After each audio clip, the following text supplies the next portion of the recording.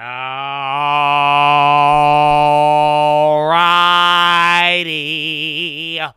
Are we live? Wait for it. Wait for it. Where is it? Oh, there it is. Good morning, ladies and gentlemen. I hope you're having a wonderful morning. If you're watching this and it does not say live at the bottom of the screen, unfortunately, you're watching the recap. The good news is we are live Monday through Friday, 30 minutes before open. Drop your thumbs up on the video. Make sure you're subscribed. You're on mobile. Press hot chat. X out the chat. Hit the thumbs up button. Second link for the nightly watch list and main channel. First link for the Scream Alerts boot camp and real estate course. But, ladies and gentlemen, welcome to Monday. We have a full week. It is the start of earnings. You're even waking up to a lot of M&A activity. You have politics and a lot of surprisers overseas. We got to talk about the French election and what just happened. Maybe it gives you a couple of clues of now. You have over 9-10 Fed speakers. You get Jerome Powell before the Senate, and then by the end of the week, you get the big data with CPI, and then it is fully earnings season. So, Chattadonia, I hope you enjoyed the weekend. I hope you enjoyed some time off. But now it is game time, and there's already crazy moves. But Chattadonia, good morning, baby. What's going on, baby? How you living, Ray? James Cash, baby. Tim Whitman, Jimmy Fontana, Luis Laker, Jay. Good morning, baby. Oh, Troy Lemon in the house. Mr. Garlinger, Dan Kingsley, James Cash again, baby. Monica, C33, Ian, Tim, C Money, baby. Angel, you feel me? Johnny Benz, baby. Good morning. Happy Monday, winning loser. What's going on, Beyond? Mr. Brown, Tom Cruise in the house, baby. Good morning. Hypno Addict, Mark J, Ryan Waters, baby, Mr. Malone, NRG, Backstreet, Ray, Roy Flynn, Mark Healthways, Howie, Moyita. Good morning, baby. What's going on? How you living, Dakota? What's up, Snake? What up, Big Curly V? Do it, baby. Dullard. Is it Dullard? I hope I said it right. Good morning, baby. Byron, Aslim, El Chapato, the Trey Kush, baby, Mr. Dartfinger, Carissa, Turbo, Brian Hunt, Julio, Candy, Chimera, CFJ, baby, Howie, Void, JG, Dev the Lurker, Jamar, CG Trades, Helene. What about that Twitch? Oh, what up, Left? How you doing, BDA? What up, Iceberg? Good morning, Mother Liquor, Sidonian, Blowing Dough, Robo Hand Tech, S. Jones Jax, El Coyote, and Blazing Bob, baby. I know, more than half the... Stop it. I just realized, bro, like, literally, you guys realize it's like the 8th already? You know, it was already like July 4th and good morning and happy America Day. But like, yeah, it's already like almost halfway done with July. I know it doesn't really feel like that, but good morning, baby. What up, Brian?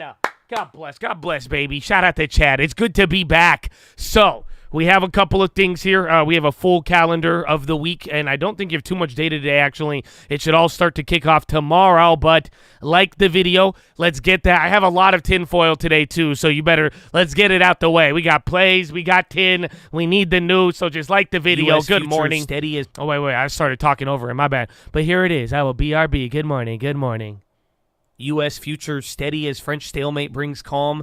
Calm return to markets as traders saw positive implications from an inconclusive French election outcome that still kept the far right at bay. European stocks rose and the euro erased earlier losses. Contracts on the S&P 500 were little changed on Monday following its biggest weekly advance since April. U.S. Treasury started off the week on the back foot as traders brace for Federal Reserve Chair Jerome Powell's congressional testimony and U.S. inflation data this week. A left-wing coalition chalked up the most votes in French legislative elections on the weekend, but failed to secure enough seats to form a government. That outcome limits how much any party can do, leading to bets that President Emmanuel Macron will form a new coalition between the center and center-left.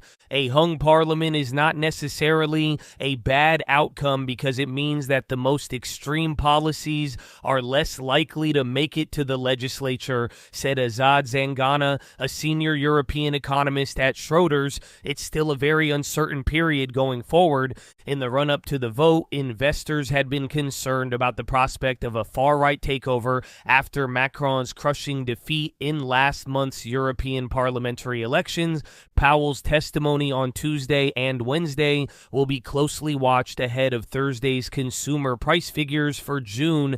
The Fed chair is likely to say policymakers need further confirmation they have vanquished inflation before they're ready to cut interest rates when he speaks to Congress.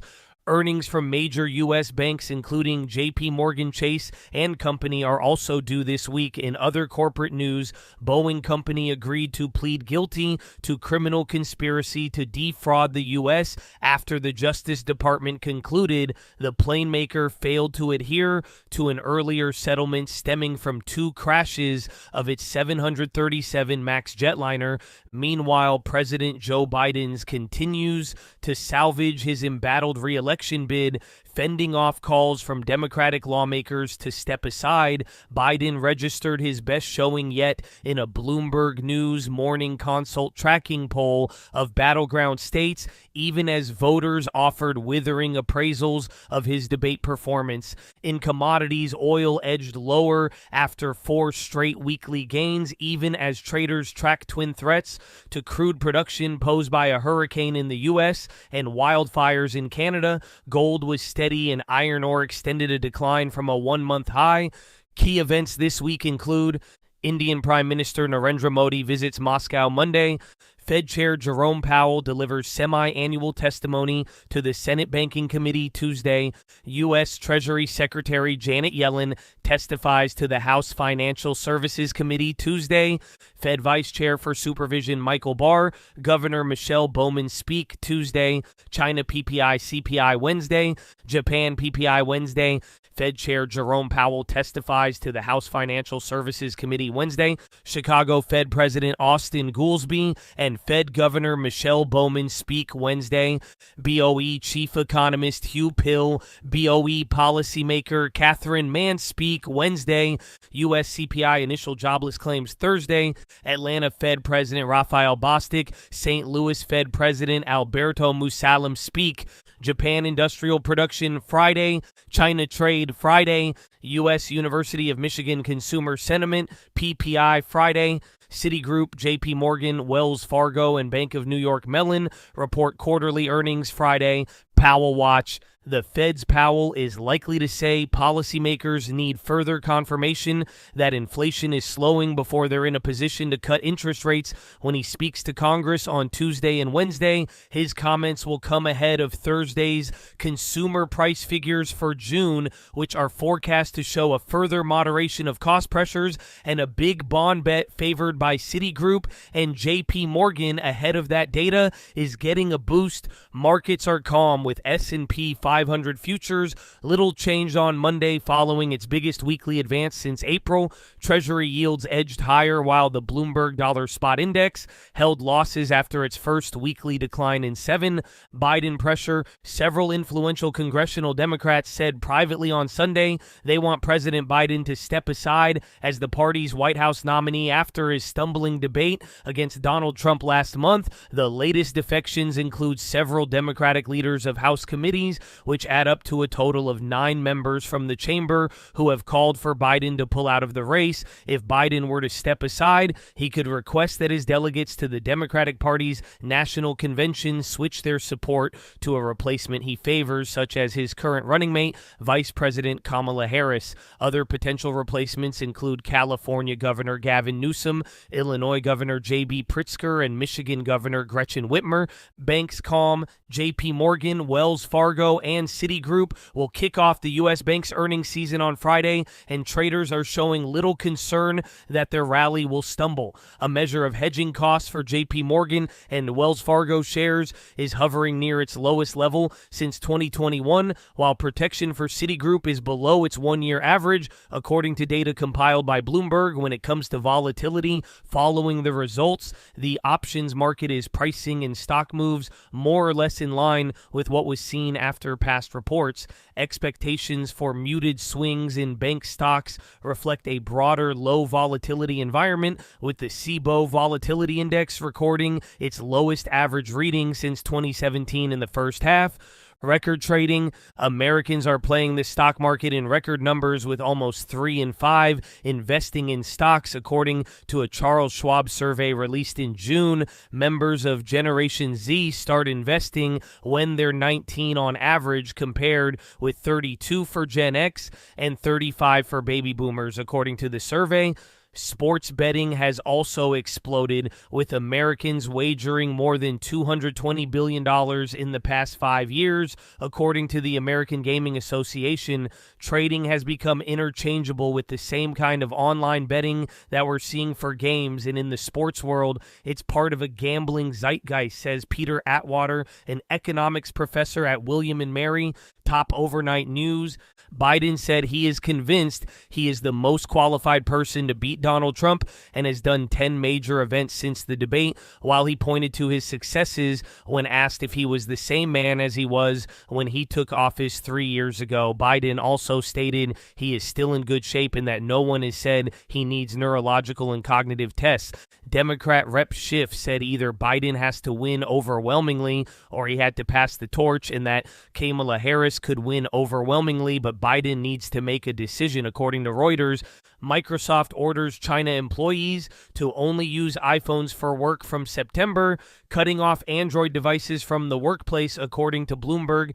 Japanese workers' base salaries jumped the most since 1993, an encouraging sign that the underlying pay trend may start to support consumption and enable the Bank of Japan to raise interest rates again. Base pay increased 2.5% in May from a year ago, the fastest growth since 1993, outpacing the 1.9% gain in the headline figure, the Labor Ministry reported Monday. BBG, the BOJ, said wage hikes were broadening across the economy due to tight labor market conditions, signaling its confidence the country was making progress toward durably achieving its 2% inflation target. The optimistic assessment made at the BOJ's quarterly meeting of regional branch managers on Monday may heighten the case for the central bank to raise interest rates as soon as its next meeting on July 30th. Gay 31 RTRS or European stocks edged higher as traders weighed the unexpected French election result, which leaves the left-wing grouping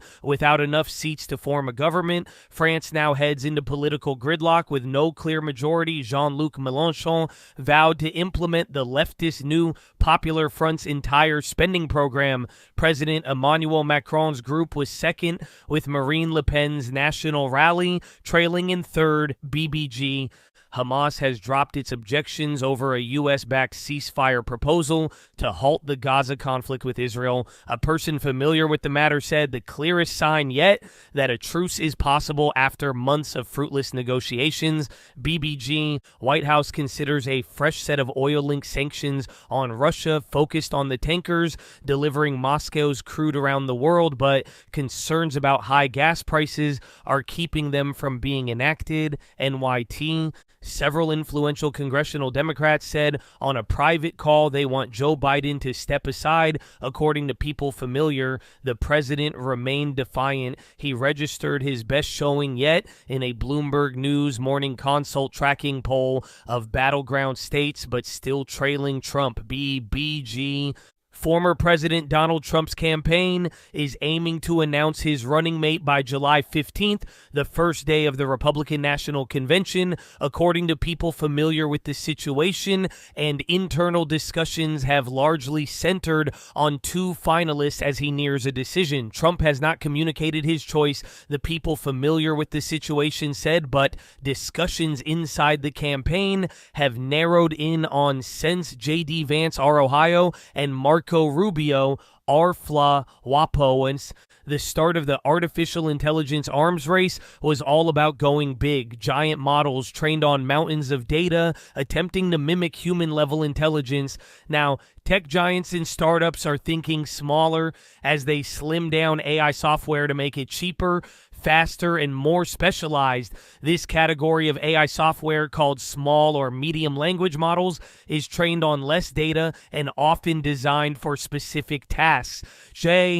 Boeing agreed to plead guilty to misleading air safety regulators in the run-up to two deadly 737 MAX crashes. Boeing will formally acknowledge guilt and accept fresh punishment over its dealings with the Federal Aviation Administration before two 737 MAX crashes that killed 346 people as part of a plea to one count of conspiracy to defraud the U.S. Prosecutors have asked the company to pay a second $244 million criminal fine and spend $455 million over the next 3 years to improve its compliance and safety programs. So what's Jay? There's more. Oh, excuse me.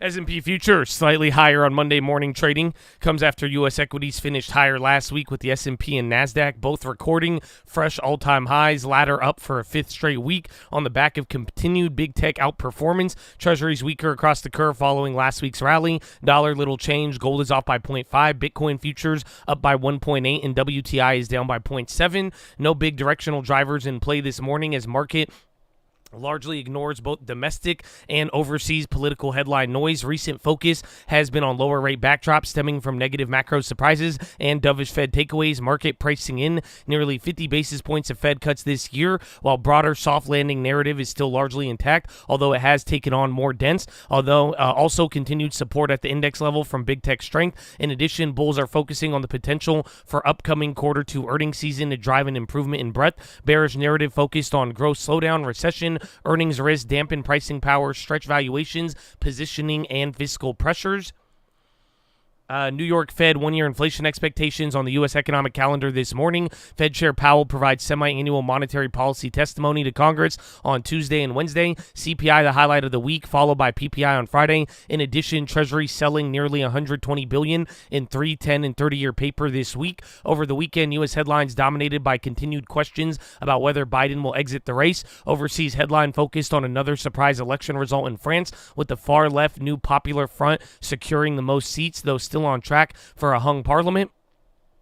TSM boosted by report of chips to be launched on 3-nanometer processing in quarter 4, along with upbeat sales side commentary. XOM implied Q2 EPS below the street. Eli Lilly to acquire Morph in a $3.2 billion deal. Boeing agreed to plead guilty for criminal fraud conspiracy charges to resolve DOJ investigation and will pay a fine as much as $487 million. GLW positively pre-announced for Q2, highlighted AI-driven strength. DVN to acquire Williston Basin business of Greystone Mill Energy for $5 billion and will also boost buyback by $5 billion. Para Class B holders to receive $15 a share as part of Skydance Media's acquisition of National Amusements. JP Morgan and Citi kicking off earnings season on Friday, and Wells Fargo all scheduled to report. Street is currently looking for S&P earnings to increase nearly 9% year over year for quarter 2. There's more. Uncertainty looms for France after shock left-wing alliance gaining most seats in election. More House Democrats want Biden to step aside for presidential race. U.S. retailers are shrugging off a tripling of spot freight prices to place big bets on holiday sales. Eurozone economic sentiment weakens after 8 consecutive increases. June German exports fell more than expected due to weak demand from China, U.S., and Europe. Japan real wages fall again as inflation continues to bite. French assets see a relief rally of what many describe as less bad outcome from Sunday election. Bond traders bet U.S. yield curve will normalize towards a steeper slope ahead of CPI data this week. China FX reserves edging down in June as yuan faced continued downward pressure amid stronger U.S. dollar. Bank of Japan regional economic assessment mostly steady, sees broad-based evidence of wage hikes. Paramount Global agrees to Skydance merger in $8 billion deal. Deal-making recovery expected to boost quarter 2 earnings for Wall Street banks. Carlsberg agrees to buy London-listed soft drink maker Britvic for €3.3 billion. Microsoft tells employees in China that from September to use iPhones for work and to drop Android. Israeli PM Netanyahu says any Gaza deal must let Israel resume fighting until goals are met. EU envoy says Beijing making it very difficult for Brussels to deepen ties. And NATO alliance allies pledge $40 billion to Ukraine amid domestic turmoil at this week's summit. Wow. Amen, baby. Amen. Yeah, hit that like button. Honestly, we have a lot of tin. I want to go over it too. So hit that like button, baby. And we still got plays. So pre-market movers. Siri is up by 7-1, nothing. GLW 6-9 off guidance. Gilead up 3-1. Raymond James upgrades to outperform. Palantir is up by 2.8. ACAM up by 2.0. Scotiabank GBM initiates sector outperform. Target is up by 1.6. Schwab is up 1.1. Keefe, Bruyette, and Woods upgrades to outperform. Morph up 75 to be acquired by Eli Lilly for $57 a share in cash. IDYA up 25.9. Interim phase 2 data of IDE 397 phase 2 monotherapy expansion dose in MTAP deletion urothelial and NSCLCS patients. Wow. GRFS up 20.7 confirms family members of Brookfield Capital evaluating possible joint takeover. RCM up 13.7 holder Tower Book finalizing proposal to acquire remaining shares at a price higher than standstill waiver request. SMR up 6.1. SIMO up 4.0 off guidance. CNK up 3.5. R. Riley upgrades to buy. ACHR up 3.4. ST&E up 3.0. GBX up 2.9 off earnings. ALV up 2.9. Para up 2.8. Skydance Media to buy National Amusements. Paramount Global holders to receive $23 a share. ASET up a 16.8. FDA fast track designation for ADI 270 and metastatic advanced clear cell renal cell carcinoma. Coot up 15.0. Poet up 10.5. Newegg up 8.5. ABSI up 6. SLRN up 5.9. Wells Fargo upgrades to overweight. Select semis trading higher. Select renewable energy stocks trading higher. Now down 3.2. Guggenheim downgrades to sell. EQ&R down 2.6. Q2 invitation for consensus. Celsius down 2.4. AU down 2.4. LI down 1.7. GF Securities initiates buy. XOM down 1.5. Q2 earnings considerations. Tesla down 1.1. Nothing. CSX down 1.0. Bank of America downgrades to neutral. ARQT down 10.4. ZIM down 5.9. AS down 3.2. VSTO down 2.8. CSG increases price for Kinetic Group to $2.1 billion. Bumble down 2.7. Wells Fargo downgrades to equal weight. ZUO down 2.7. Craig Halliam assumes hold. HLVX down 90. Top line data phase 2B didn't discontinue due to further development. BNF down 13.6. Cost down 12.5. IVA down 6.8. Update the Native 3 clinical program evaluating Lanif-Broner in patients with MASH and NASH provides financial update. And then SB trading down 1.5. DNB markets downgrades to hold. Wow. TSM had something. Where was it?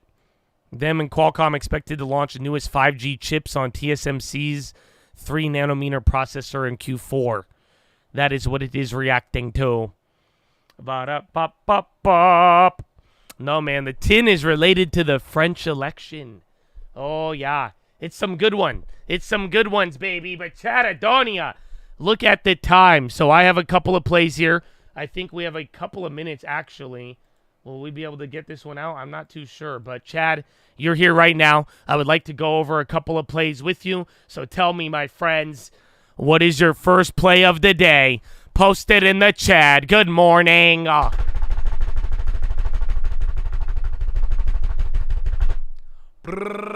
Yep, like the video, baby. AMD puts, then calls. Palantir calls. Meta. AMD. PayPal calls. AMD. Tesla. SPY call. AMD put. Tesla call. France Dan Hill. Palantir calls. Inputs. Hood calls. TSM. Nike calls. AMD. NVIDIA. SPY put. GM. Carvana. Amazon calls. NVIDIA. CDIO. Lawn. Pepsi call. Coinbase. TLT. LT deposit. Tesla put. Chewy at 25. Roku. Tesla. NVIDIA. Boyle buy. NVIDIA. QQQ. Raising cash. Palantir. Amazon calls. Peepin. Lucid. Pinduo. Tesla calls. Watching the open. Amazon calls. QQQ. Disney sell. CL. GLD. STM, Tesla puts, Pinduoduo, QQQ and Meta, TSLL, Poet shares, Intel shares, PayPal, BLK, random play, and the final plays.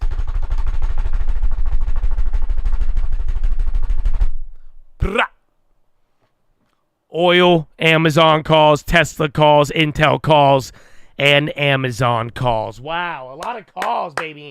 I guess we are at all-time highs. Is her birthday, baby? Oh, my God. Where is the horn? Horn down.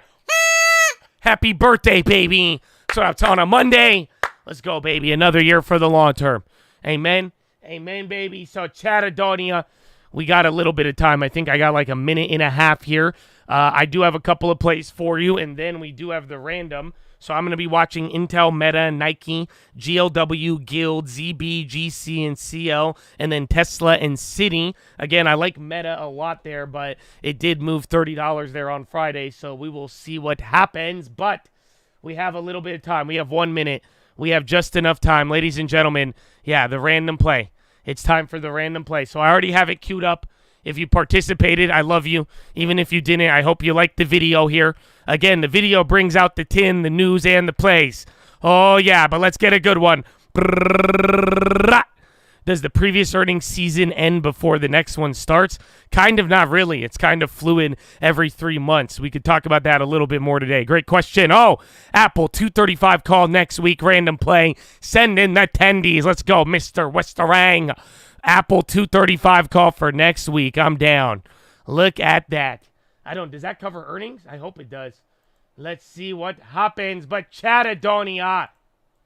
We got the random play. We got the news. We got everything. I hope we get the likes, but now there's something more important than all of it. And here at the Cult, before we try to chase a dollar, before we try to enrich ourselves, we must pay homage to a very special group of people that has made a sacrifice that most of us never have and never will. And I'm talking about the veterans of the United States of America. So on behalf of the Cult, the people here, the people not here, want to give a huge special shout out all the active servicemen, past servicemen, anybody who has served this country, even the families, for real. Thank you for your service and dedication, and I hope all of you show this love and appreciation in real life. Take it into your communities, baby, because without the vets, man, I don't know what life would be like, and we all, every single one of us, enjoy the fruits of this sacrifice that many before us have made. So veterans, thank you, thank you, thank you. We love and appreciate you, and big shout-out to anybody else out there giving back to their local communities, all the doctors, nurses, teachers, firefighters, police officers, the janitors, the coaches,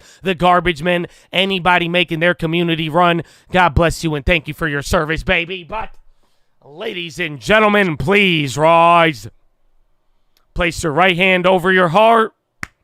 Say it with me. I pledge allegiance to the flag of the United States of America and to the republic for which it stands, one nation, under God, indivisible, with liberty and justice for all, baby.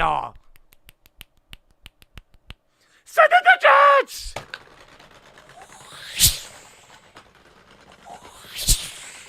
Oh, it's game time, baby. Horn. Let's go.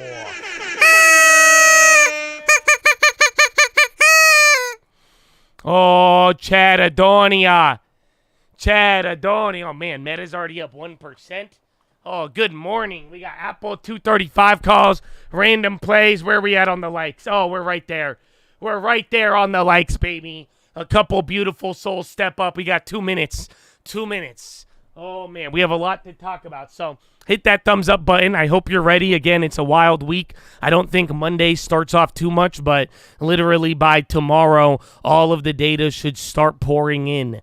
So we'll see where it takes us. Oh, yeah, man, you only need a couple. Less than 100 likes. Less than 100 people, and we're there. I don't know, and you got a minute. So that's it. I'm waiting to get the news. Oh, wait, I haven't gone here? My bad. I'm getting too hyped up. I got the news wire ready to go. He wants to know, but he's like, oh, what do I do? What do I do? Good morning. Good morning, baby. Welcome. I know, we have our own currency here. Yes, the like button. If you have any questions, though, let me know. Now is the time. Otherwise, when that bell goes, call out any plays. Make sure you post your play, especially if you keep on pumping it. You know what I'm saying? It'd be good. Oh, less than 50 likes remaining. Less than 20 likes remaining. I think we're going to do it, man. We got a minute, baby. We got a minute. I think Chad is ready to go. My goodness. Again, earnings as well, but they don't start till Friday. However, you could kind of already see a lot of names running here. So good luck, my friends. Good luck. There it is. Less than 1 minute, 10 likes remaining. Oh, my goodness. What a morning. Oh, wait, why is this still showing? All right. I think we're good to go. Again, a couple of buyouts here today, too. That's some of the M&A activity. There it is. There it is, baby. We hit our 1,000 likes. Good morning. Good morning. I can't wait. We got to talk about France. We're going to talk about France in a little bit. Let's get the morning going, and then we'll cover some of the broader factors that we need to talk about, baby. That's what I'm talking about. Look at that. Apple Play is a random play, so we'll see how it ends up playing out. So less than 20 seconds remaining. Lock in, ladies and gentlemen. Lock in. My goodness. Ba-da-ba-ba-ba. I have a couple of plays. All right. 3, 2, 1. Round 1. Fight. All right, let's get the random play. That one was an Apple. I believe 235 for next week. Oh, right at $1. We're going to go with the 237s. Save us some money here. Random. All right. All right, random play has been executed. I got the 237. The other one was a little too much. So we're in there. And then, damn, is that a new high? So you might get your pump it up again. So 55.74, about 25 more points here until the next level. Again, Friday was an absolute melt up, even though I was not here. Again, random play has been executed. And then now, what are we looking at? Oh, wow, more than 10%?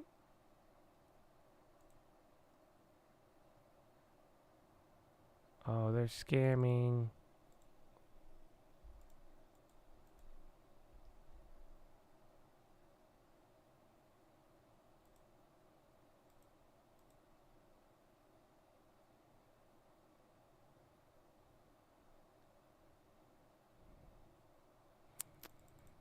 All right, I have a play I'm going for. It's not filling, though.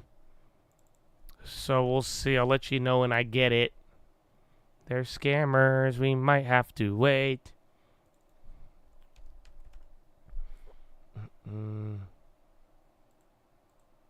Jeez.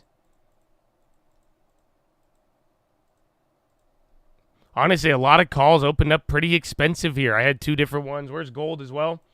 Again, gold came down a little bit. Old bond plays are back up now, too. SPY's only up by 0.14. Dow and Russell, those are the ones that are killing it right now. And then Airbnb. Ford semis are doing really good. Again, TSM had that news.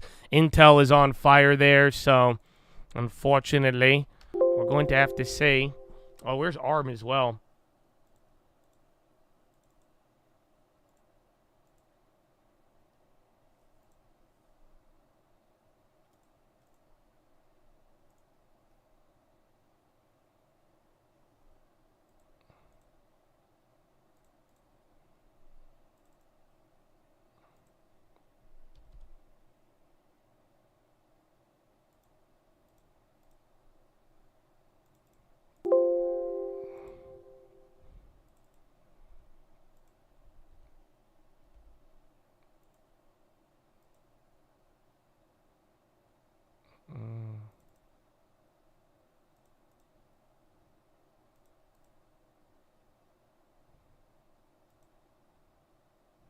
Nice.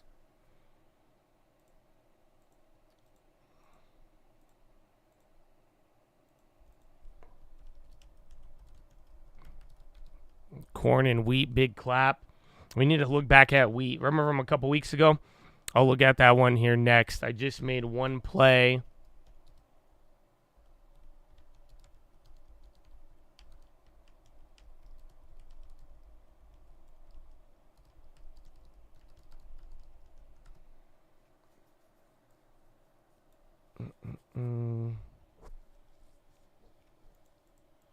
Oh, I forgot about Nike.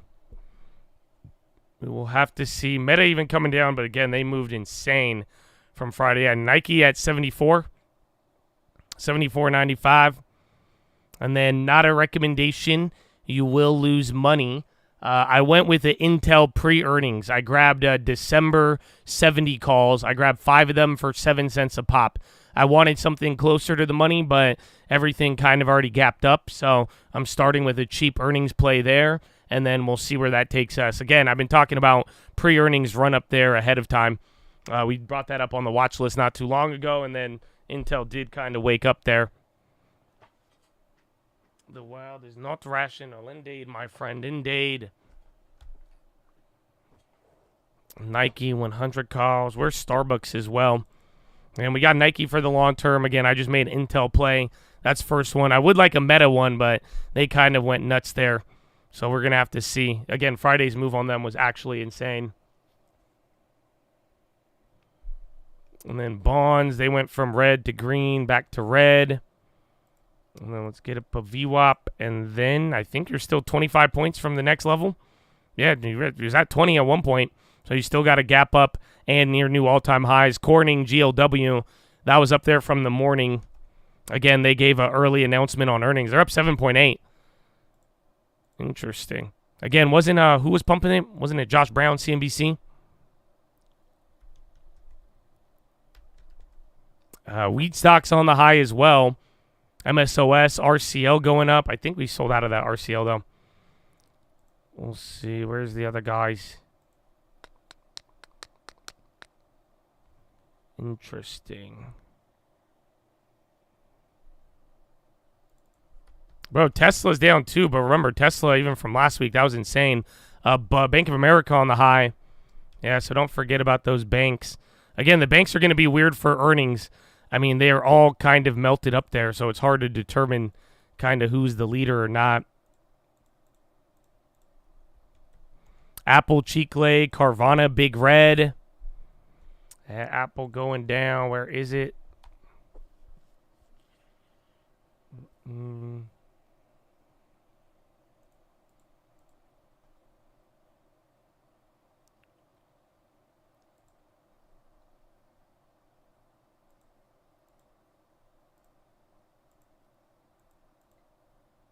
That's expensive, BB.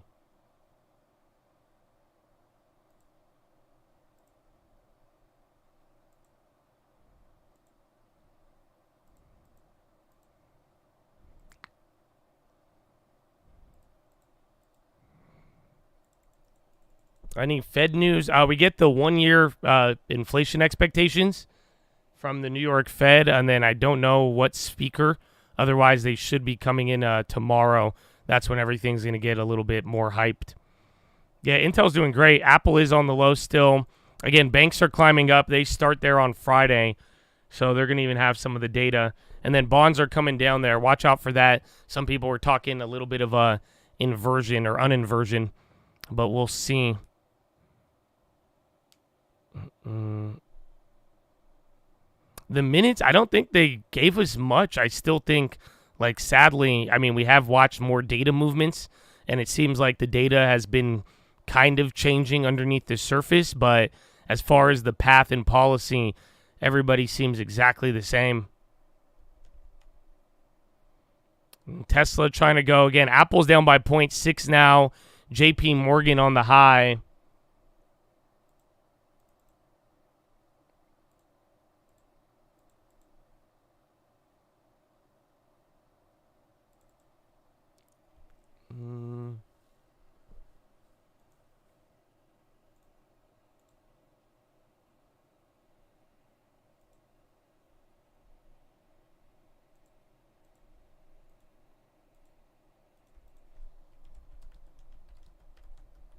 Goldman up. They were the underperformer until they broke out, like, what, 2 quarters ago?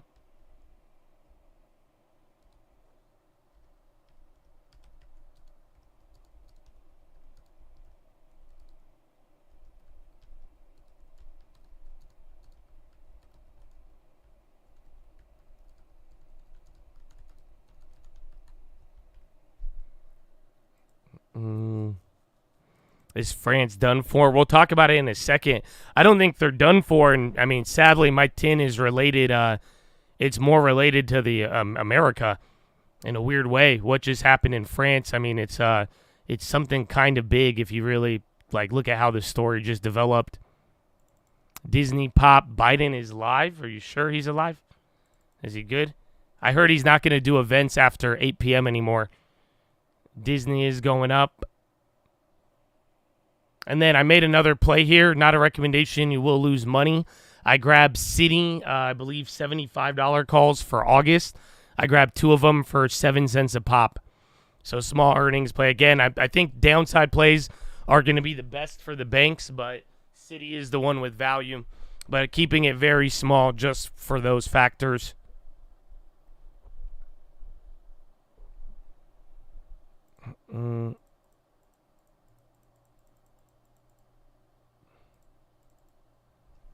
RH on the high. Well, all the banks have just melted up. I mean, if you go look at any chart, I mean, yeah, everybody's focused on chips and NVIDIA and all of those factors. But when you look at it, I mean, all of the banks have just, they're near all-time highs or near their yearly high at the very least. No stream alert. You should have got them. I've put out like 2 or 3 this morning. But yeah, all stream alerts. I've gotten them on my end. Yeah, Intel's still going up there. So again, Intel's up 5% right now. In the last couple of days, I think it's moved like 5 or 6%. And then Bond's still near the low. So again, they're moving all over. MO, I forgot about them. Still above 46. Nikolai on the high. Interesting. Tesla was trying to get out of the gulag, but still red. Again, everything's in the green. NASDAQ is barely hanging on. And then small caps are the real leader. Yeah, Airbnb just woke back up there. Again, Intel, 33.60. Hey, man, if I get those shares back to 38, that'd be nice. SMCI straight up. Yeah, 6% back to 900. Again, TSM, they were doing good. They're holding up 3.8. Marvel, I forgot about that one. Yeah, ARM too. Man, ARM's at 184. Whew. And then Corning, again, they pre-announced that's still going. There's Marvel on the high. Then Ulta, Intel. I think everybody but NVIDIA. Nah, even NVIDIA is playing along. Again, Intel's actually insane. So be careful, though, because this is exactly what we talked about a couple weeks ago. I was just saying, leading into earnings is going to have that pre-earnings run-up. I don't think it changes the situation with Intel. It just everybody getting hyped ahead of it. USB on the high. And then bonds still flushing out here. And then gold still 23.80. That's the low from the morning. Oil is down by 0.9, still above 82. My goodness. It always runs, then reports horrible. Yeah. That, and I wouldn't be surprised if it did that again. So I think you're just getting the nice little run up there, and then we'll see the moment of truth. Do you believe it'll double in price by December? No. My logic with Intel is those are just the cheaper options for now. They're further out, and my logic is it's going to run up ahead of earnings, and then we're going to sell those out before earnings. I don't think Intel is going to double up like that. Maybe it does, but ideally the play we're going for is the pre-earnings hype. Dollar. I haven't looked at the dollar. Yen didn't flush, surprisingly. And then Chinese currency has kind of been all over the place, too. NVIDIA is hitting the high now. That's in the top right. Then Russell killing it. And then SPY, I mean, it doesn't really seem like we're moving besides the little gap up here. So 55.75 is the first number we saw in the AM. I think the Intels were December, the ones we just played. Micron on the high. 0.8. Yeah, Pfizer dropping. Let me see, actually.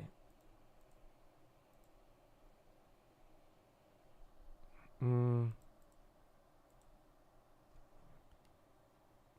Pfizer. Come on, Habibi.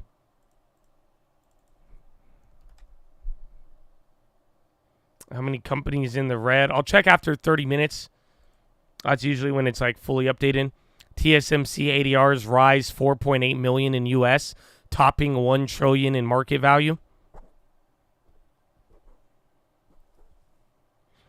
Biden says losing is not an option. I haven't lost to Trump. I'm not going anywhere. Biden says I don't care what the millionaires think. Woo.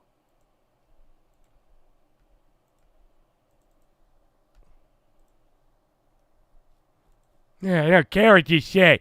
I don't care what you were a millionaire, billionaire, trillion. There's 1,000 trillionaires. I ain't got time for none of them.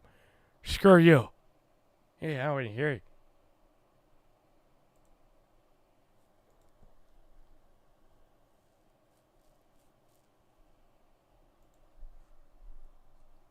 What is it?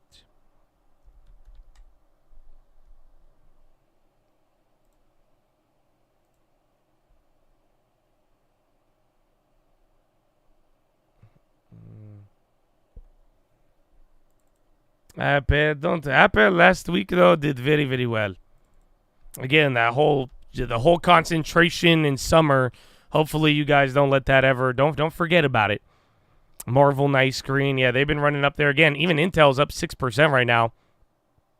So that's up a lot. Again, Marvel I think it needs to get past like 76 or 78. Yeah, you need to get past this little box. Otherwise, that thing is not moved in a couple of quarters. Nvidia right under 130 right now. And Tesla, bro. So they're still down today, but that daily chart they have been holding. And then SPY near the high. Bonds, they came up a little bit there from the bottom. MO. Yeah, MO, I mean, MO just stayed chill. I had that little divvy drop and pop, but $46 is a nice price. Watch even Philip Morris if they start waking up. And then again, I think their earnings is in a couple weeks. Procter Gamble on the high. Pfizer on the low. The Nikes. So remember, Nike, we had our 3 days here. Give it a couple more days now, and this thing should start moving. AX on the low. Apple still on the low as well, too. And then ANET on the high. I think MO still yields like 9%, no? 8% maybe? Yeah, 8.5. So not bad at all. It's lower than when we first grabbed it, but still, again, it's on the riskier side, believe it or not. Baidu has just been getting murked with all the China names. I'm looking for 77 or 75, but that one's definitely going to be earnings or broader China rally to get them all back up. Again, even Baba, I think Pinduoduo is barely holding on. BZ on the high, and then IBM's going up.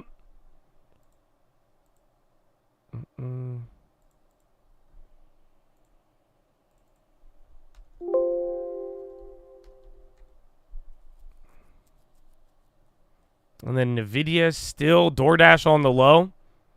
And then Intel, bro, up almost 6, almost near $34. That one is big, my friend. Apple, new low, meanwhile. So give it 13 more minutes. We'll get a checkup here, but very interesting push and pull. Because there's names on the low, and there's some bigger ones. But then again, you have your chip makers doing a lot of work. There's Amazon now with a new high.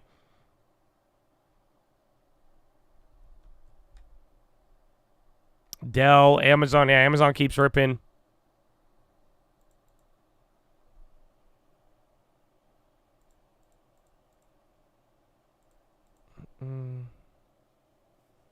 This guy's crazy. Amazon 201. All right, see the first red candle on Intel if it actually comes in. Damn, Amazon popped. Amazon just went up $1 in 1 minute right there. So yeah, 201. And then SPY's starting to work up a little bit. 55.81. So 19 more points until a new all-time high, or until 5,600. Macy's, I forgot, they had a headline on Friday. I think the offer got raised. So if you want to play one of those types of plays, you know, the arbitrage buyout type beat, you could look for it. I'd even keep an eye on Nordstrom's too. They're kind of related as well. Yeah, Netflix down 1-2. They're going to report next week, so they're right around the corner. Intel didn't have news. There was like TSMC news, but it seems like they're just doing that early earnings advance. There's Pfizer 27. Where's AMD? 175, not bad. And SPY dancing around here. Again, Bond still near the low, but not really any decisive moves just yet. We're still kind of hugging the morning levels. Amazon legs to 210. MO on the high again. So that's starting to work up. Let's see.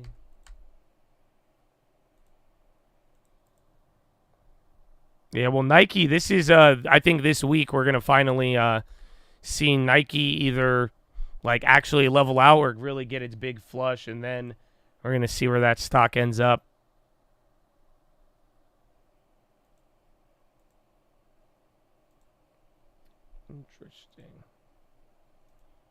Oh, where's Snap?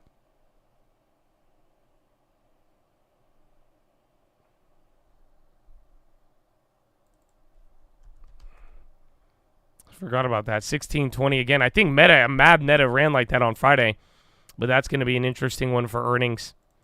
Yeah, I think Meta is going to have a big earnings here. I think they're related to the consumer as well as tied into the whole AI stuff and then added spend, both consumer and business. I think there's a lot riding there, and they're at all-time highs. So I do think they're going to be, not for today, but for I think their earnings is in a couple weeks.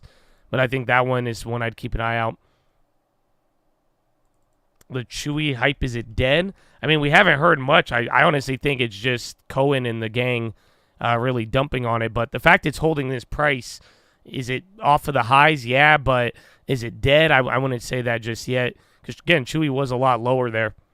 But that is some of the risk. Bond's starting to creep up a little bit. Biden-Israel peace plan awful close. I think both ways on Meta. I think Meta could either die or it could go real nuts. Because, again, 530, 550, that's a huge level. Chewy is going down there right now.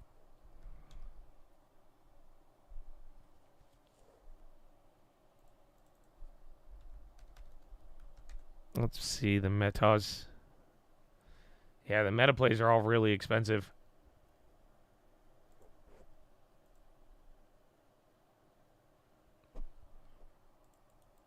NVIDIA vertical. Intel came down a little bit.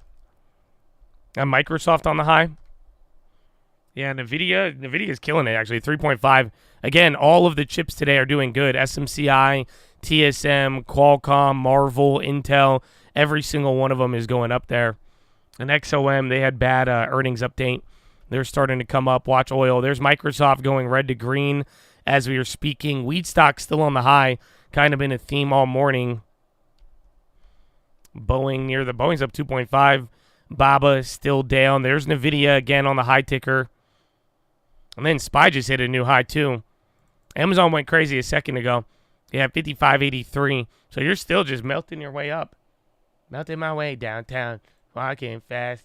Closing options and they're all green. I bought Meta. I bought NVIDIA. I will go. Biden says he is getting frustrated by elites in the Democratic Party. Damn, he said, you elites want me to drop out? All right. Are you guys ready? I'm going to give you your first set of 10. It's related again to the whole Biden dropping out thing. And kind of I'm very surprised why everybody was shocked that homeboy was old. And they're acting like, oh my gosh, he's old. We should get him out. Are you ready? How many of you remember a couple weeks ago when you would bring up how old Biden was? The media would talk about how old Donald Trump was. Does that sound familiar? Yeah. Anytime they were like, oh, Biden's old. They'd be like, well, Donald's old. So they knew. They definitely knew.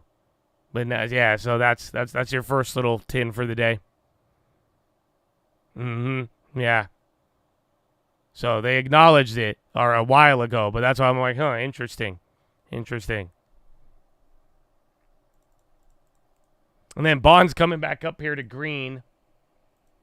So that's nice. Oh, look at the peach coming in green. Ladies and gentlemen, boys and girls, Bradley Frizzle and the peach is here. Oh, no, my goodness, on a Monday.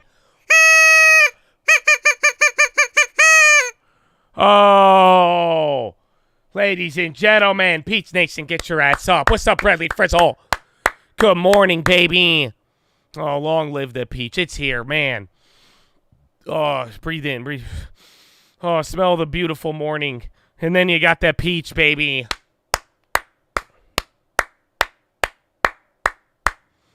Oh, man, God bless you. I hope you had a great weekend, Bradley Frizzle.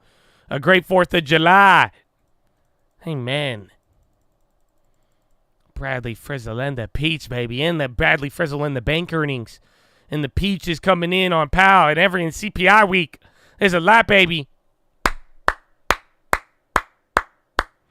Amen. Amen. The ripest, indeed. The peach, it's been going on for years. Over 3-4 years, actually. Yeah, so it's definitely, the peach has a long-standing history here in Chattadonia. Next level for Pump It Up is 5,600. All right, do you guys want the other set of tin? It's related to the French election. And I had tin like this in 2016, so we got to really see how it ends up. You guys already liked the video. You see, you got the news, you got the news wire, you got all the plays. Now you're getting the it's nice when you like the video, man. You know, our currency, it's great that we operate in likes, man. So, yeah. I got one more. I got one more set of tin for the French election. So, here's my tinfoil. Even though people want Biden out, and everybody, you might think it's like abysmal right now, my tinfoil is that the French election shows that Biden still has a shot. More of a shot than you think. Yeah. Because if you don't know what happened with the French election, remember, all of a sudden they were like, oh, get rid of the left and the crazy spending that they're doing. And they're like, snap election. We have no confidence in you. We hate you. And then come down to the voting. Literally, you got more people from the left actually held up. And then the far right win was not what you thought. So it reminds me of when Brexit happened, because then Donald Trump won when Brexit happened, and people weren't expecting that to happen. And now it's kind of giving you a little crash course here that, even if people get outraged, even if they don't like certain things and they don't like the spending and how things have been, those voting powers, they're not disappearing. You know, those votes for one side, they're not going as fast as you think. So, my tinfoil is that Biden has a better chance than you think. And the French election shows that. Exactly, with Macron. So, there you go. It is. It's kind of like the whole midterm things, 100%. Trying to get financial freedom, baby. Well, you get that long term, baby. Amen. Good morning, Wandering.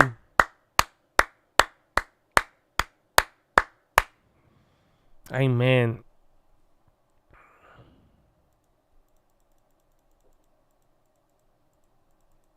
No news on Intel, just pre-earnings run, and then all the other chip makers are doing good. I'll get you a checkup here on all the names in about 3 minutes. We're only about 30 minutes into the day, but literally from pre-market till now, all of those chips have gotten a real big move.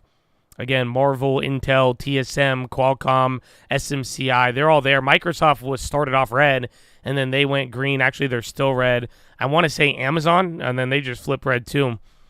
So really, it's just NVIDIA and the chips doing good. Everything else came down. Director Ben Sikonos expects Boeing will likely continue to be key supplier on defense and space products after guilty plea. They defrauded the government. Patrick Bacardi, baby. Good morning. I hope you live it good, baby. Good to see you. I hope y'all enjoyed the 4th, man. You like the Cybertruck rap? I was feeling it. I'm glad, bro. I met a couple of Chads, so I drove it for one day, and literally I'm getting in my car, bro, and homeboy, I felt bad. I was about to drive off because I was, like, late, and I had to, like, check the destination.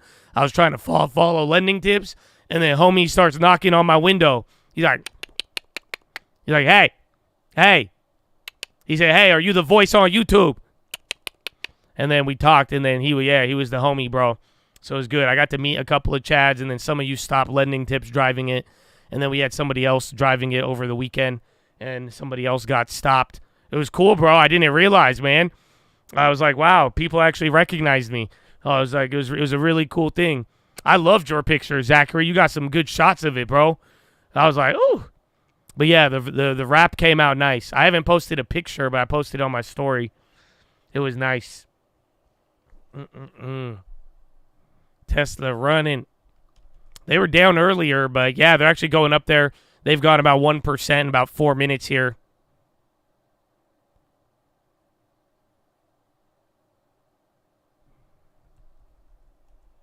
Broadcom files for no offering. Size undetermined. We'll see if that's the first one to go red. They're already still, but they've been gassing more off of their earnings. And then Intel's still chilling. I think Marvel's starting to break out a little bit.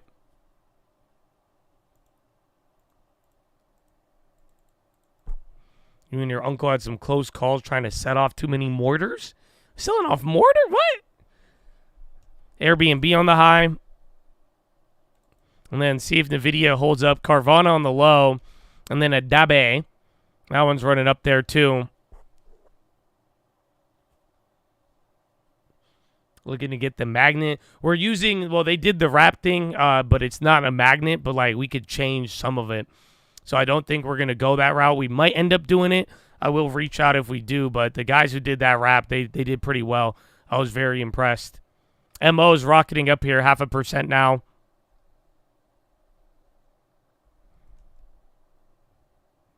Yeah, Tesla down by 0.8. Is Marvel. SPY coming down. So actually, even the last couple of minutes, it's 10 o'clock now. So we've been here for 30 minutes. Let's get a checkup. Everything is green on the index level.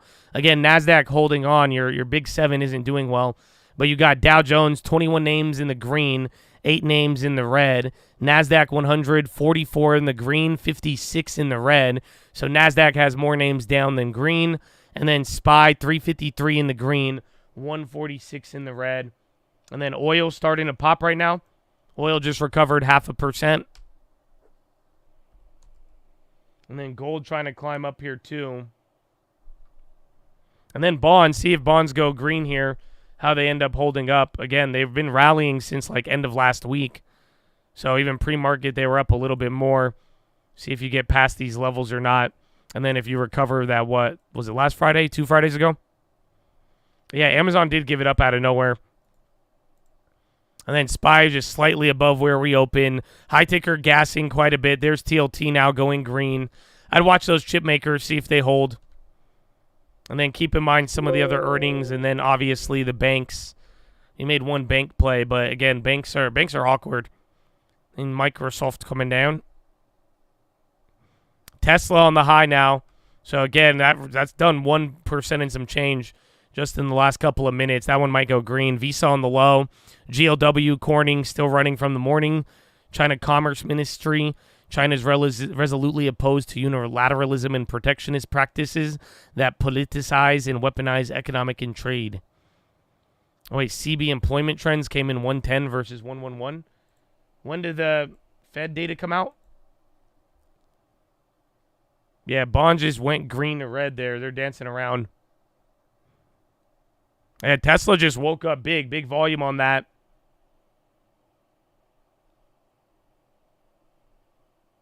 Oh, we got to wait till 11. So 1 more hour till that Fed data. Yeah, SLV was running. I saw that on the high ticker. Gold is actually down. They were up a little bit more. Let me see.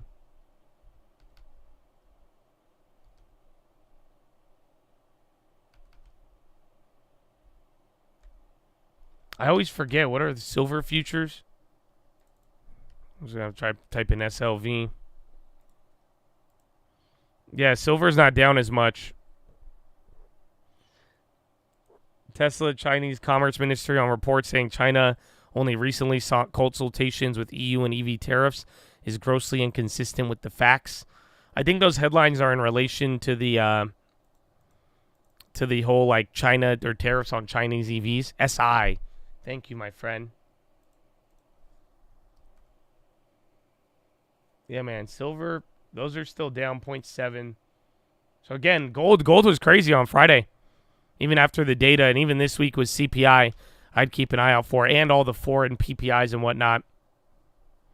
Yeah, Microsoft just flipped. So, again, unless it's a chip name, I guess Amazon's kind of came back to green. But unless it's a chip, it's not doing good. And now Tesla's in the green, I believe. Yeah, so Tesla's recovered about 2% in about like 7 or 8 minutes. Airbnb's going up here too. 53. And then bonds, long-term or TLTs, they bouncing around. GLW, another high as well.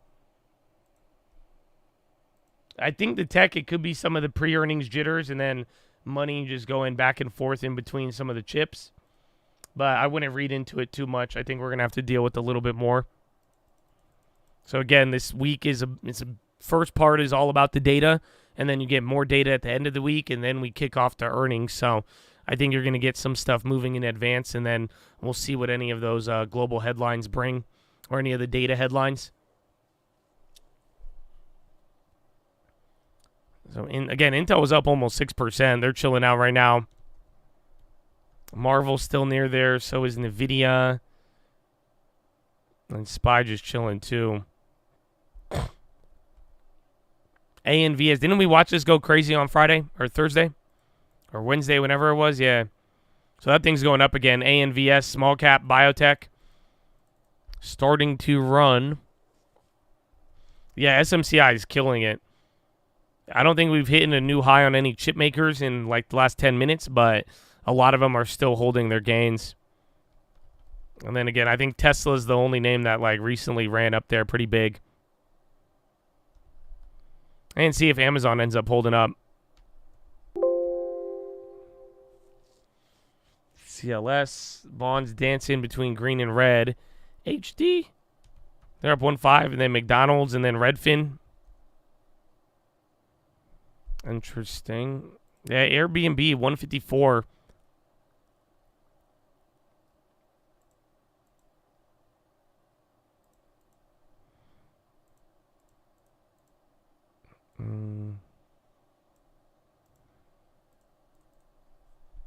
Nike new low. Yeah, this is where it could flush. So again, we talked about this all last week where he said, give it that couple of days and then let it make its move. So we may get a couple of days of downside on Nike if it really starts hitting a new low. So then we could either finalize our long term or go for something else on there. I want Pfizer to move. They have dividend in a couple of weeks, but they won't go below that 26.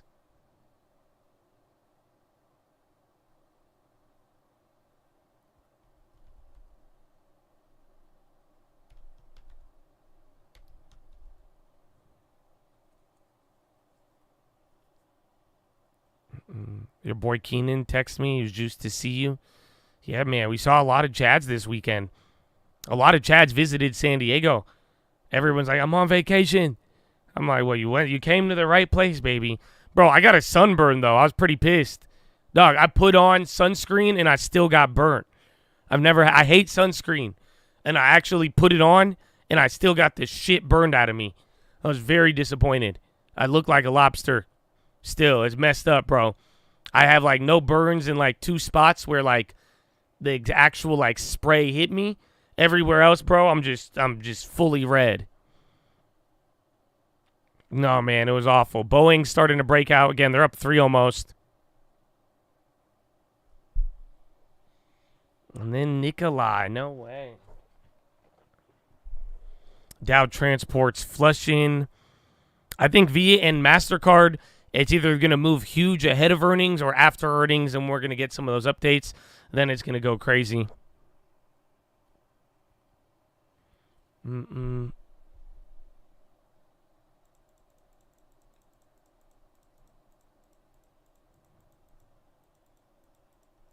Rivian, where have they been at? Marvel started to hit a new high. Rivian just woke up 5%. And then there's Marvel. So he's finally waking up. Well, Intel. That's great, bro. That Intel long-term position went up 10% already. It's kind of crazy. Let's go, long time. I hope earnings season does its work.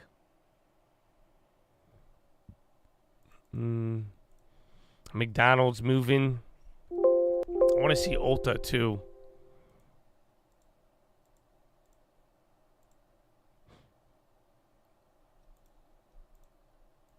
And then, bro, do you guys notice how many people have $5 meal deals now? So I got to watch some TV and I saw commercials. Burger King, KFC, Taco Bell, and then I think McDonald's. They all have a $5 meal deal. And I don't know. I remember the last time I saw a $5 meal deal, it was the Taco Bell box during the recession in '08. Oh, yeah, and Wendy's, too. Bro, they're all doing the $5 meal deal. Everybody.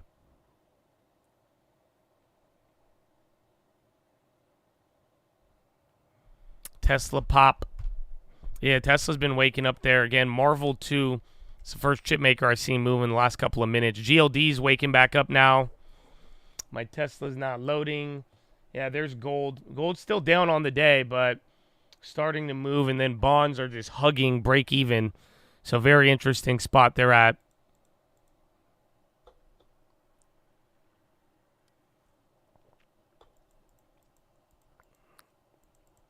I'm seeing it with Wendy's. Yeah. That was another one. Maybe subprime mortgage meal deals next. Well, if anything, it's just real estate inventory. We've talked about that. It's climbing. Again, I've still been seeing some dope real estate deals, but the prices are still high. It's just a matter of you're getting different options now, and you're actually getting that inventory. So again, the data on Friday wasn't bad. We'll see what this data brings in this week, but it's like slowly moving to that point. Does the consumer data finally hit or not? And then I'm sure you'll start to see real estate react more once the job market actually reacts. I don't think Powell is going to say much at the Senate stuff. So both Senate and House, I think they're going to grill him, but I'm not really expecting any big meaningful changes out of Powell before Congress.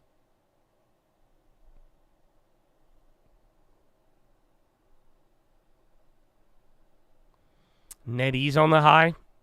China. And then SPY right at VWAP, man. Just barely above where we opened, which was a slight gap down. Hey, yo, we getting a hype train on Twitch, man? What's going on? Good morning. Hi. Data is going to be at 11.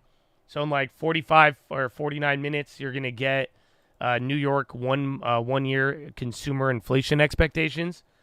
And then that's it. You'll get consumer credit at 3. And then that's pretty much it. And then coming into tomorrow morning, you'll have Powell, some other Fed speakers, and then some other data overseas, and then China data at night.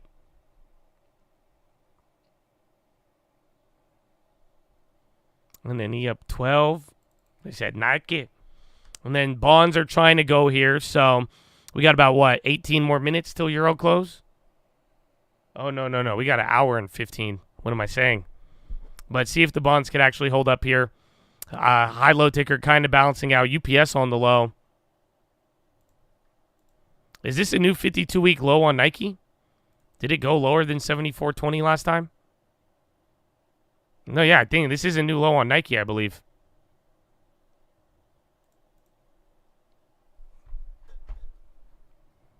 Mm-mm. 74.24.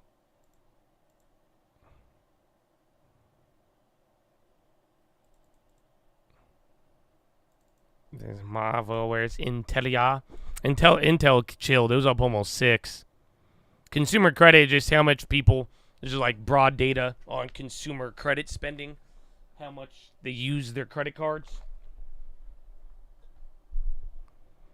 I think it's a multi-year low on Nike. I mean, it's a 5-year low, but, I mean, it is taking you back in time. But that's why anything below the 77 or 76, the doors open up to 70, maybe even 68. So this is going to be the week, though, where we get a little bit extra flush on it. And then we make up our minds. Nikolai on the high. I've seen that a bunch. Until there's Nike off the bottom. Eli Lilly on the high, too. Again, they bought someone out. Eli Lilly's ripping 1%, 52-week high. I like UPS. I think UPS is a great value play.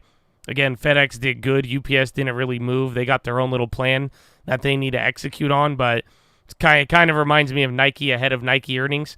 So if UPS does bad, they're going to do that little death spiral. But otherwise, if FedEx was good, And then they're kind of at this level. I mean, it's something I like for the long term. I even think the yield is pretty decent too.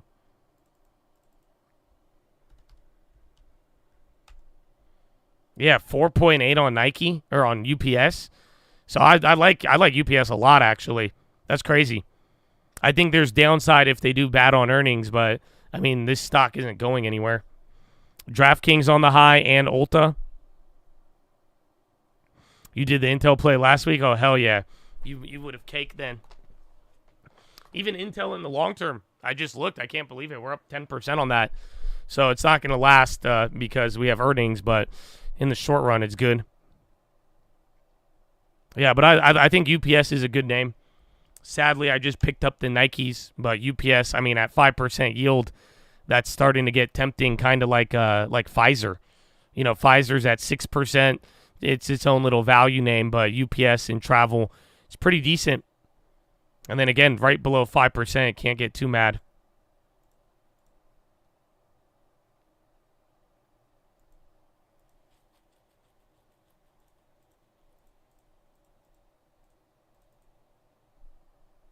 I have 30 shares in Nike, baby. Good work.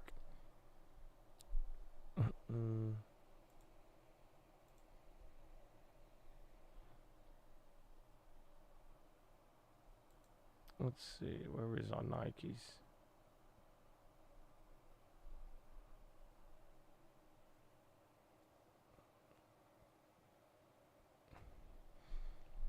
When am I buying? Walgreens? Probably not until everything goes back up. So until Walgreens becomes our only option, I'm probably not going to. I'll probably buy MPW before I get Walgreens. That was something I was looking at the other day. I need to actually check. Quantum computers. And then SPY just holding, baby. For welcome to summer.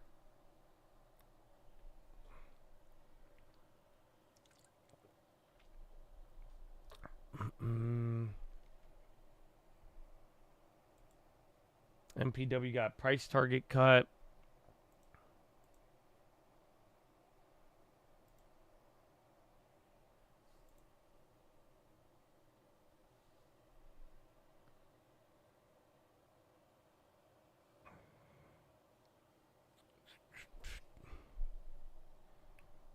Do they compare div yield to the bond yields? Not all the time, no. I think most of the time analysts, their price targets are just based on, you know, their models they have for earnings in the past of how the company's performed and both expectations from the company as well as what they see actually happening.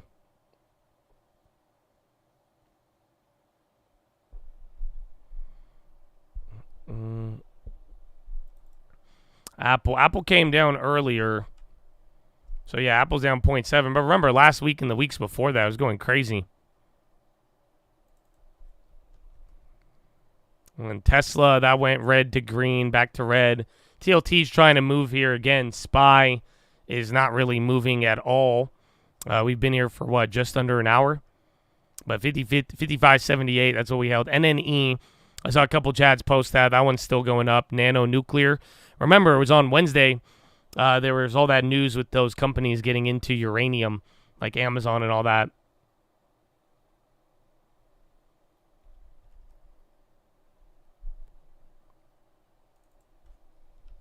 FFIE, I have no idea. Faraday, remember, that one just going through the back and forth with the bankruptcy stuff. Cigna and Humana, those are both running up on the high right now. Then NVO, Eli Lilly was already breaking out. So, again, high-low ticker still kind of balanced here. There's Eli Lilly again on the high. And then, again, Cigna and Humana just started waking up here. China denies it only recently responded to EU on tariffs.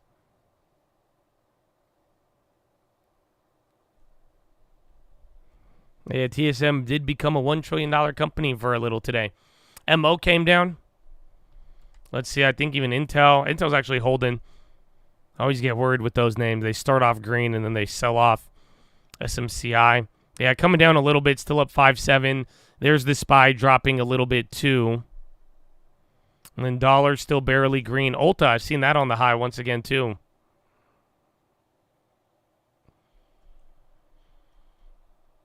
You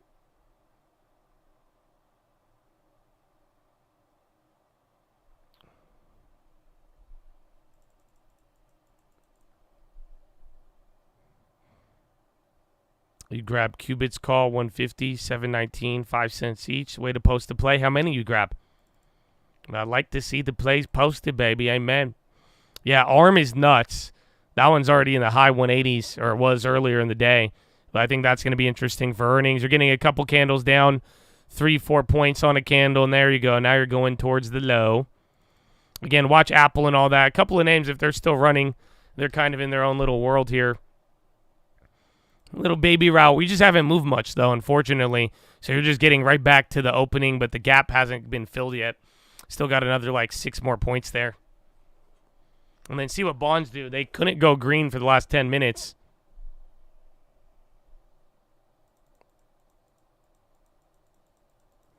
Yeah, there was a lot of comments, Biden comments in the morning.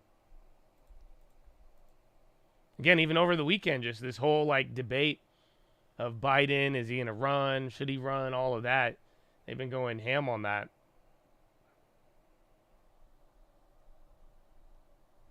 We're still above Friday's highs. Yeah. Actually, though. So, yeah, the gap, you closed into the highs on Friday, too.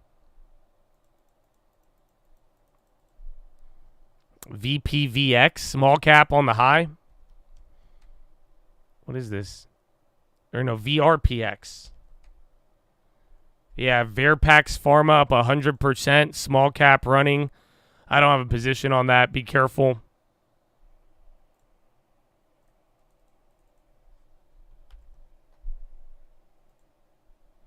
Tesla pop. They secured $2.5 million loan financing with institutional investment to negotiate additional funding. And then they reduced their board to 7 members from 8. So, yeah, something happened with that. Be careful. Intel still holding. Again, SPY gave up those 2 candles. NetEase still on the high. That's one of the only China names I see going up.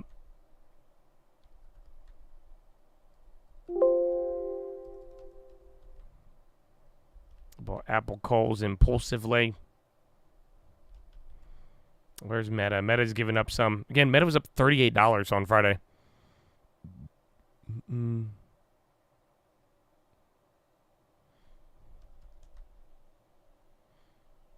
Yeah, NVIDIA. NVIDIA is still up too. AEHR, that's running. Tesla's holding up in the green, surprisingly. So they were down 2% to start off. Amazon's barely red. Bond's still trying to hold up. And then where's gold? Gold was climbing. That stopped climbing too. Same with oil. No, oil's coming back up. Oil's still red on the day, though. And then Ulta, that's nonstop, been on the high. And then barely below where you open. Still have not filled the gap. SPY up by 0.10. NASDAQ up by 0.8. Russell's up almost 1%. And then Dow is just under 0.5%. China repeats vow of retaliation against EU on tariffs.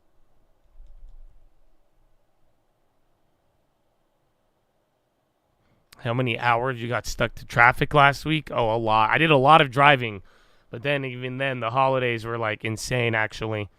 Even at night, I thought I was going to avoid traffic late at night. And, nah, it was bad. But it was good. I felt very American. It was a very fun time.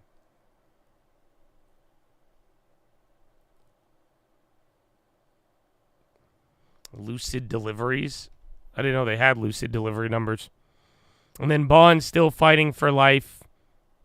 GLW still. That's been nonstop. Again, they pre-announced their own earnings. Your Nikolai shares are happy. They see some upward movement. What's up, baby? I have seen Nikolai on the high all day. Come on, load up, Nikolai. It doesn't want to load up. UNH going up. Again, Abivide 2. You just had Cigna and Humana start to run. U.S. envoy McGurk said in Cairo will visit Israel to continue hostage and ceasefire talks. The fuel tank explosion on the 405, it did not. Mike Days, baby! Good morning. Not bad. How was the holiday, baby? Good to be back. Yeah, Abby Vi with a pop. Ulta, is that Marvel again? Or am I tripping? No, I'm tripping. XLV. So healthcare is waking up. SPY trying to bounce there off the bottom. Microsoft in. Adobe on the high. IDYA. High ticker actually kind of gassing a little bit there. AMD pop. Intel trying to hold. AMD from the bottom. Bristol Meyer, too, is one of them value plays. Coca-Cola. MO flipped to red.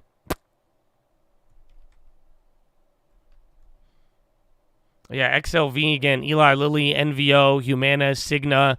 All of those are starting to rocket right now.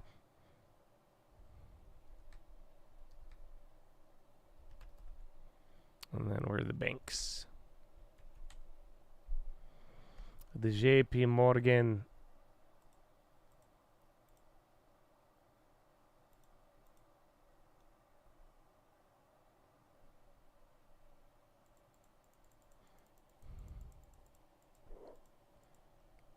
CRDO.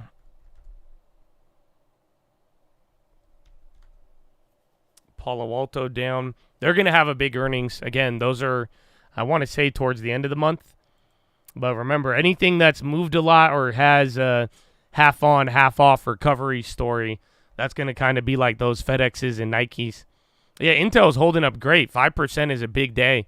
So usually it does these, runs up, and then just dumps after the first like 30. Same thing with bonds. So everything is kind of holding up that's doing decent. And then even Apple's trying to come back up here. You had that little breakdown. We have data in 30 more minutes, so I'm not really expecting much till then. Exact Science for the long term. I'd have to look into their pipeline a little bit more. But I've always kind of seen them as like more of a hype biotech than not. I'd have to look into it. But they definitely got value. That's better than not. You got to, again, and with the healthcare companies not doing good or biotech, you got to really be familiar with what has been bringing them down. A lot of them have stories, again, like Pfizer, Medtronic, even Bristol Myers, J&J. Some of them are associated with some of these health factors, even Humana, and you got to really understand why they are underperforming, not to mention just, if it's not tech, it's been underperforming, but try to be familiar with the reasoning behind it all. TPX on the high.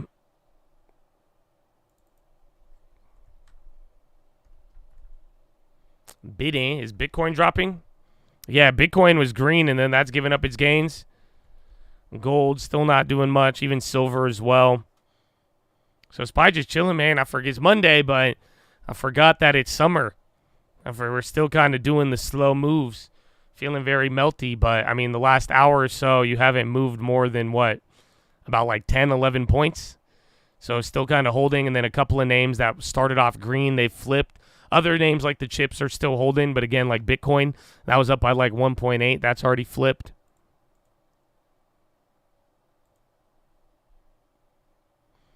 Bidding, that's still dropping. So again, Bitcoin on the low. I feel like Meta is going to be a big earnings. I think there's a lot riding on Meta. So I don't have any plays on it. We'll talk about it once we get there, but I brought it up on the watch list yesterday. I like Walmart for the long term. It's just expensive.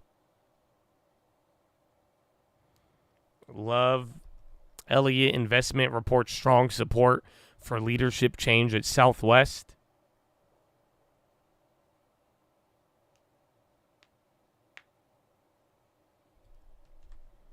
Where is Meta? Nikolai on the high still.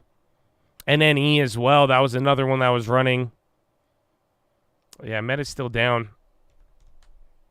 Mava kind of holding. Same with Intel. Let's see where NVIDIA's at. I have Apple up here. Not really doing much. NVIDIA was up a decent amount, but still holding. Again, even SMCI, I think they're up over 5% as well, too.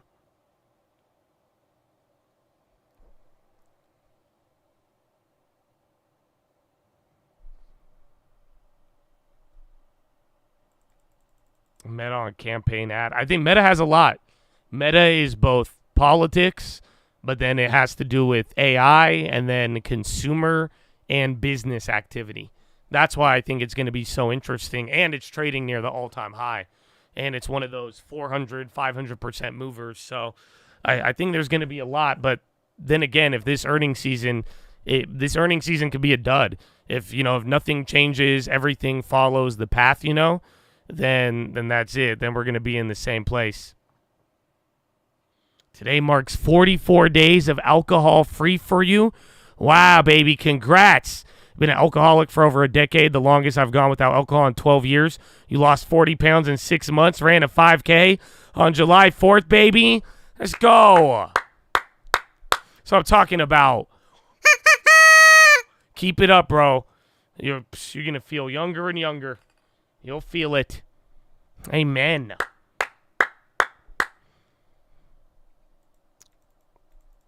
Man, 2 years here. Let's go, baby. Keep it up. Love to hear it. Hey, man, let's see. And then Bitcoin still dropping. Yeah, Bitcoin just flushed 57.3 to 56.1 in a couple of minutes.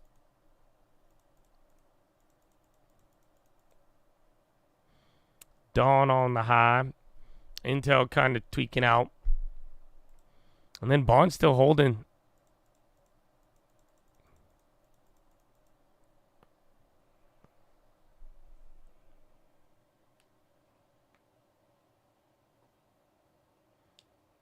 Nikolai. Oh, that's Ford. Different Ford. There's Rivian. Rivian's still up. And then there's Nikolai again. And then Bitcoin's still dropping. Bitcoin down to 55.8. So Bitcoin went up 1.8 to down 1.5 all in the last couple of minutes. So that thing's actually moving. See if gold or anything else moves. I don't know. Amazon had it, but then it just stopped moving. And then Microsoft had it, then went red. And then Apple started off red, but then trying to put up a fight here. And then where's NVIDIA? Goldman hits record 1.6. Another bank hitting all-time highs. Yeah, Bitcoin just dropped like $3,000, $2,000. It's at 55.5 now. Still going down.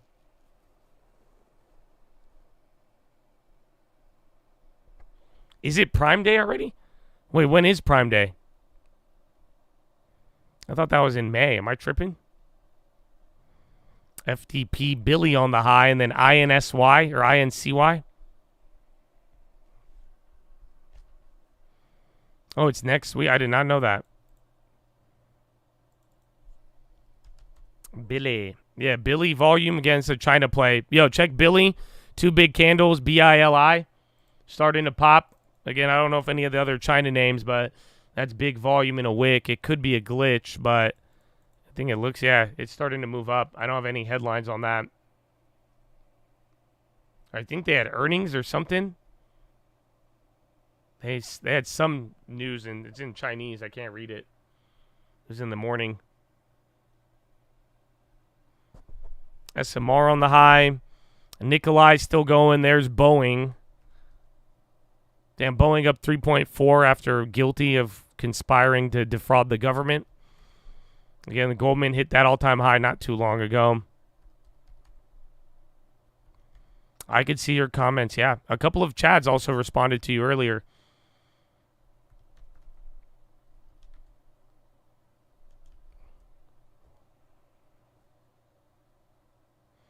$930 Bitcoin was sold on Coinbase. So yeah, that's the reasoning. It's the Mt. Gox thing. So that was like one of those big like Bitcoin frauds like a decade ago, and that some of the money that was seized, the government's starting to sell it off. So ever since they announced that, Bitcoin's kind of been taking it on the head, but it had gains this morning, and then that just. And then SPY trying to go down a little, bond still holding. NVIDIA even coming down here a little bit. Your boy Intel holding up. SC on the high too. Appreciate what you do. Godspeed. Good morning, baby. All right, Winkleman don't need to be first. All right, I need to go to the bathroom. Follow me on Instagram at The Trading Fraternity. Good morning, Chatadonia. It is Monday. Enjoy your Mondays, baby. Like the video. Good morning. We speak about performance. There are two ways into looking into it. One is the pure numbers, so acceleration, top speed, time of braking, and lap time. And the other one, which is the emotional part, is how you feel the car. And how you feel the car is the responsiveness of the car, the lightness of the car. And this, in my opinion, is still something where we have space for improvement, and we will showcase this in the years to come. And therefore, we also said we will have a split approach for the two super sports cars, like the Revuelto and the Follow of the Huracan.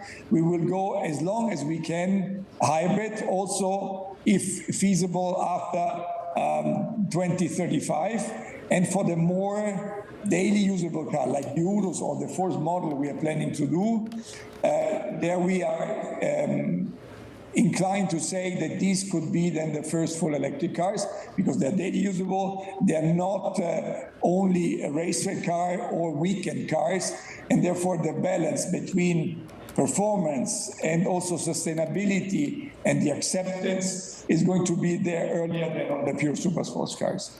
And on top of that, it's clear that we have to, because you were referring to the sound, we have to see how to create a sound which is not for sure mocking the internal combustion engine, but it has to be a specific sound, and we're working on it. And in my opinion, we will come up with very clever solutions. So there will be a sound there. And I do want to talk a little bit more about the expanding lineup. It didn't make me cry like it did with Matt, but it is exciting to see you, of course, expand the portfolio. You think about the 2023 that Lamborghini had, of course, sales passing 10,000 units for the first time ever. Do you have a specific target in mind for how big sales could get, such as 11,000, 12,000? Are you looking at any specific number there? We're always looking at exclusivity. So for us, it's important to have a clear idea of the length of the order banks in front of us, which is, as I said, approximately 2 years. So this is a good length. And if it's about exclusivity, then if you compare a total market is around 75 plus million cars registered every year. And if we are registering 10 or 11 or 12,000, this is not making any difference in terms of visibility of our cars globally. So we will accord or adjust accordingly to, let's say, the willingness of the size of the segment. Is a Lamborghini and the Accord? amount of people willing That'd to be dope. buy cars like ours. This is Lambo CEO. Steven Winkelmann. And then Spy, new low. I'm back. 55.70. All right, you're about to fill the gap. We'll see. NASDAQ has gone red now. Russell's still the leader of the day. 0.8. Morgan Stanley, again, another bank on the high. And then literally as we're dropping, Apple's going up, and then chips have given up. So it started with chips leading, all the other names down. Other names now starting to fight back. Chips gave up a little bit. And then more names are green than not, except for the NASDAQ. And then that is the only one that's red. We have news in about like 23 minutes. You'll get 1-year Fed inflation expectations. So that'll give us a little bit of juice to move off of. And then before you know it, we're back to reality. Outlook popping. That's old biotech. And then Tesla, that's still holding up there too. HRMY. Harmony Bio. A lot of biotech and healthcare names running.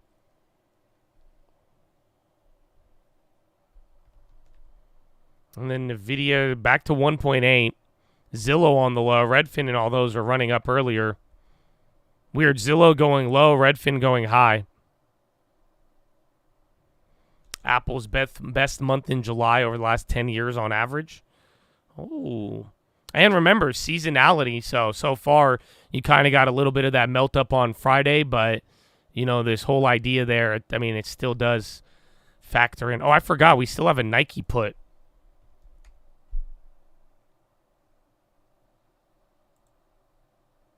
We have another 2 weeks on that Nike put.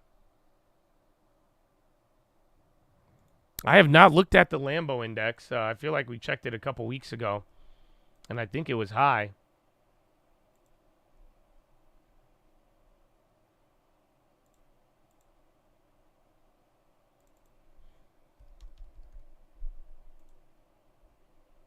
Let's see. Distance from me, nation. What? It says 400 in Cali. It says 542. It's the highest it's ever been. I think it's even higher. But yeah, it's not. The Lambo index is pretty bad.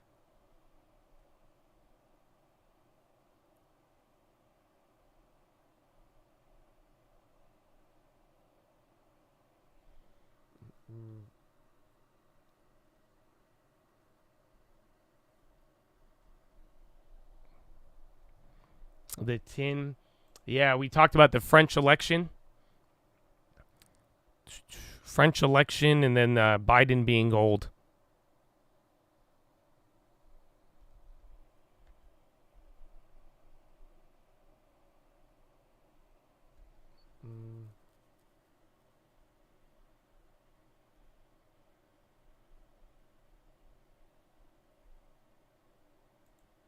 Bitcoin bounced a little bit off of that little flush.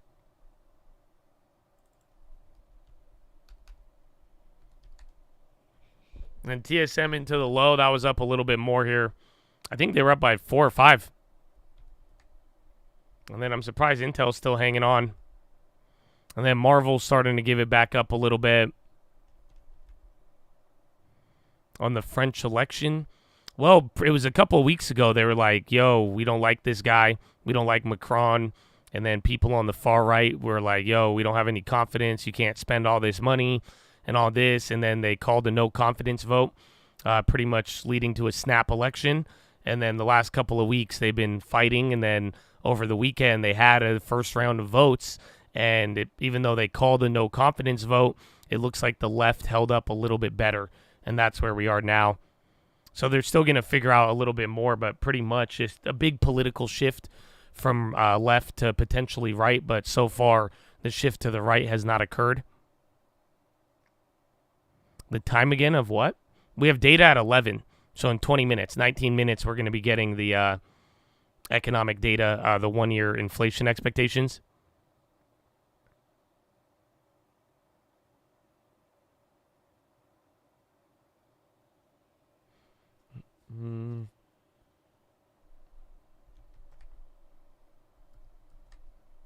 Nevda. Dude, market low-key chilling. I want to see what happens at Euro close, but it's already slowing down a little bit. And then bonds starting to give up. Again, dollar has not really moved much, and I feel like we haven't heard from the yen here in a little bit. You will get 3-month and 6-month auction. I don't think that's going to be a big deal, but we have 3-year, 10-year, and 20-year auctions this week. So add that to the list of everything else we're going to be dealing with.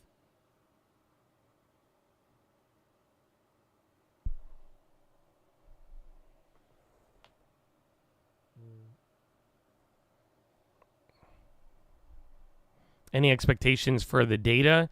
Not really, not for today. I mean, the only thing I care about is the CPI. And even then, I mean, if it plays kind of like the non-farms in the last CPI, it should be very pathy data, meaning we just follow the golden path. People are expecting it to come down. I think a hot print would mess with the bonds a little bit, but I do think in general, bonds will probably be the answer this week. Or if you want any action, I think the bond market is going to have that for you. And then bonds starting to sell off a little bit there. Is my E-Trade down? Why is it being weird? Yeah, my E-Trade just disconnected. Low tickers and high tickers still working.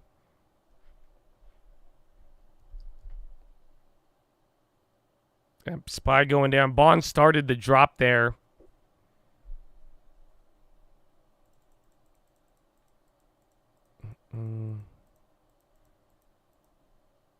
Why won't you load, Habibi? Yeah, ANVS. That was from like Wednesday, but that had round 2 this morning. Gold even taking a red candle. Sean Matamore, baby. Welcome, my friend. And happy Monday. Happy earnings in CPI week.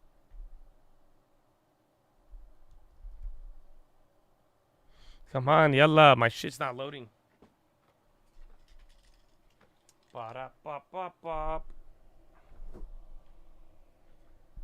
France's CAC 40 lower on the day. Last down 0.35. I guess we still got, what, 30 minutes till Euro close? A little bit more? Bro, come on. Yeah, my E-Trade is just not connecting. So, hold on. Boeing's on the high still. The 11 a.m. data, I mean, it's important in the sense that it's related to inflation, and it's probably the only thing we have. So, like, as far as, like, data for the day, it's your most important data of the day, but I don't know if it's going to cause a lot of volatility, more or less. Pablo Escobar looking around, bored. That was you on Friday. I hope you guys enjoyed it, though. I hope you had a day off and relax. I don't think the market did much. Even though there was non-farms on Friday, it just melted up, and then that was it. And then I got a sunburn. I got home hella late, though, so I needed some of the sleep. And then see if the bonds could break out from here if that was their little pullback, but they've been struggling with the downside. Oh, now it shows connected. There it is. NVIDIA. And then Nike 74.15. You didn't enjoy the car video, though? Oh, that's unfortunate. I enjoyed it. I had fun with that video.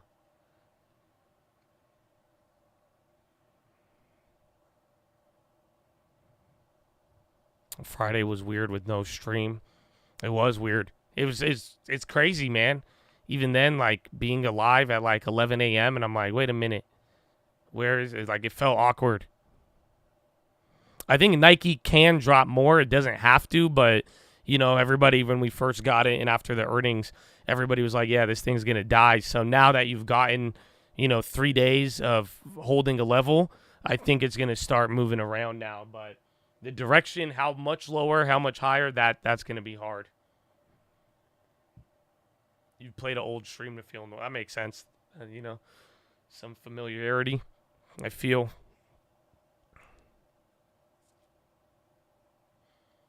My subconscious started playing Timmy Trumpet.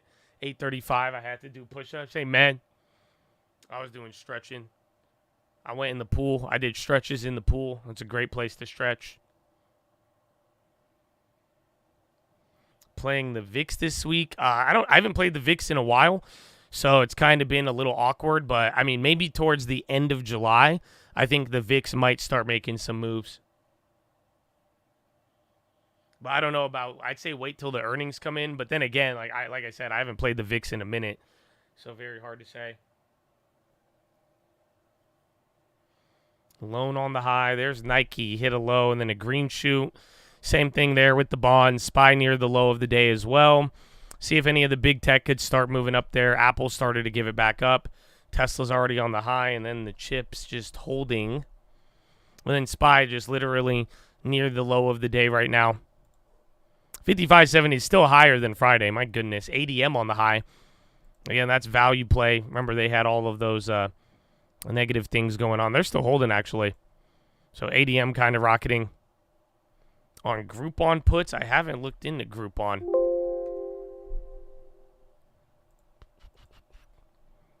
I mean, you have limited downside considering the price of the stock, but they're up a lot from where they were at just end of last year. So, I mean, I don't know. I haven't followed their earnings, but that might be one kind of looks ripe to die. But then again, the downside, I mean, it's only offering you so much.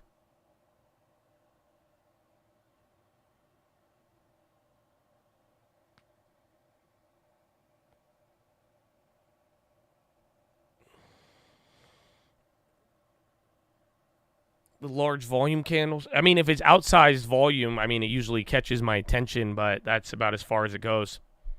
Biden holding phone call, or Putin holding phone call with newly elected Iranian president Pezeshkian. Will Nike drop to 71? I don't. It's possible. So like I said, to answer your other question, I don't know where it'll go. But now that you've gotten through the 4 days or 3 days of post earnings, now I think it's going to get freed up to be able to make its final move, and then we'll know the range. But I think it could go as low as $68. That's where we've kind of discussed, and then go as high as like $79.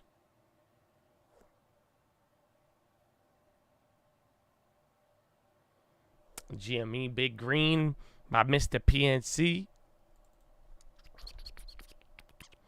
NVIDIA or Meta puts SMCI. You got plays on it? Post your play. Yeah, GME is popping. Again, Tesla's still holding to. There's Nike at the low. Intel, I'm surprised Intel, bro. Intel's actually kind of crazy. So if that keeps going, that'll be good. XBI on the high, and then Labu. And then watch if XLV and those healthcare names stay up. Yeah, GME was just popping there. Everybody in the GME. Where's Chewy? I was up and then flipped. MDGL. Good morning. Happy Monday to all the chairs, baby. David. Hey, man, I like Mondays. We back, baby. Am I playing Delta earnings? Probably not. I think even though we hit them on the last couple ones, I have not really, I don't know how the airlines, how I'm feeling about them. Because I think they're kind of in a weird, it's like pretty much where it was last earnings. But for now, no play on Delta.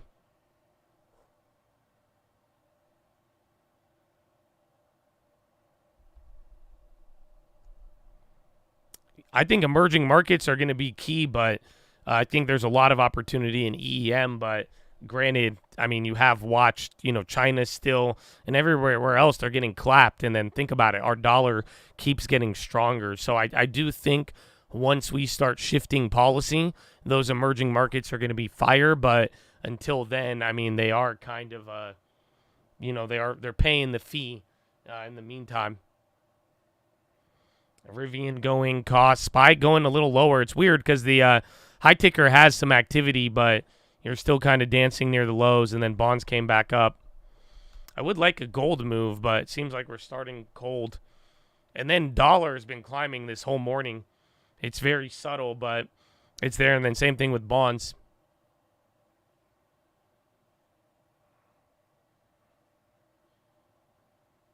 There's gold.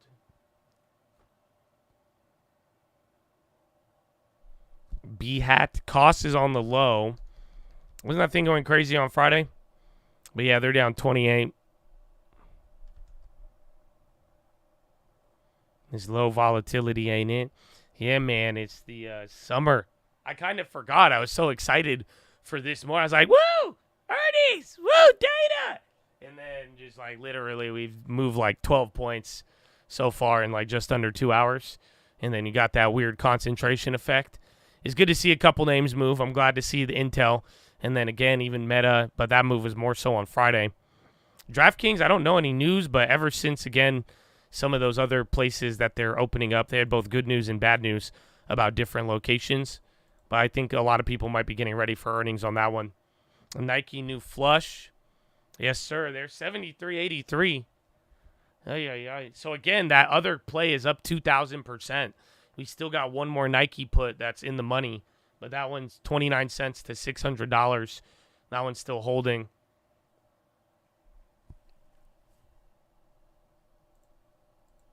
So this is a new low on Nike. Let the flush in.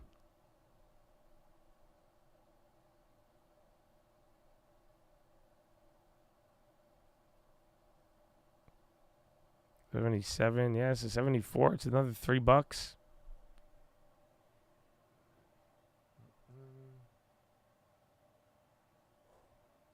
I missed you too on Friday, man. I hope you guys enjoyed it, though. I hope you got a break. I did. I enjoyed it, so thank you. I hope you guys were supportive. I hope I supported you. I hope you had a great holiday. It's good, man.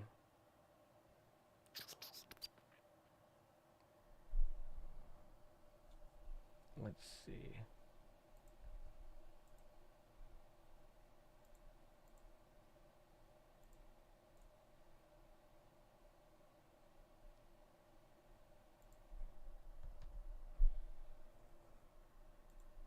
Nikes.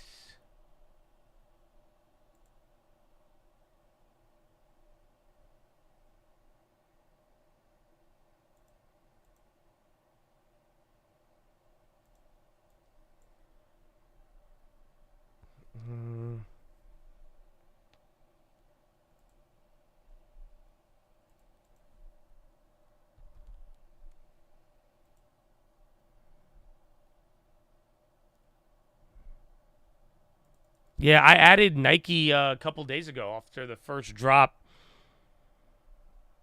I just don't like that the dividend's low, but I'm a fan of Nike.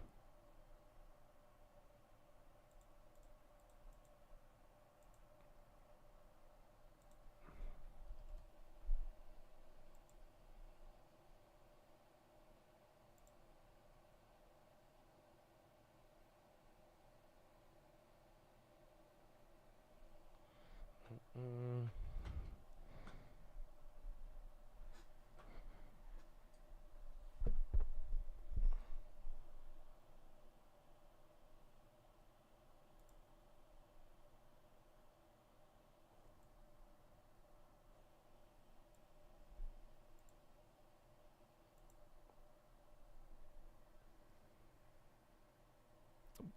Bop, bop, bop.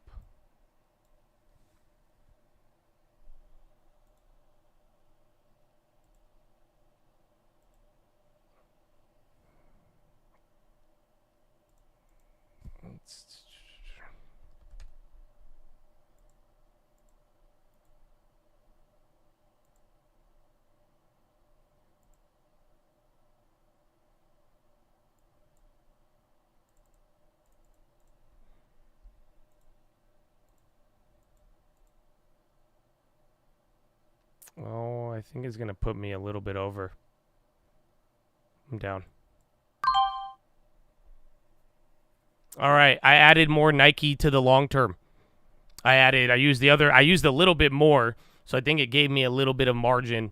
But I did 50 shares on the big account, and then I did 5 shares on the YouTube account, and then I did 3 shares on Colt Sister, around 73.77, I believe.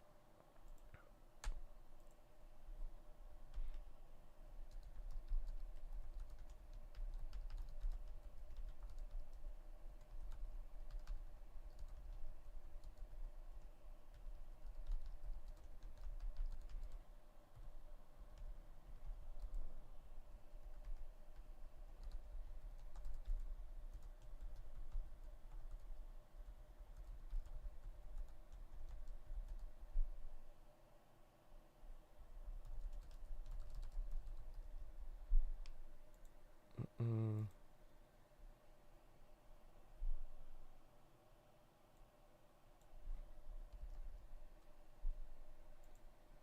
All right.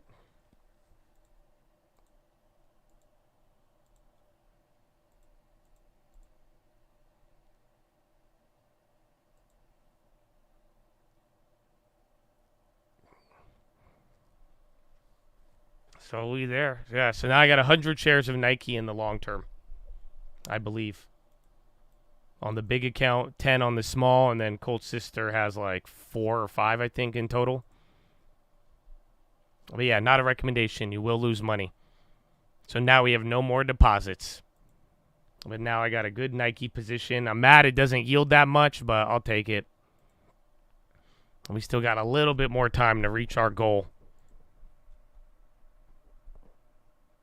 There's the Nikes. Yeah, now we're going to have 100 shares. Near its all-time low or 5-year low. So I'm down. There's a big Nikes.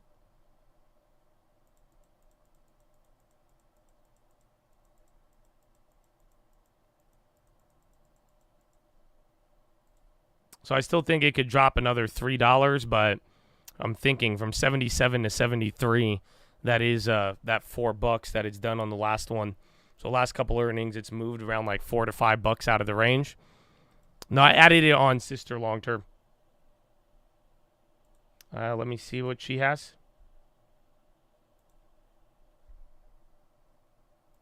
So on YouTube account, where is the Nikes? We have 10 shares on the YouTube account. And then Colt Sister has 4 shares total. And then 100 on the big account. On selling puts for the long term. I don't know if you asked me this on the last week, but we talked about it pretty in depth. As long as it, you just got to make it make sense. You could get paid 5% doing nothing. So make sure that the risk-free rate matches up and that you're committing at a price where the discount is actually like justifiable. But if it's not paying you more than the current bond rate, I mean, what's the point?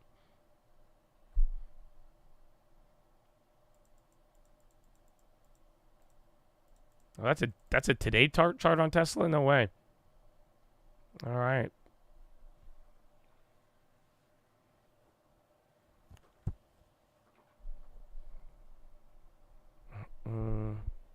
When I do covered calls, I like to get more time, but my covered call thing, it's about selling 20% higher minimum than what I bought the stock for, and then ideally it should pay out more than the rate.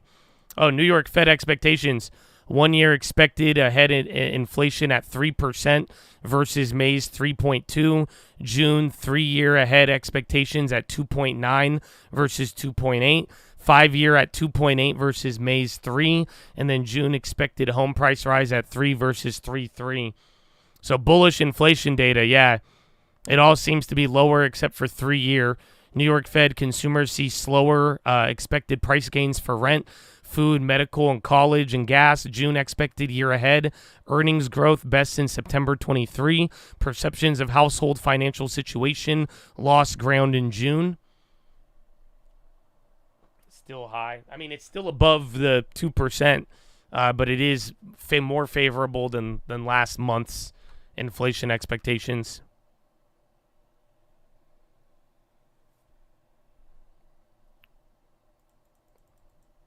Check the Zaza, but if anything, I mean, it supports the more bullish narrative. But I'd give it a second, and I also wouldn't way too much into it. Like I said, it's the most important data of the day, but it's not like this is supposed to change anything meaningfully. Check from State Farm, baby.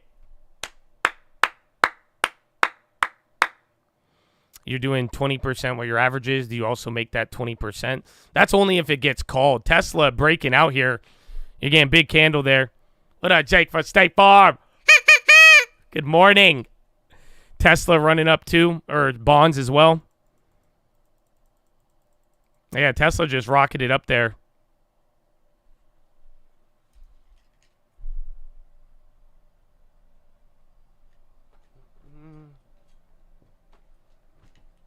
Yeah, bonds are doing great. I mean, that data you would think would help them, but watch out. Sometimes data comes in, bonds pop for 2 minutes, and then that'll be the top of the day.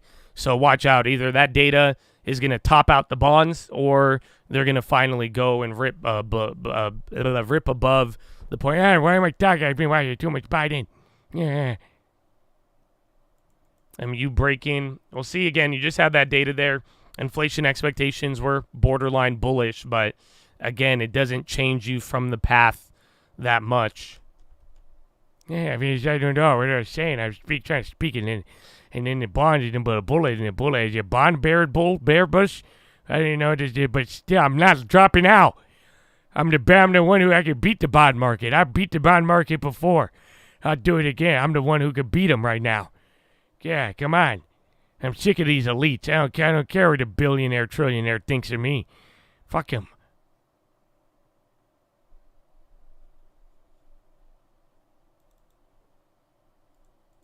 Yeah, NVIDIA, a little off the bond. Did gold react to that? So interesting. Bond, like I said, watch if the bonds top out. Equities are moving more on the data, but gold and anything else did not really move. So again, SPY rocketing, dollar went up a little bit, but not so much. Broadcom going up. Again, they were kind of chilling out. Broadcom actually running there into the high. So we got about, 27 minutes till Euro close. See if round 2 of those chips start to pick back up again. And then we added Nike to the long term around these prices, and now it's chilling. But Nike hit a new 52-week low today.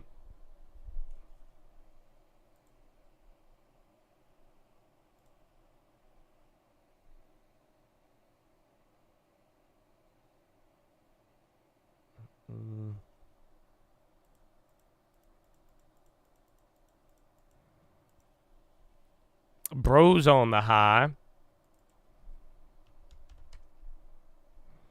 Let me see. How much did my dividends go up because of Nike? Nothing. I need $450 more. Or 550. And then we complete our goal. Still lagging. Still lagging.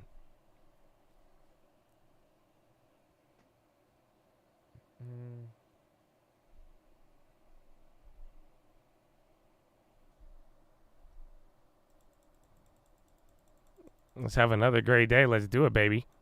Let's do it. Again, we got to add to the long term. It's still a little bumpy there. With Nikes. Where's Intel? Apple pop. Tesla was going up early. Yeah, Apple's about to go green. Tesla started it after the data. Again, I think it's bonds and gold. Those are the interesting things right now because equities, they had a knee-jerk reaction there, but everything else, not so much.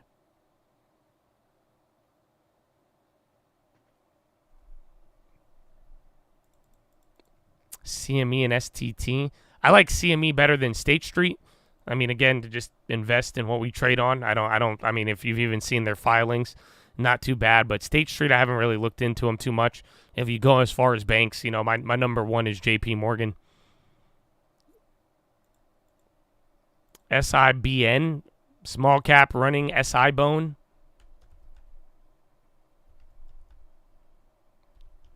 Well, Nike, I mean, it could still go down a couple of dollars, but, you know, another 2%. I mean, again, it's down like 20-something% in the last, like, week or so. But I still think no matter what, downside is still on the table. So I think less downside than upside at this point. But, you know, if you're really trying to get the perfect price, you know, you don't necessarily have to go here. But I think we got our little placemaker. Let it go down a little bit more. I'm down to throw it. I wish the yield was higher.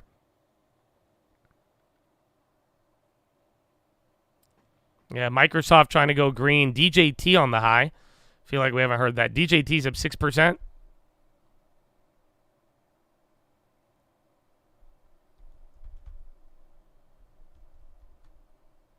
Sega running. Haven't heard that one in a minute. That one's up 8%. Clean Energy, I don't know if they were whacked this morning. I think they did good. Enphase back above 100. I like Pfizer in the long term. I would have bought Pfizer, but because they have dividend coming up, but I just don't like how it won't go below a certain price. So again, in a couple weeks, it may start running off divvy, but I prefer Pfizer at the lower end. If again, by next earnings, if it drops, that'll probably be our dividend pickup. Because I like Pfizer at 6% still.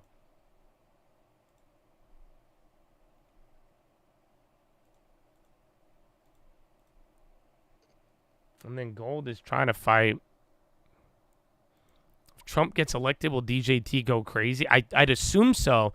Even then, I think DJT has gotten very interesting because it's had a lot of back and forth in terms of Trump and the court case and then this and the debate. So it's hard to say, but ideally you would like to think yes.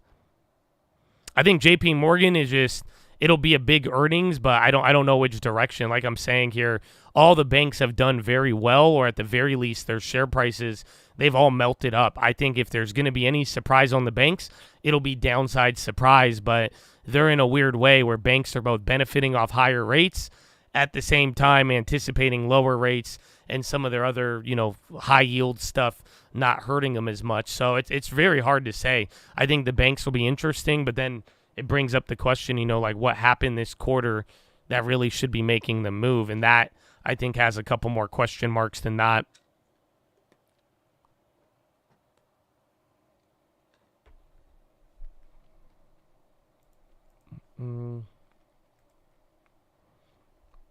Nike 73.63.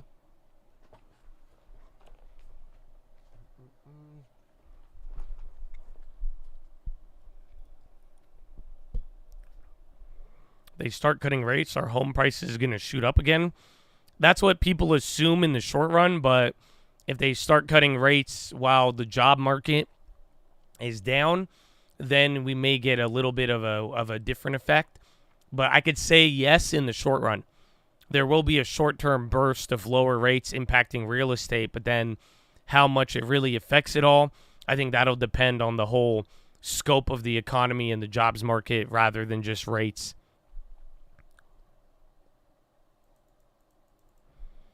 Where is Disney?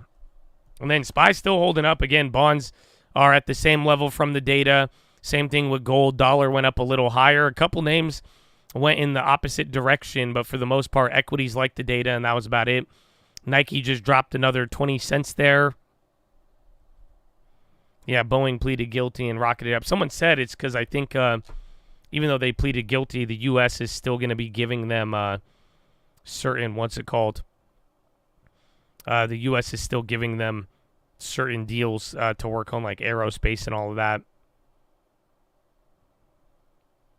Yeah, and less liability, at least, you know, in the future, what will be held against them.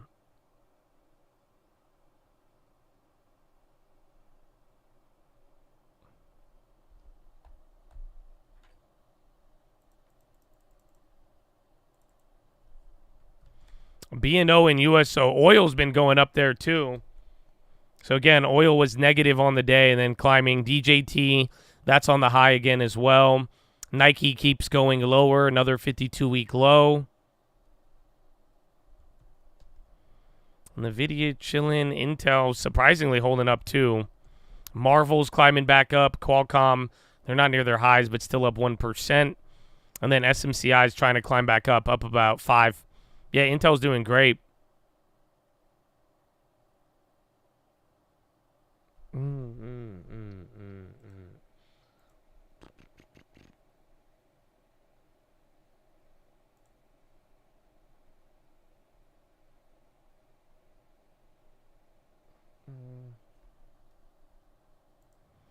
Peloton kind of gassing. What's our Nike average going to be at?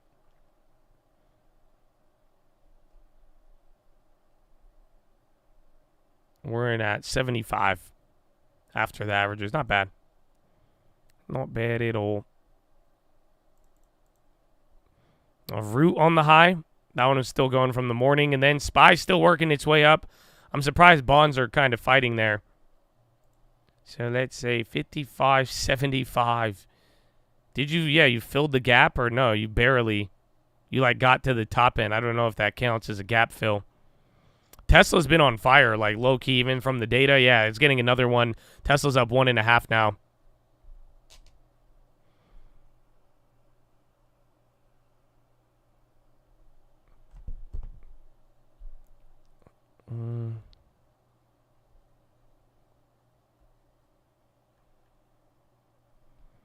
Yeah, Tesla, bro, painting the high ticker, 255, 256.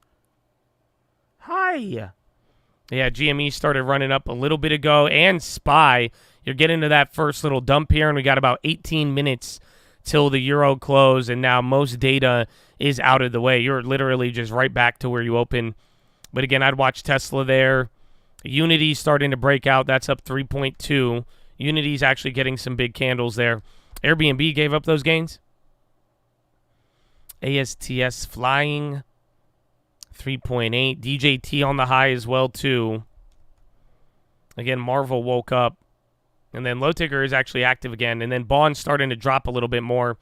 So see if SPY gives up, and then we'll see what the bonds do. But like I said, ever since the data, if that leads you to your top, then unfortunately it won't be good. And even gold is dropping too.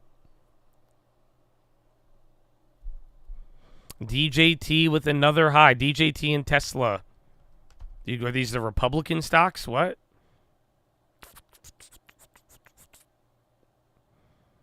AMC. Rivian, yeah, they've been up all day. Rivian's still holding 5%. A lot of names are in their own little world. Again, more names are green than not. Even the NASDAQ coming back up to 0.117. That says some stuff right there, too.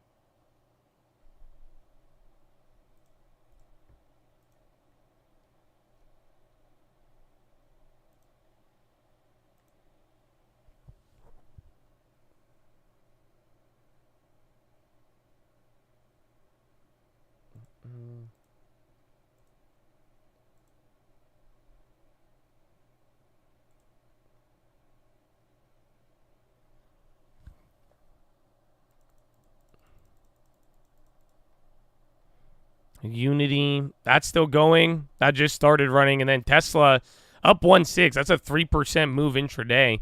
So even though the market's not moving much, I mean, Tesla That's a pretty wild one. Yeah, Unity's up about 3 or 4 right now, kind of going vertical. Check news on that. Damn, Unity's at like the bottom. Let's see.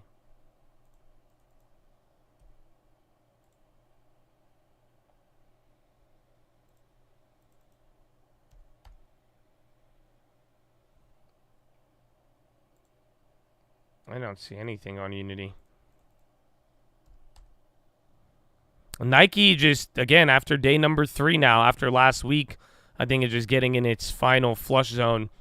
You know, work out all the jitters of the earnings, and then from there it'll start to level out.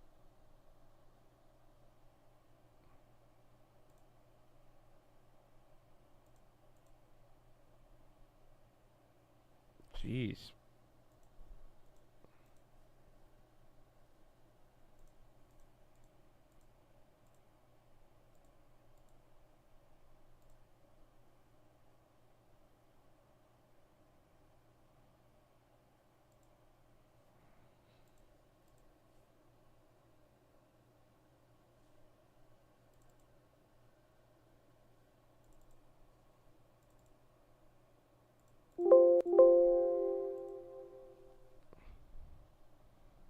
How many names up and down? I'll give you that in a second.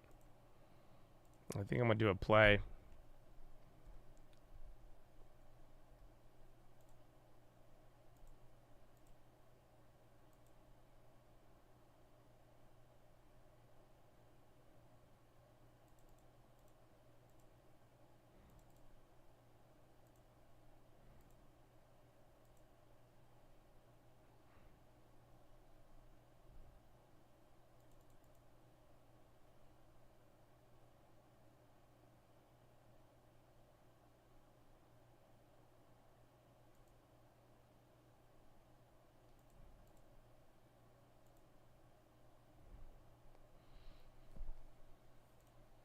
All right.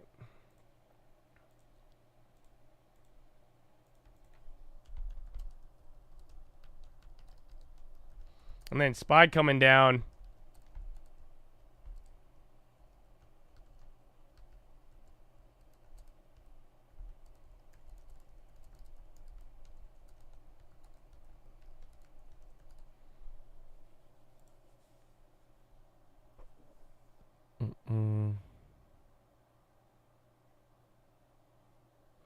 Out of 50 shares, a Nike, baby, go work. Good work, my friend. ARM on the high, that's breaking out, and then ALNY. And then Unity still going, so that's the play I just made. Not a recommendation, you will lose money.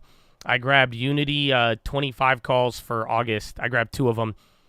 Those are going to be a really early earnings play.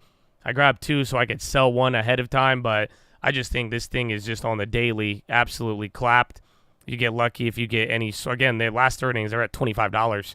So if it makes any sort of move to that pre-earnings level, then that's it. It's very speculative, but super early play. $30 if I could make it free. Awesome.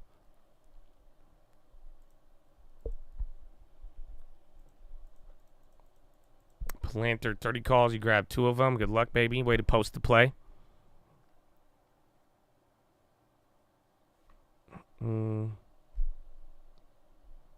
then Nike's dancing around Habibi.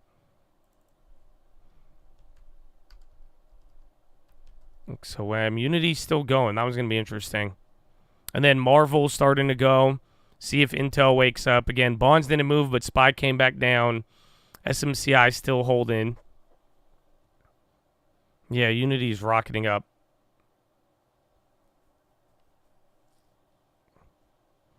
Buying January 75 calls on Nike.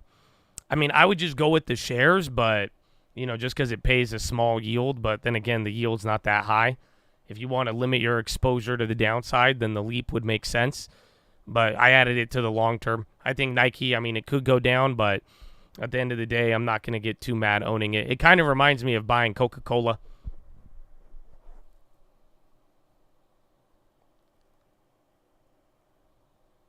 Tesla really ripping now, about to go to 257. Nike still struggling near the 52-week low. Yeah, Tesla about to go to 257 right now. And then bonds and SPY kind of not moving at all.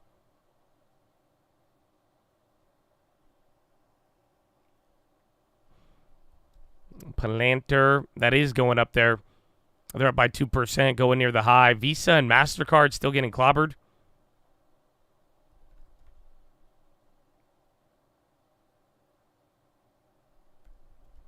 And then PayPal on the low, too.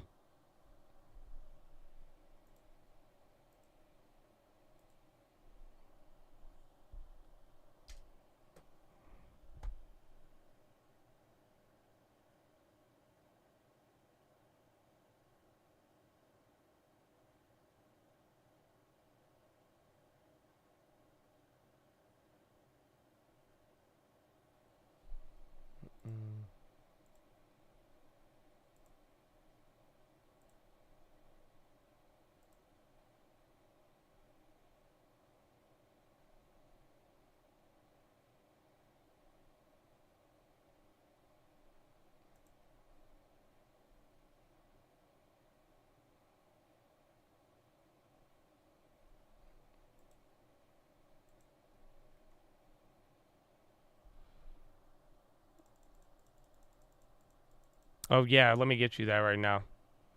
The names up and down. So right now, and we're like, what, 10 minutes ahead of Euro close. Dow Jones, 15 green, 15 red. Previously, you had way more names in the green, so that's flipped a little bit.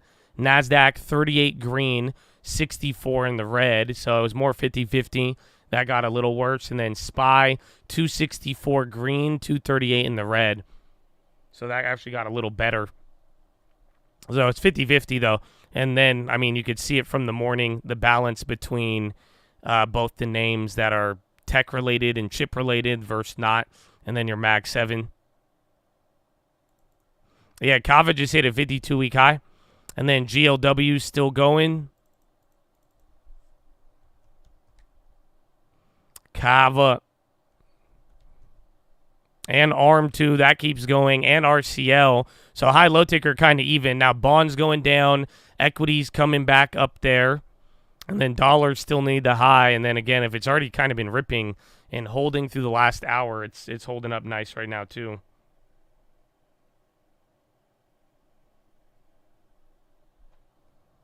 FMX. DraftKings still on the high as well.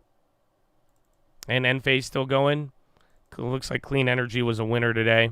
ANET on the high. What is that? QLD. And then the QQQ. What? R? Is the NASDAQ high? Yeah, wait. NASDAQ's hitting an all-time high right now. So hold on. You may not feel it with this SPY. But yeah, literally NASDAQ is hitting an all-time high. So I don't know if this is the Tesla effect or Apple. And although, yeah, Apple's going green there too. Someone said Meta going parabolic. It's trying to wake up. But literally, NASDAQ's hitting an all-time high right now. Dell's going up here now too. Dell's up 4.1. So I guess all those chip makers being SMCI's up 8% now. So yeah, literally all those tech names just woke your ass up here. You may be getting 50-50 elsewhere, but this is a new all-time high on the NASDAQ. Marvel. Intel's still holding just under 5.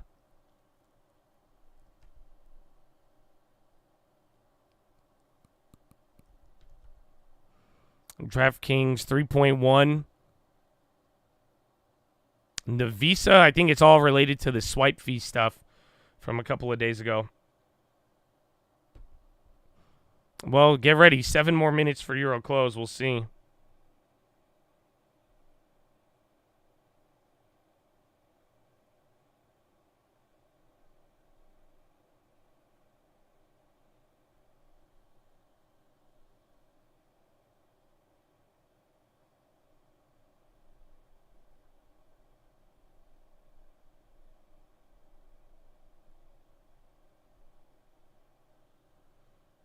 News on NASDAQ, nothing. I mean, if anything, I think it's the chip makers holding up the highs. So I think the chip makers that, again, you got 5, 8% or 7% moves, and I think that's leading up a lot of things there. Yeah, NVIDIA as well. And then it's just a matter of the Mag 7 is going to play along. So I think you got one of the Mag 7, NVIDIA, and then all the chip makers, but then you need everybody else to make a move. Broadcom, that's still going up. They were doing nothing earlier. And then Tesla as well. Don't forget, last couple of days on Tesla, it went from the worst to one of the best. Southwest Airlines activist Elliott threatens proxy fight for new leadership. CNBC's dropping that now.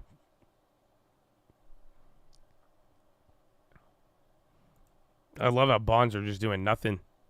Tesla's insane. Have you guys pulled up the daily on Tesla? Look at this. What to do? It's up almost $100 in a couple of days. So I know a lot. Literally, Tesla is legitimately squeezing again. Marvel's coming back up. Well, that one's holding.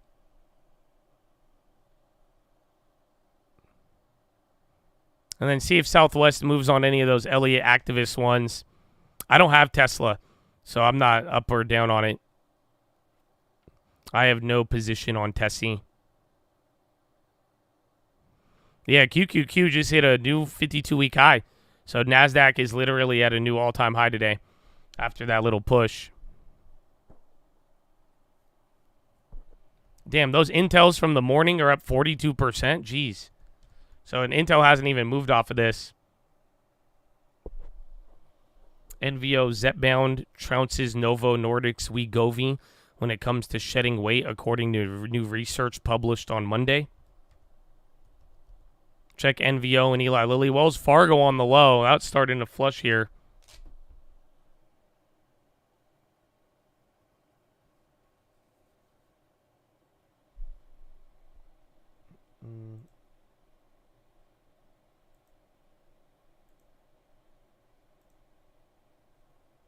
Not bad. And then gold just took a little flush. So, again, more of the broader assets, they're not moving like this. So, again, not only do you have 50% of names down, but like gold, bonds, dollar, you're not really making any meaningful or reactionary moves off of any of them. And then, again, banks here like Wells Fargo going down. I did a Citi play in the morning, but no play on Wells Fargo. Tesla's still trying to climb up here, too.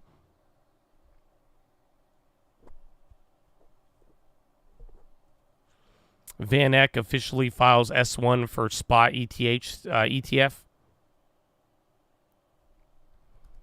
Where is the Nikes?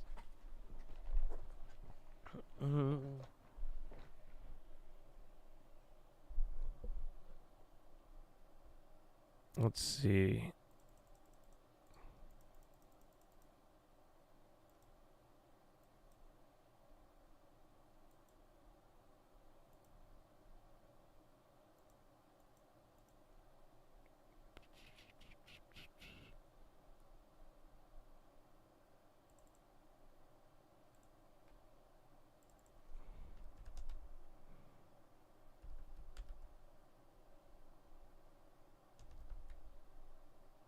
Amazon's doing nothing. They had that random pop in the morning. They looked like they were going to be an outperformer. If anything, I just watched the chips. Again, TSM, they were moving active. They chilled out, but like SMCI, NVIDIA, Marvel, if Intel could wake up again. GoDaddy on the high. That was actually kind of running. And there's Unity. It's bedtime where you're at. Good night, man. Good night. You in Europe? The Nike story. I mean, Nike is just they're going through the ringer, man. They didn't have a good earnings, and now they're making up a new plan, to recover a lot of those losses. I hope they don't scam me on this. All right, I sold my last Nike put for $658. So we bought that for 29 cents. So just above 2,000%.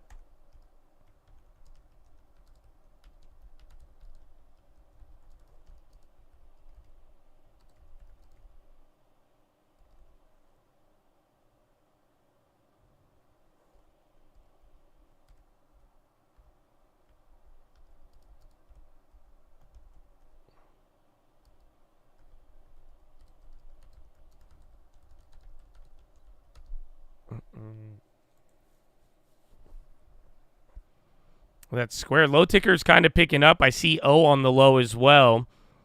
That one's interesting. You're up 10K on Tesla. Good work, but post your plays too. I see that's your first ever comment in the chat, so I'm glad you're up. But post your plays, But we're proud of you. I'm glad that's your first comment. Good to see you, baby. Good morning.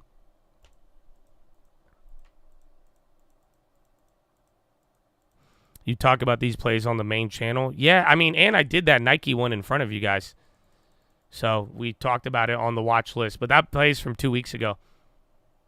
But yeah, watch list or be here when it happens. Hopefully we have likes, or you could get you the stream alerts. The world is yours.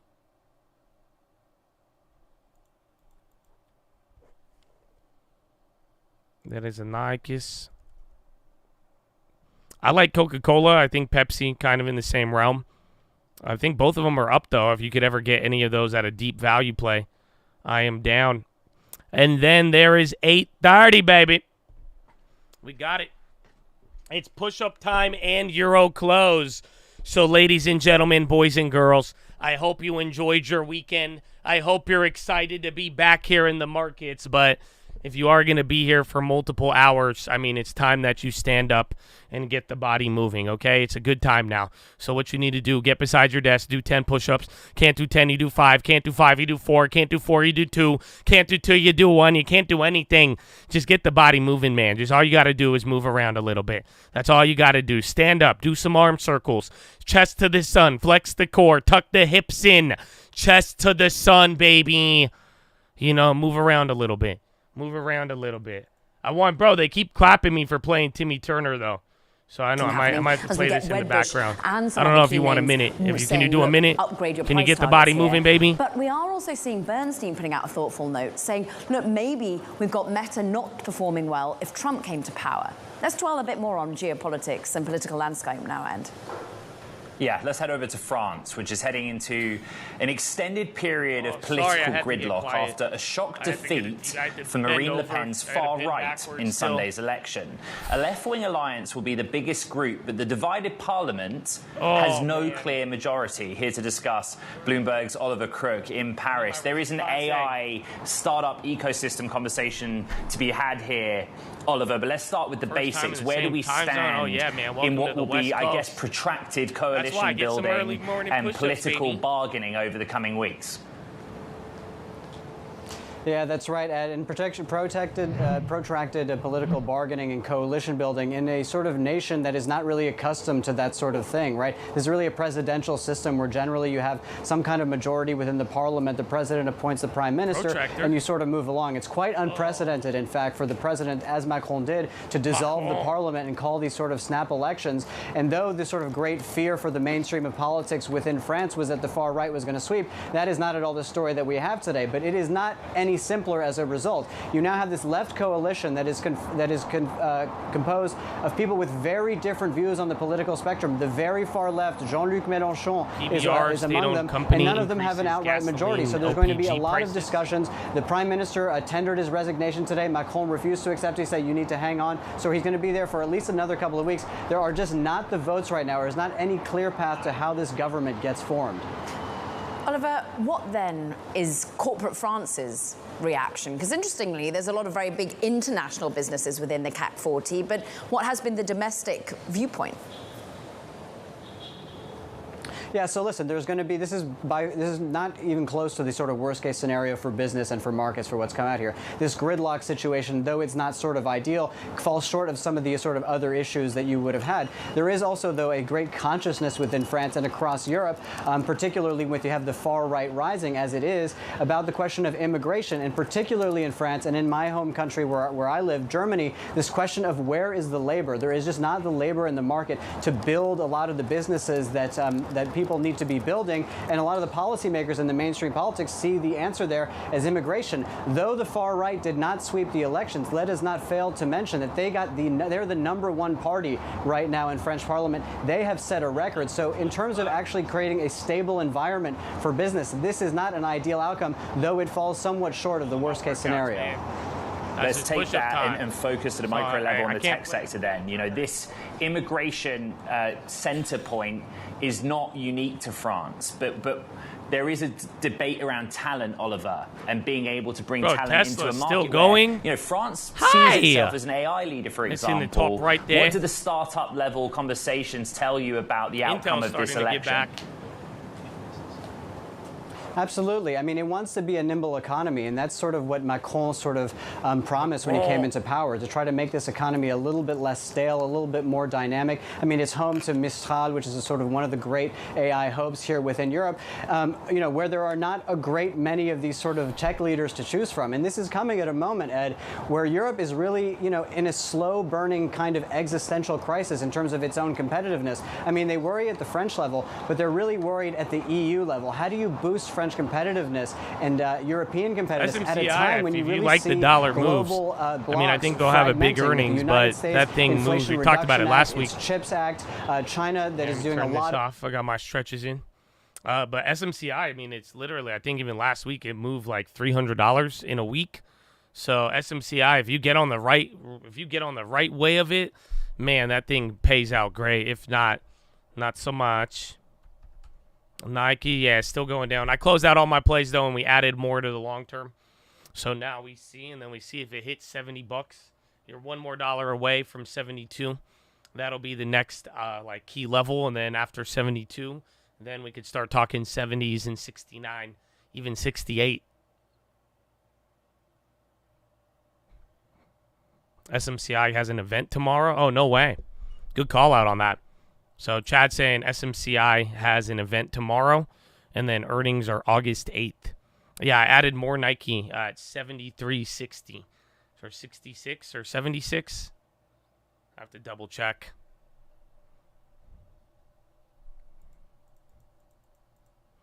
And then SPY going lower here.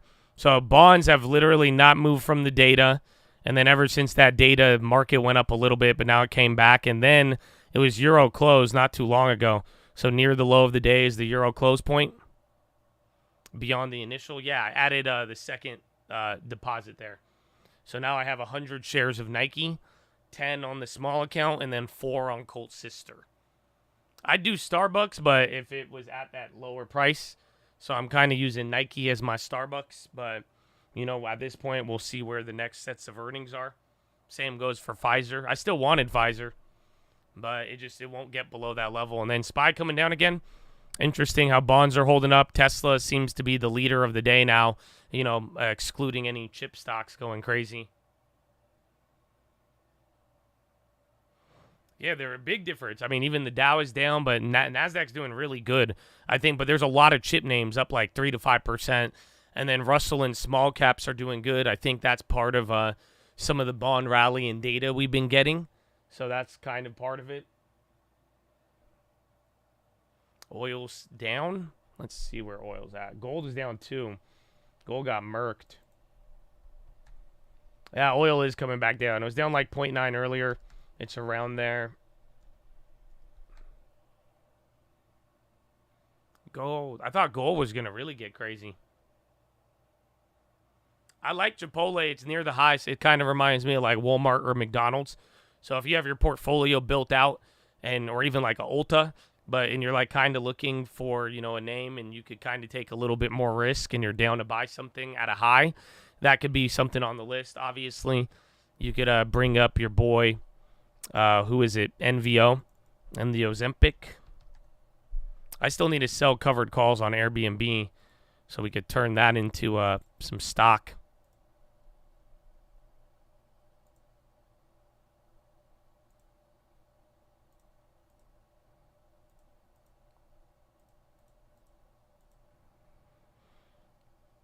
Yeah.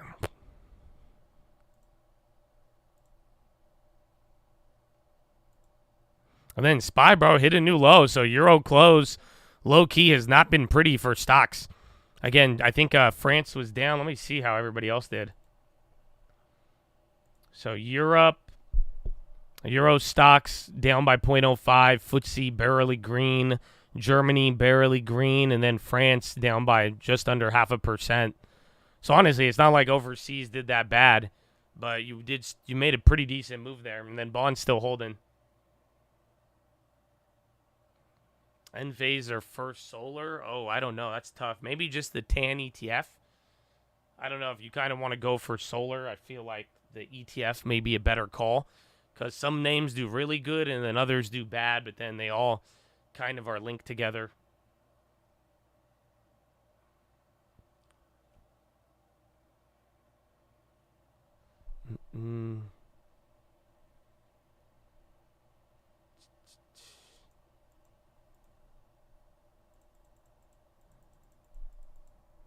Seems Nvidia's leading, but Tesla's up there. Well, I'm sure Nvidia getting like more volume, but Tesla is the leading gainer. And I mean, Intel is helping out the Dow. So all those chips together, though, I think it's hard to ignore. Corn futures fall to 3.7, lowest since November 2020. No way. I forgot. I wanted to look at that. Wheat.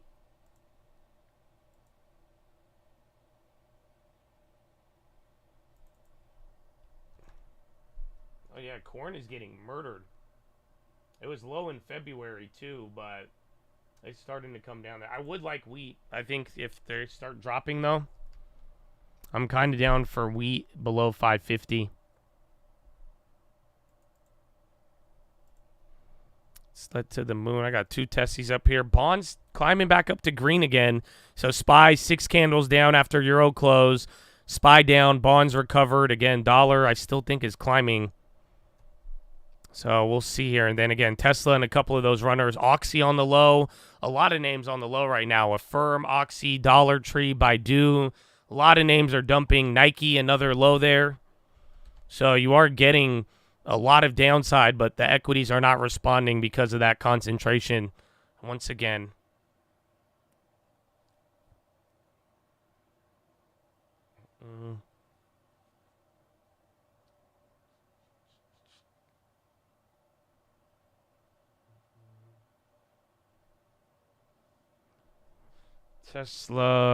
Tesla's still killing it. 258, man.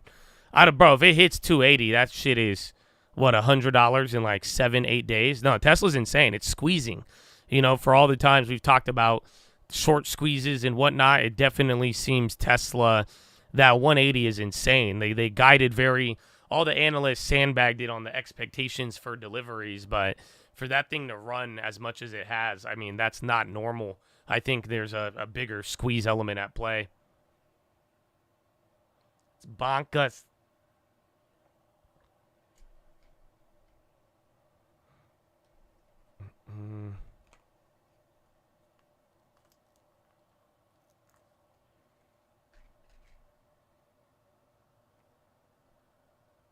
Oh, yeah. Is Bill Gates, is he short on that?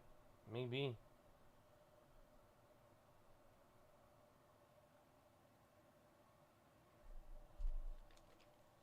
Oh, Tesla again. So that thing's about to hit 260. I think that's going to even lift up the SPY there, too. Because low ticker is very active.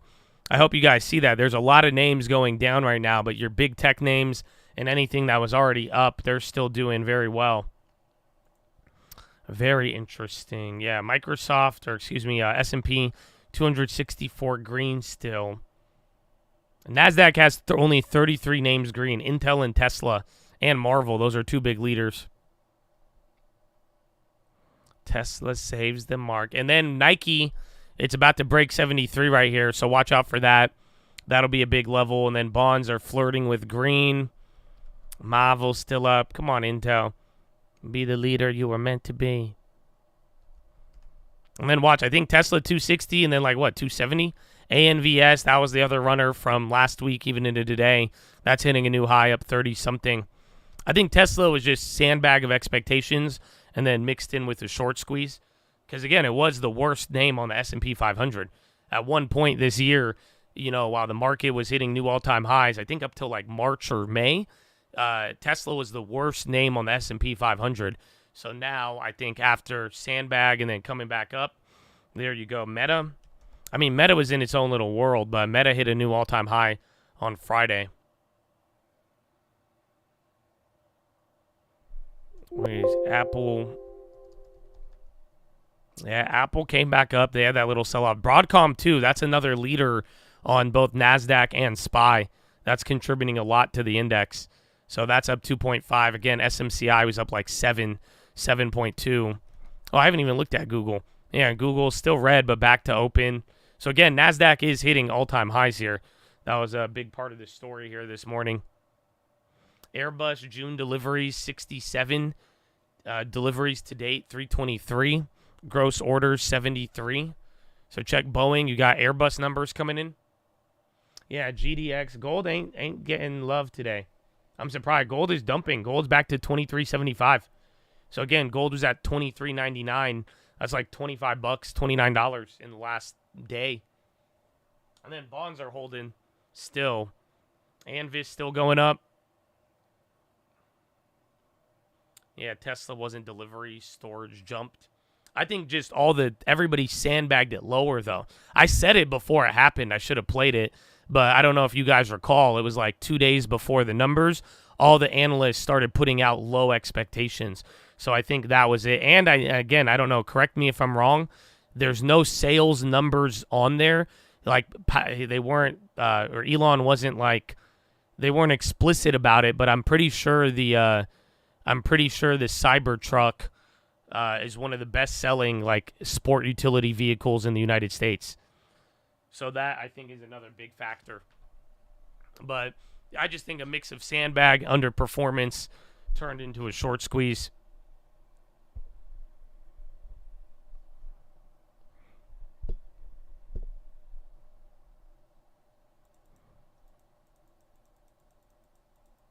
That can't be true. Well, they packaged all the numbers, like Model X, Model S, and Cybertruck are all in the same category, but people were making assumptions based on like the recalls and the numbers they reported.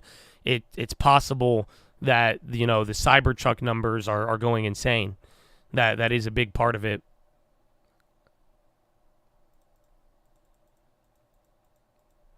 Longeveron on the high. Yeah, Boeing's not responding, but you do have Airbus delivery numbers coming out. Apple hits a new record high. Damn. So this is a record high for Apple? No shit.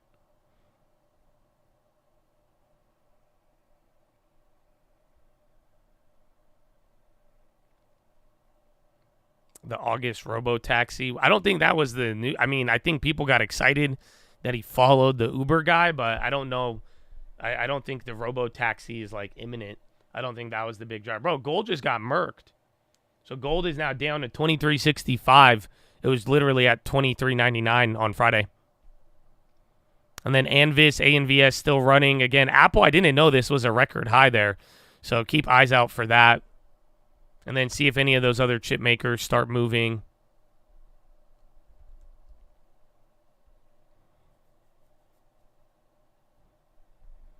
Yeah, Cybertrucks are everywhere. And I think people just want to buy them. I mean, if you already ordered the car or not, I think the Cybertruck is doing very well.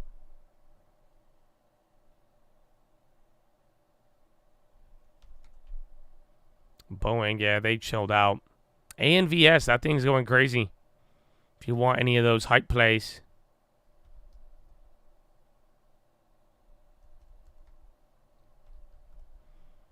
Microsoft, Googly. Bonds came back down. SPY's still lower. Again, it's been about 20 minutes since zero close. We didn't really make any progress.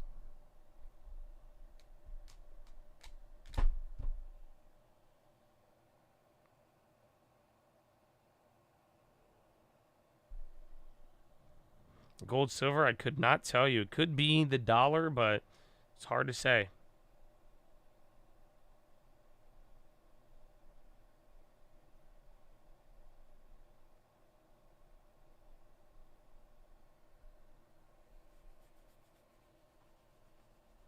Random play was Apple calls.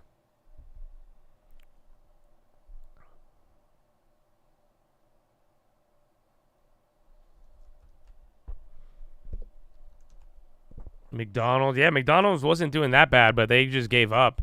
They're down 1%. Home Depot was doing good. They gave up a little too. A lot of value plays were green in the morning. They flipped.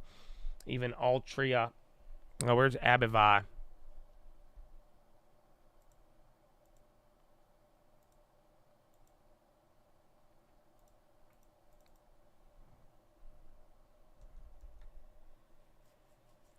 Rate cut odds are lower. I think rate cut odds have gone up.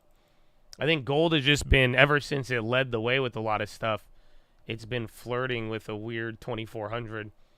No, I think December rate cut odds are pretty much the same. They've been more bullish from the last couple of days. Banks, they've already moved up a lot. I think banks is a big head scratcher because nobody knows how they're going to do, and they've already done tremendously. So we'll see. Amazon. Apple's going up again, up a quarter, more volume here at the high. CCAP.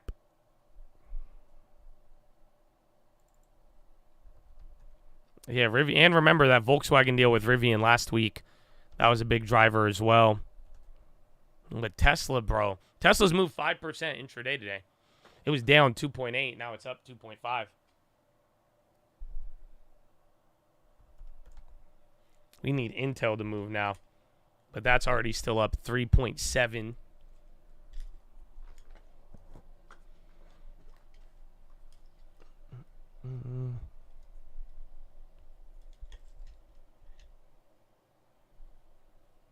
What is that? Federal Aviation Administrator orders inspections of 2,600 Boeing 737s because oxygen masks could fail in emergencies. Or? They're like, the plane goes down anyway. Why do you even need working oxygen masks? So that just came out right now, I think. Boeing kind of... Again, Boeing was up 3. Now it's up only 1.3. But I think that news is just coming out right now.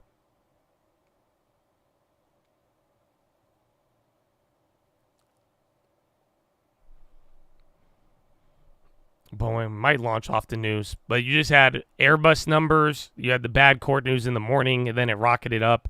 And now that another poor headline.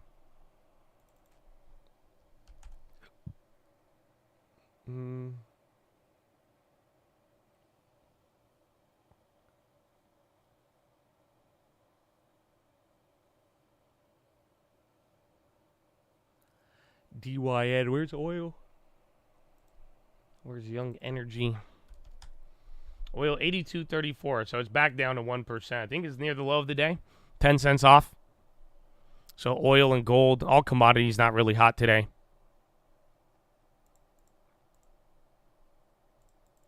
Where's Tessie? TQQ on the high. Interesting. Tesla. And then SPY just barely below where Euro close was.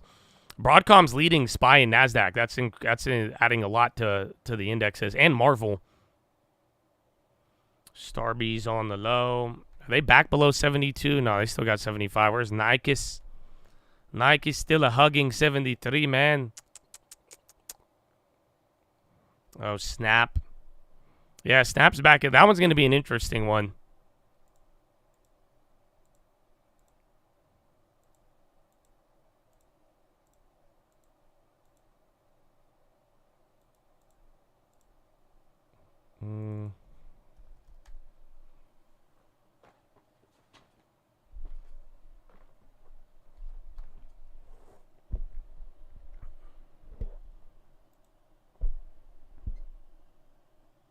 $35. Can we go past January? Yeah. We go to June.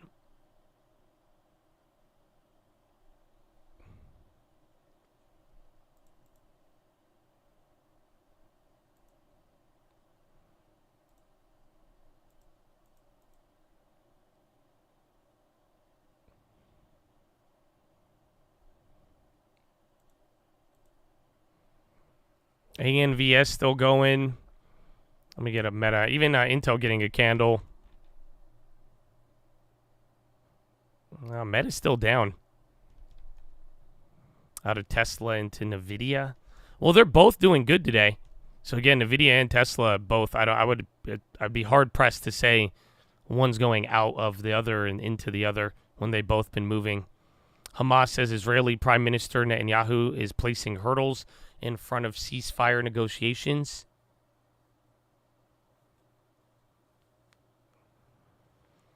This gold going round 2 to the gulag. It did this last time. I remember last time I got deep green on my gold. It lasted for a day and then just dumped for no cause the next day. So I'm still green on my play, but gold is shaved literally half of the gains from Friday.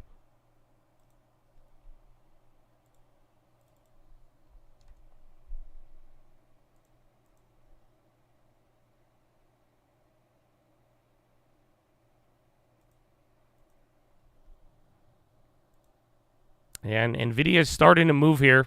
I mean, this was considered a high in the morning. It's still up 3%, 2.5. So nothing small there. And then Marvel, that's still leading a lot. Intel trying to get back up, at least back above 4. Who's the other one? SMCI and Broadcom. Broadcom's just still hugging the highs too. Pinduoduo. Bob is near the low, and Baidu. I'm back, baby. What's going on? Happy Monday. About Eric earnings for this Friday morning. Is Ericsson, right? I haven't looked at them in a minute, but unless they're going through like, you know, a recovery scenario, they're already up. So I would just only play the upside, because even then the downside on a $6 play, you'd be limited. So if it's cheap enough, but if the options, again, too much premium, you might be better off going with the shares. And Tesla's still, bro, bonds are just meandering right at break even. That sucks. I don't know if it's going to stay pinned like this. I would prefer either a breakout or a breakdown, but bonds are very interesting here. They're not moving at all.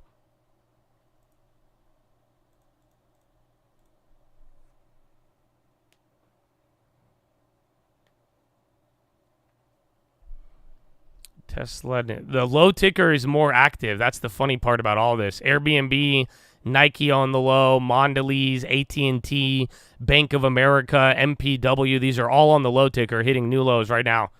So literally, you got like 4-to-1 names going down then up right now, but your index is still kind of hugging just a little bit below Euro close. Nothing could bring this market down. Well, it's really just about those 7 names. You know, it's those tech names, the chips, that if those go down, the market comes down. Otherwise, you know, like we've witnessed for the last month, you could watch a lot of things move around, but doesn't necessarily mean it will move the index higher or lower. When will it correct? Well, I talked about it on the watch list yesterday. You know, the whole idea of when the economy will slow down. I think it's going to, when you finally get negative job numbers, once the curve uninverts, you know, these will be factors. Until then, though, I mean, it's going to be a slow and steady race. Slow and steady.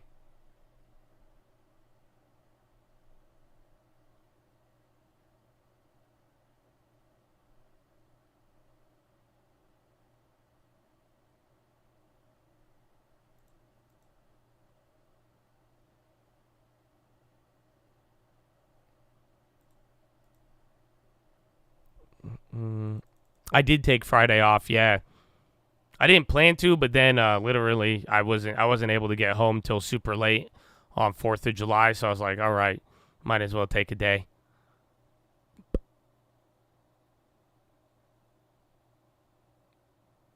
Have you seen the athletes and entertainers with their custom Cybertrucks? Hottest car out there. I have. I would argue I think I have the coolest wrap. I don't want to be that guy, but I've seen a lot of Cybertrucks so far, and I think mine's the coolest. I don't know. That bull, that two-tone bull, bro, it hits. If you didn't see it, it was on my story. But yeah, no, I think it's the coolest one.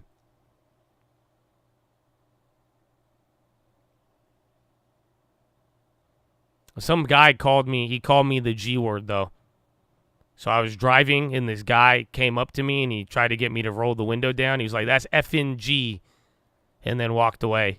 I have it on camera. It was pretty funny. So one person didn't like it. No, he called me the G word. That's what my mom says. The G word, not the GOAT. No. He was referencing my sexuality. Yeah, I was like, how do you know that from my... That doesn't make... Wait a minute.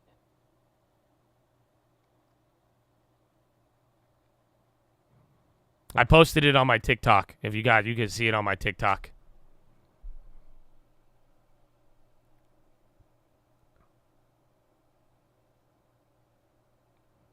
Yeah, bro. Shout out substitutes, bro. For real. We were only going to do one color, and then Chad was like, do a two-tone. And I was like, I like that idea.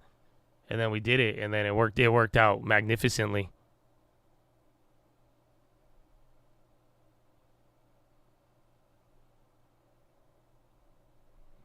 Yeah, Tesla was just at 180.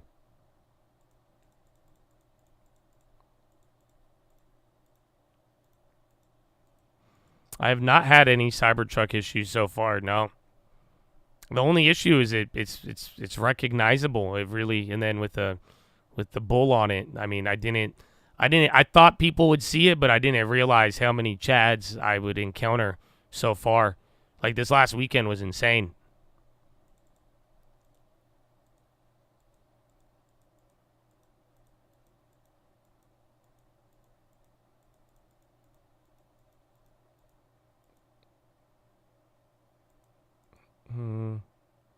No, the Cybertruck deliveries, they were like hidden within some of the other stuff. That's what we were just talking about. But, you know, there is an assumption that the Cybertruck may be the best-selling SUV in the United States right now. ARQT FDA approval. This thing's barely green. Interesting. That might move a little bit. It's still kind of a liquid, but we've seen a lot more liquid in the past.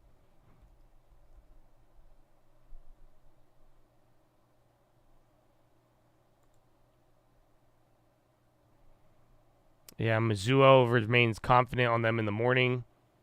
Says they haven't received an action letter from FDA yet. They remain confident for atopic dermatitis. So they have a price target of $18, outperform.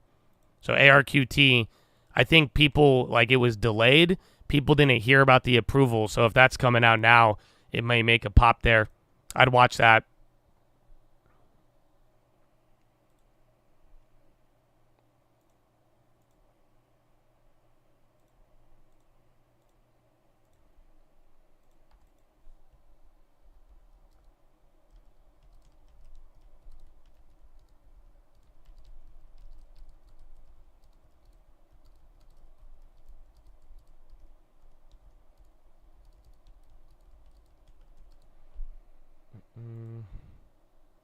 ARQT. That's the one. I'd watch out for it because, again, it seems like in the morning it was moving around. People thought they'd hear from the FDA and they didn't. And then now they thought it would be delayed, but now it just came in as the approval. And then again, I forgot, was it Argus or whoever? Mizuho, they have an $18 price target on them.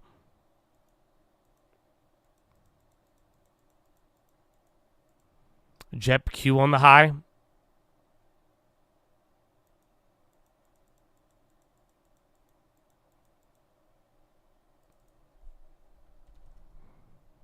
Tesla is about to hit 260. Twitch still running. YouTube clap me. Can you hear me, Chad? They ask what happened, but I'm still here.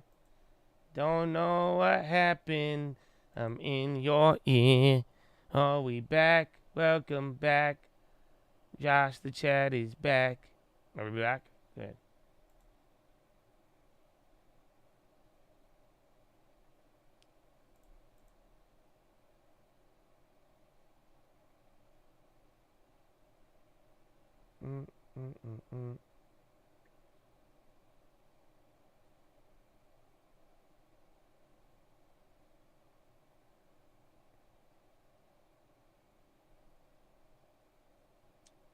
Let's see.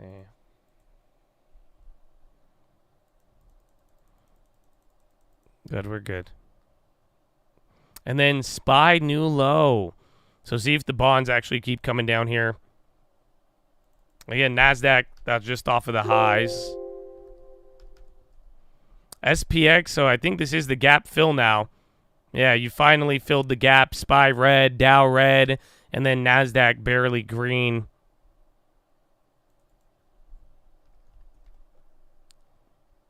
I mean, Tesla's still holding. Where's NVIDIA?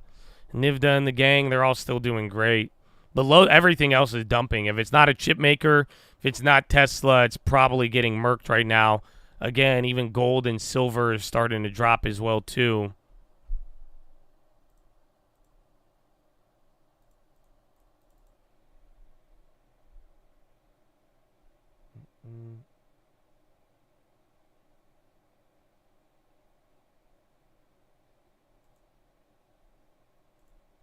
I'm looking at gold right now.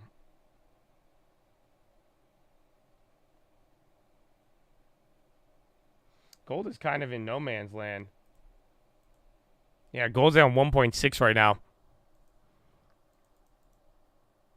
No news on Charter. MSTR on the high? No. Oh, Charter Communications. I think there was something in the morning, actually. Or maybe that's related to the Paramount stuff. And then Charter faces analyst warning on broadband revenue challenges. That was the other day. Yeah, silver and gold are just getting murked. I'm surprised that bonds aren't moving, but those are making some pretty big actions right now. And then Monster, that's rocketing up here, 0.7. I wouldn't really call it a rocket. SPY new low, so it's been about 35 minutes since zero close, and we are now a little bit lower. And then Apple came back down to red too. ARQT. Yeah, going round 2 now. So again, it was break even when Troy made that call out. So now it's up 5.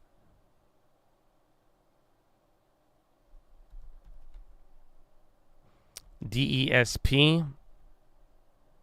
Again, a lot of these small cap names on the high right now. Other than that, you're getting, again, 4 to 5 to 1 in terms of names going down. Your tech names and your Tesla are still keeping you up, but that's about it.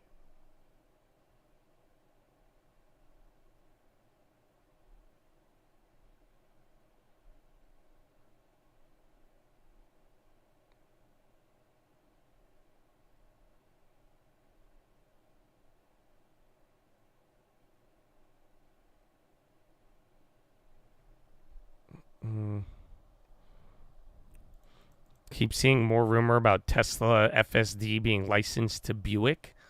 But doesn't Buick, isn't that part of GM? Don't they have the, what's it called? The Chevy Cruze or whatever? Or was it called Blue Cruise? Something like that. Intel, it started on Friday, but Intel is getting the pre-earnings run up. Even the plays we grabbed this morning, they already went up 42%. Super Cruise, right? Yeah, that's what it is. I didn't know. Blues Clues.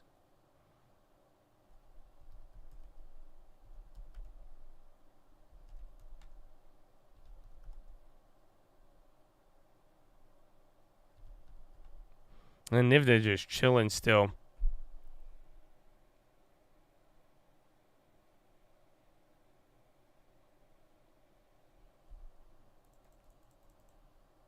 Let's see what the bonds do.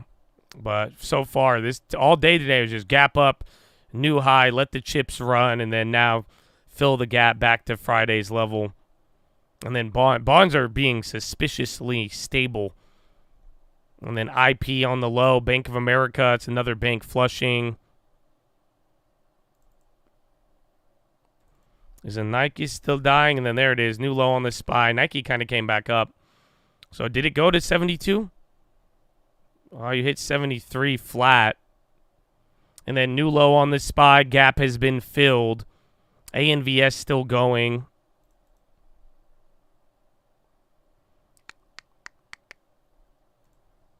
Tesla mini clap. And NVIDIA. But again, all still green. What a day, bro. What a day. All summer. This is going to be the summer of... This is the summer of concentration. Why RCL is so they had good earnings recently. Remember we made that play. If Cybertruck is best selling, why would you hide in numbers? That I have no idea. Maybe because they were probably worried in the beginning. Then they had the recall stuff, but they don't hide it. They just package it. So if you're not familiar with like Tesla's earnings, they give the Model 3 numbers by themselves because of how it's the most popular car pretty much. And then the Model S, the Model X, and then Model Y too. They give Model Y, Model 3 numbers, S, X, and now the Cybertruck. They're kind of either the legacy models are not as popular. They don't really give them the same level of coverage, but they might in the future. And then SPY going lower. So new low, you're like back to the first high that you set like middle of the day on Friday. Again, more names are dropping. You have your couple of names holding you up, but since Euro closed now, we're down what? You're probably down like 1.5 on the SPY. And then gold hit that low trying to bounce. We'll see if it gets out of that range. And then bonds back to green, but barely moving, still trapped in the data set.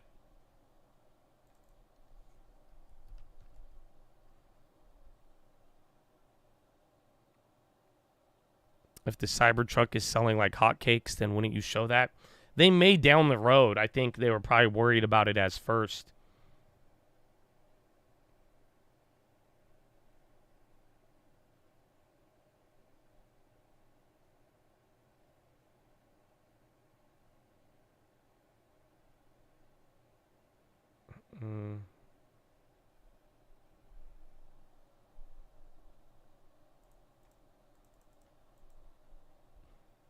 Ionis. All right, there's the bonds. Let's see if we get a... Interesting, because you're going into the lows, and then bonds are now breaking out for the day. Bonds have a long way to go. They were killing it pre-market, so that's kind of the irony with all of it. But see if either SPY, if they keep inversing here. Gold a little bit from the bottom.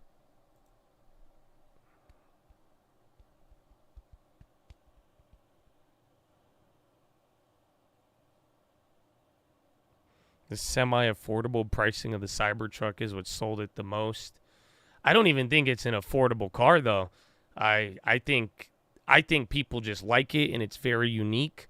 And that's like, if you want a car that nobody has and that is just different. I mean, it's a cool car, but I think it's expensive. I think any Cybertruck getting delivered, they're spending $120,000. That's a lot. Considering I thought the Cybertruck was going to be like 60,000 or 80,000.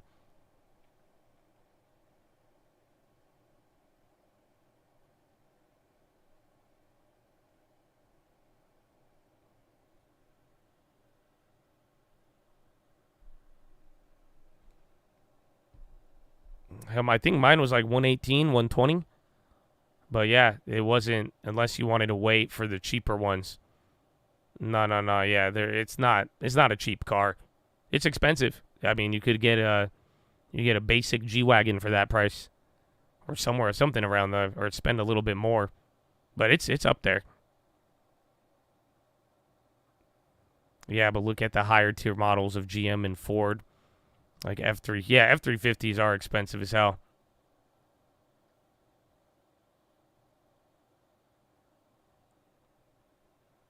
It's kind of flippable, but not really.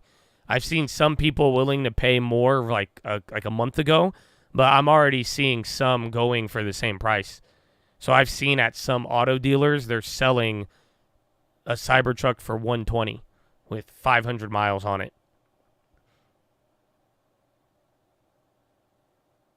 The EV Hummer's like 98 grand, a little if you want. That's for like a used one. But EV Hummers are around the same. That's a competitor.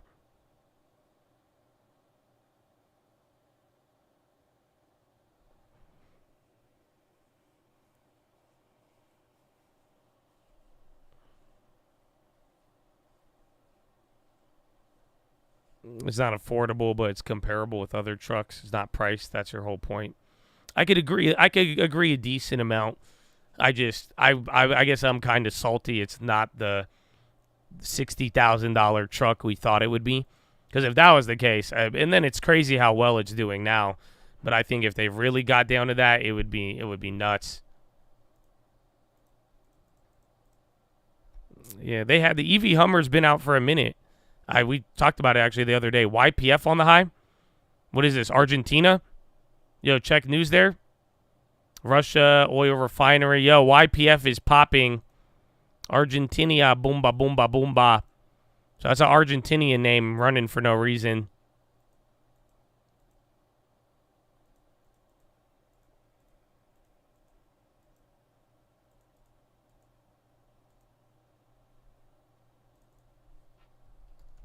Duolingo on the high again. Why is Pam Argentina too?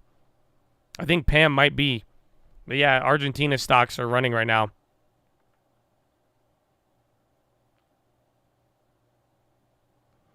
Yeah, that was Mr. Malay. And then bonds finally broke out here. See if they get above pre-market highs.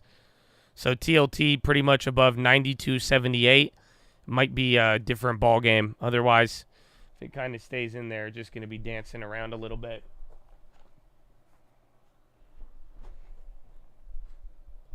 Melly green all day. That's Argentina too? Or is that South Africa?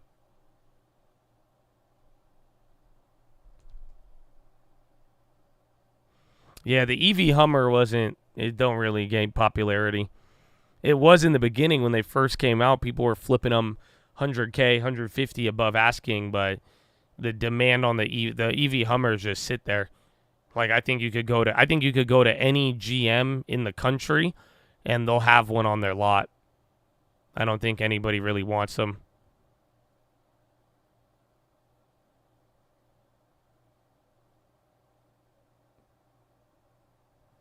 Does a Cybertruck qualify for the write-offs?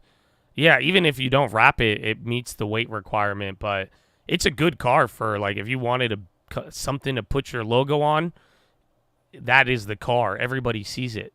I'm telling you, even the reactions we get on ours is insane. So I think that's why you're seeing a lot of people wrap them. You'll get more attention driving in a Cybertruck than driving in a Ferrari. Hands down. Any supercar right now. It's just the way everywhere everybody is filming that car. It's insane. I like CRISPR. I mean, if you already have blue chip names, I mean, I think it's more of a risk there, but I like the idea of that technology. Wheat and corn about to hit limit down.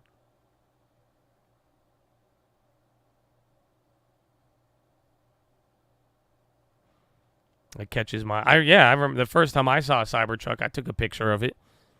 It's a weird car. You have never seen anything like that on the road.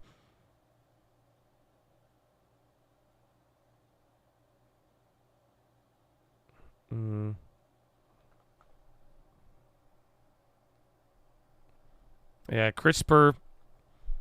I think they're a little bit higher. I would have liked them in the $20 or wherever they were at that low, but again, the technology is very fascinating. Yeah, I guess they hit 30. But I've known about them for years. They're a leader in that space. Does that mean beef goes up? No, it could go down. I mean, think about it. If the price to feed animals and humans goes down, that could be helpful. I think it's more related to both energy and then other like shipping and just overall supply. But I don't think the wheat numbers were that bad to cause that. Again, wheat was just running up there. I'd have to look more into what's going on with that whole situation.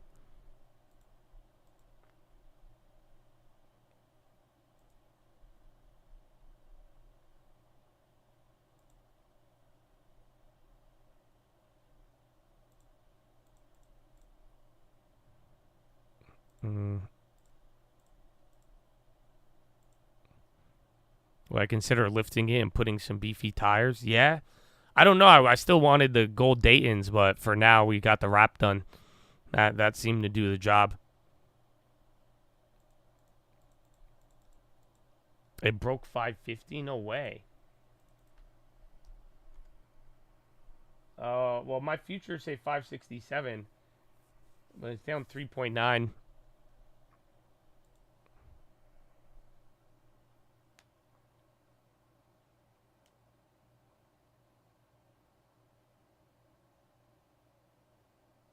How can you say it's nothing you've ever seen? PS1 graphic Pontiac Aztec has been seen. I guess so.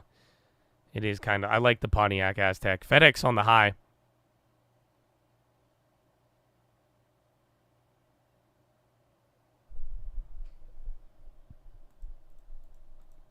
World is awash with grains. WASDE report Thursday may be interesting. It's really weird because, like, I think about a month and a half ago, I think the wheat numbers were they had a bad harvest, but then again, that could make sense for everything else. I think one bad harvest in America doesn't change the whole global outlook.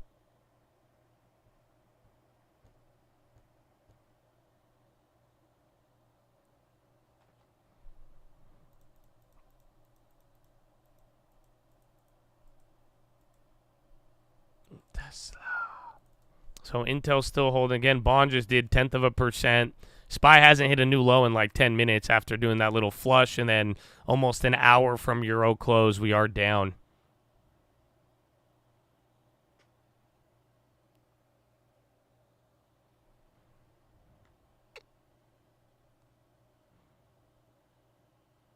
Oh, I want to show you guys. Let me see.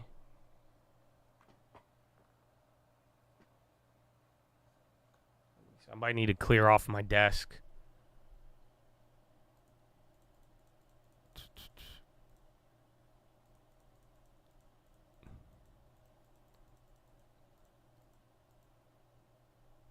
All right, give me a second. I'll be right back. Follow me on Instagram at the Trading Fraternity. I'll see you in a little bit.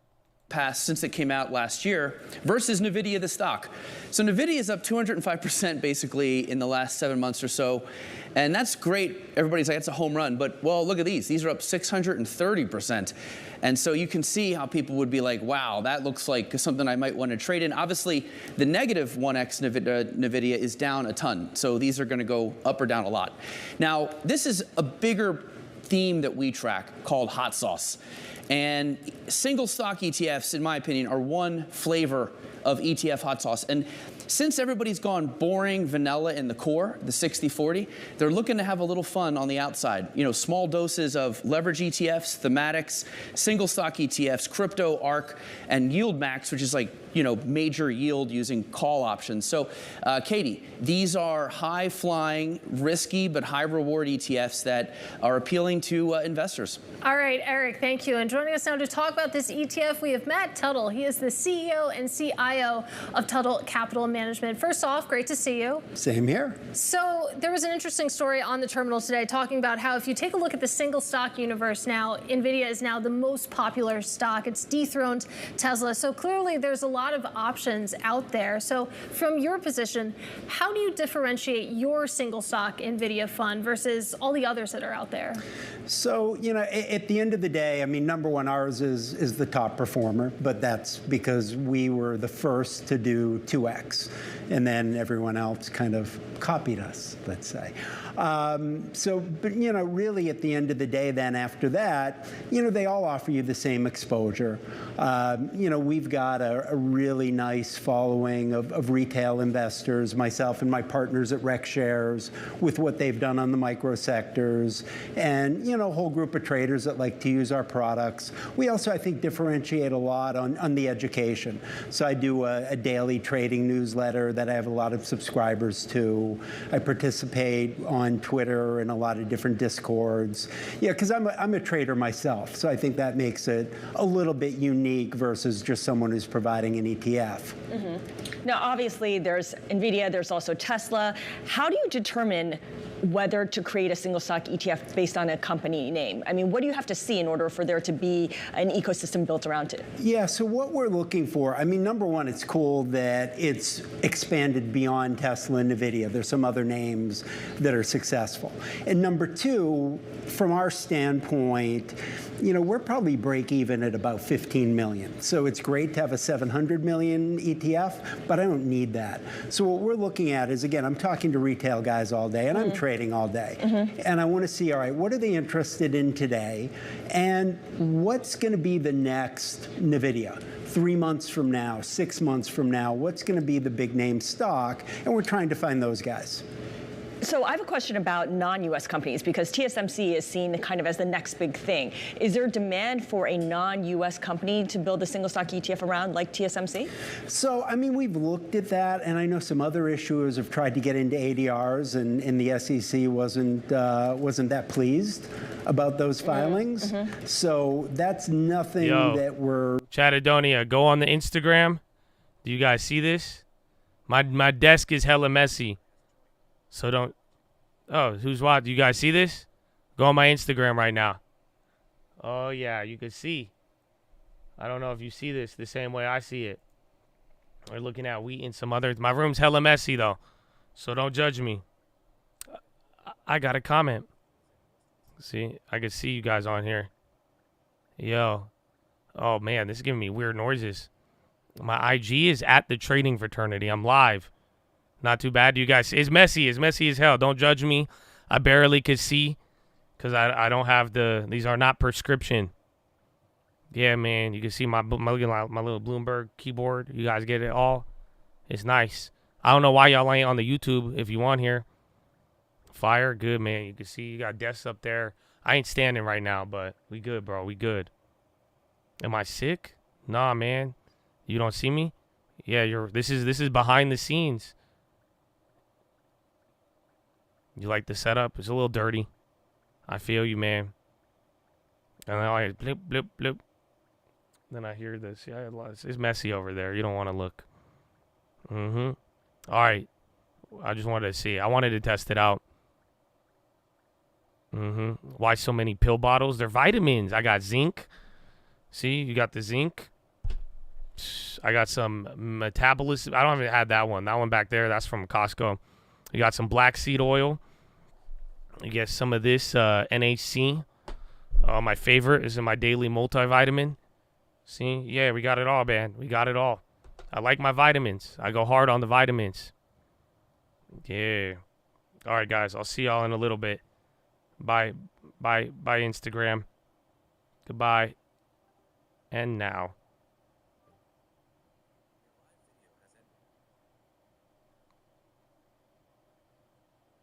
Isn't that cool? Oh, Mark Dez, baby. All right, let me take these off. I need my... That was strange, wasn't it? It was different. I wanted to see how it looked. But now I'm going to be able to get you guys some different style driving videos. Oh, why have the dry wipes? Oh, the tissues? Well, yeah, anytime in the morning. I usually got to give a quick mucus rundown, you know. So pretty good for now. AI PCs may take years before making sales impact. Microsoft, Dell, HP, among makers highlighting new AI PCs. Only 3% in 24 will be optimized for AI. That doesn't sound good. And then watch if bonds come down. And then see if anybody else moves in there.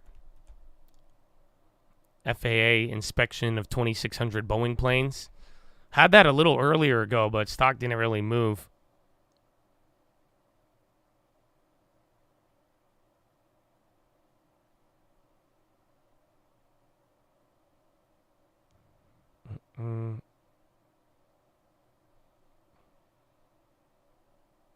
Josh has 3 phones in arm reach. Yeah, man. Multiple. You got to do some foreign stuff too, you know. And then a phone for the family is good. I got a good deal.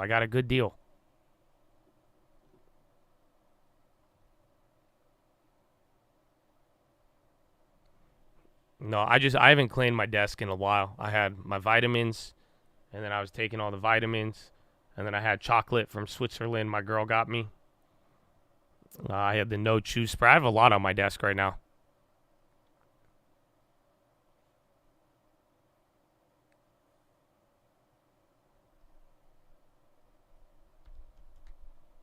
And then Nivda chilling.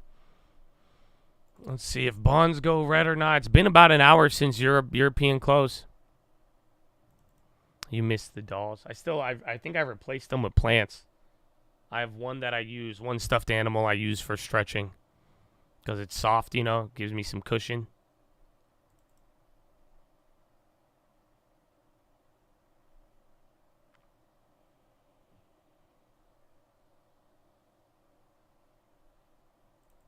REITs, I like the REIT. I think Vici is a good REIT. O is good as well, but they have a little bit more problems.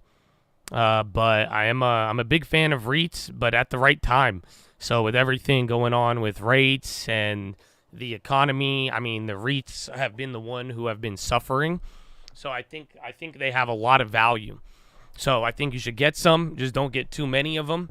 And then at the same time, when things start easing up with rates, and then we really see, you know, the fallout or lack thereof in the commercial real estate market, I think that is going to be good to go.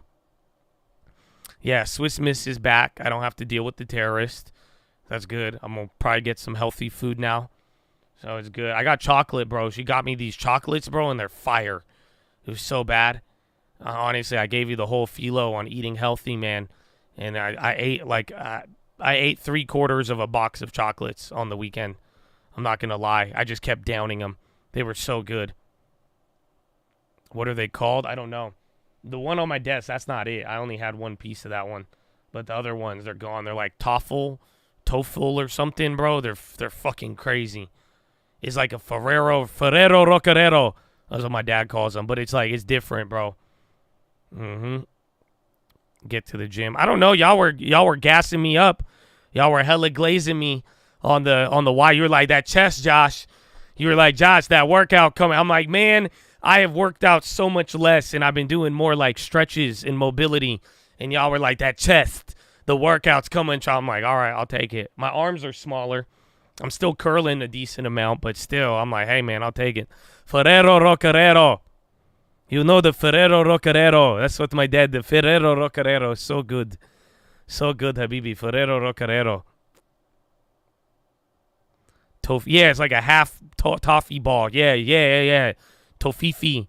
Something like that. Fire, bro. Fire. Never had it in my life. And then the Luxembourgly. The macaroons. Oh, my nephew went insane on those. He ate like half a ball. I was like, man, this is bad. Ferrero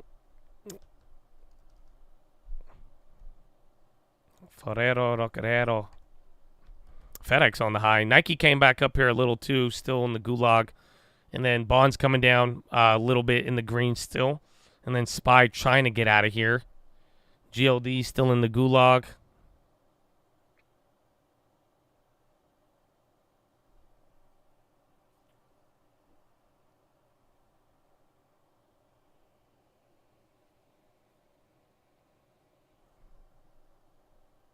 I like gold, though. I've been liking gold for the last couple of months now, and I've still been in this play for a decent amount. It goes green, negative, green. It lost gains from Friday, but I'm still pretty green on it. But I like gold, and I think anytime we start running into data, whether it's both domestically or abroad, then I think gold is going to move off of it. So especially for this week coming into next, I think gold should have some decent-sized moves. But big fan, big fan.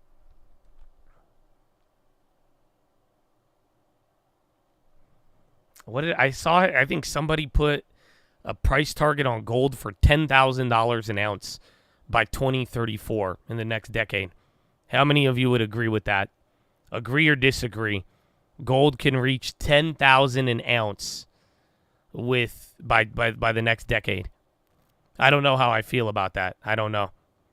Some people are saying it's the best investment of our lifetime. Even sooner. Agree, disagree. Nah, no shot. Peter Schiff probably, right? You saw 7,500, 5,000 maybe. They've been saying that for 15,000 years. Interesting. Yeah, I don't know how. I think maybe 5,000. Kind of agree. If gold hits 10K, Bitcoin would be $1 million. Yeah, maybe.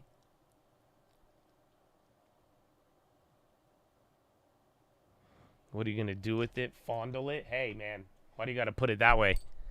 You made it sound so much more aggressive. I could do this. Let it ring. Wow.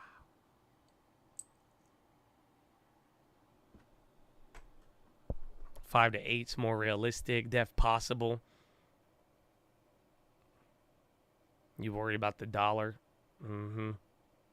I mean, the dollar is still nuts, man. Even when you if you really take a step back and just look at the dollar around the world, man, it's kind of nuts. Like, the dollar is still very, very strong, and even then, the dollar is as strong as it has been, and gold is still up the way it has been as well, which is wild. There used to be a time where dollar would go up, gold would get murdered, but I think with all the mass weakness in other countries, it's nuts. Her girlfriend said AMN Healthcare is doing another round of layoffs on its recruiters.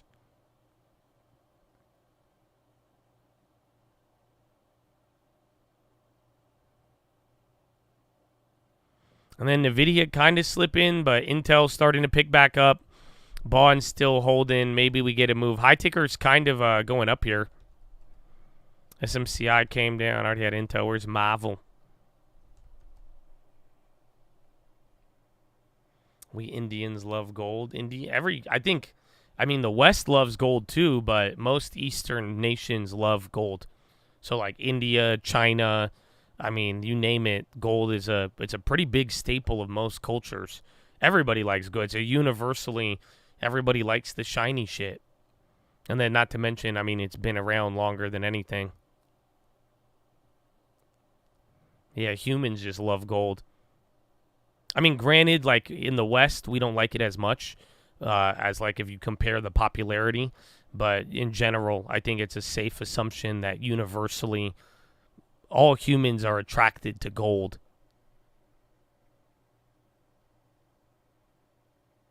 Gold, silver shows silver is undervalued compared to gold. I thought it was higher. I thought the gold silver index was actually really high, but I still think there is some room. But at least on the year, silver is outperformed heavily. Yeah, Amazon, remember it led last week, and then it would turn, red light, green light. And then today it hit a new high, then just came down. White and yellow gold. I think white gold has aluminum in it, I believe. And then rose gold has like copper. Is 15% of your money in silver too much? Yeah, that's a lot. So I like gold and silver physical, but I do think after some point you will regret it. What I mean by that is that, like, just go buy a dividend stock. So, like, I made 100% on my gold and silver over the last, 10 years that I've held it. But if I just bought a dividend stock like Coca-Cola, I would have made 100% and gotten, 50% back in dividends.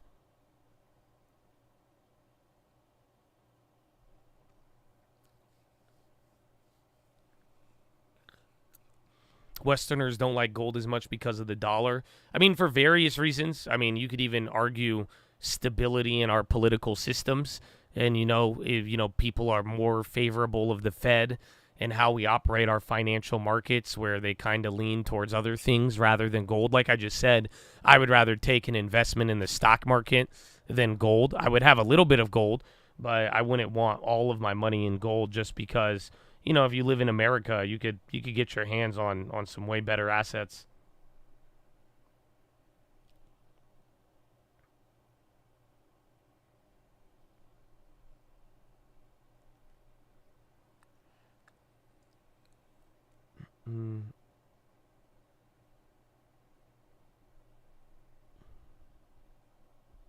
It's more about preservation, not growth. Yeah, 100%.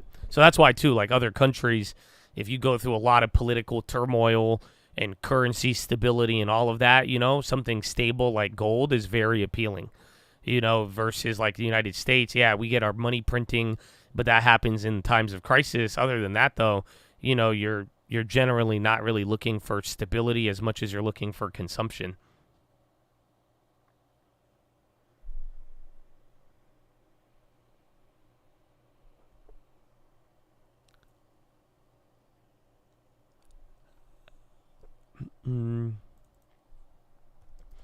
Where is the Nikes? It came back up. That's around where we got it here this morning. So flushed a little bit lower to 73. I think most gold coins are legal tender, but Golden Eagles, those are the number one minted by the U.S. I think those have the best premium too.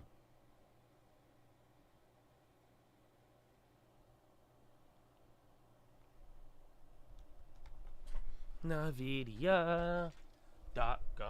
Oh man, it's already 9:30.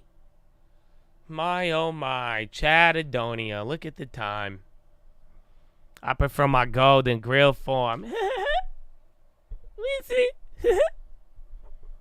Yeah, I still have my grill. I broke it though. Still got an ounce there though. Fiat is dying all over the world, so will the dollar.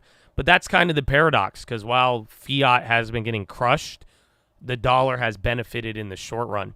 So I think even Uncle has talked about it, It's coming off as inflation. That's what the dollar's still strengthening. There's a lot of things that happen, but, we'll see where the story ends. But as part of the plot, as fiat dies, the reserve currency benefits the most until there's actually a broader shift with all of monetary policy. Would you ever rock mouth jewelry? Like a diamond in my tooth? No, but I have a grill. I bought this almost like 10 years ago. I guess like 6-7 years ago. I put an ounce of gold into a grill molded to my teeth. I had a lot of fun with that.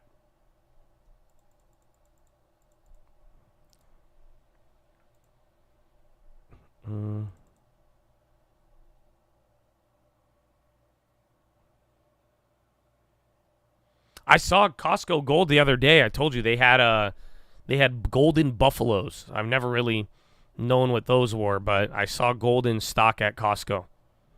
It was expensive though. Again, it was at $2,400 an ounce. The current spot price or whatever.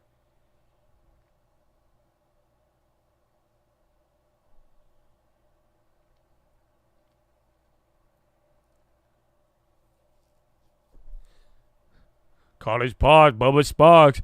AI, rocking everywhere. AI, rocking everywhere. No? Okay. I found you, Miss Nunavidia. No? Okay. I'm sorry. I need to go to the bathroom. I need to go get me a carbo. It's already almost 10, bro.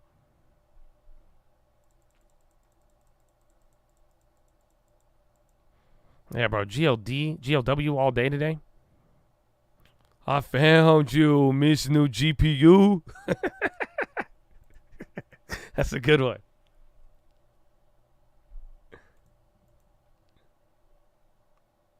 Oh, see, no commercial breaks. They don't, no. Charter popping. Again, they had some news from a couple days ago. Some sort of like downgrade. Somebody was asking about them earlier today. And then SPY's coming up. We're still down below a Euro close. It's been like an hour 15 from there. The morning's eventful. I mean, hey, man, it's the least I could do. I'm glad. I hope you're ready for this week, too. We should have an exciting week. The only thing that sucks is that even though the week in the calendar is exciting and then earnings, don't let we can't escape summer and this high concentration, unfortunately. Here at Nike. Yeah, I added some Nike. The Nike dividend is low, though. That's the only thing. That's what sucks. I wish Nike paid out more, but it's only about like 2%. I think Intel's climbing up here again. Or was that, am I tripping? I think Nike is Nike at 4? No, it's at 2. Because even Intel's around there as well.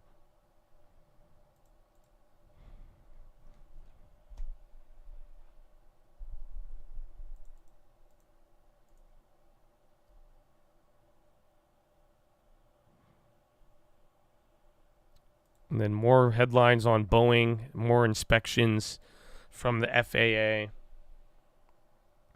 The Intel play was December calls. They're up 50% though already, surprisingly.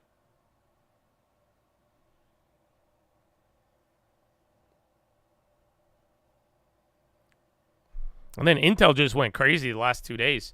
But I was telling you guys this for like a week or two. I just said at some point before Intel, it's going to have a huge pre-earnings run, and then it's going to say nothing about the earnings.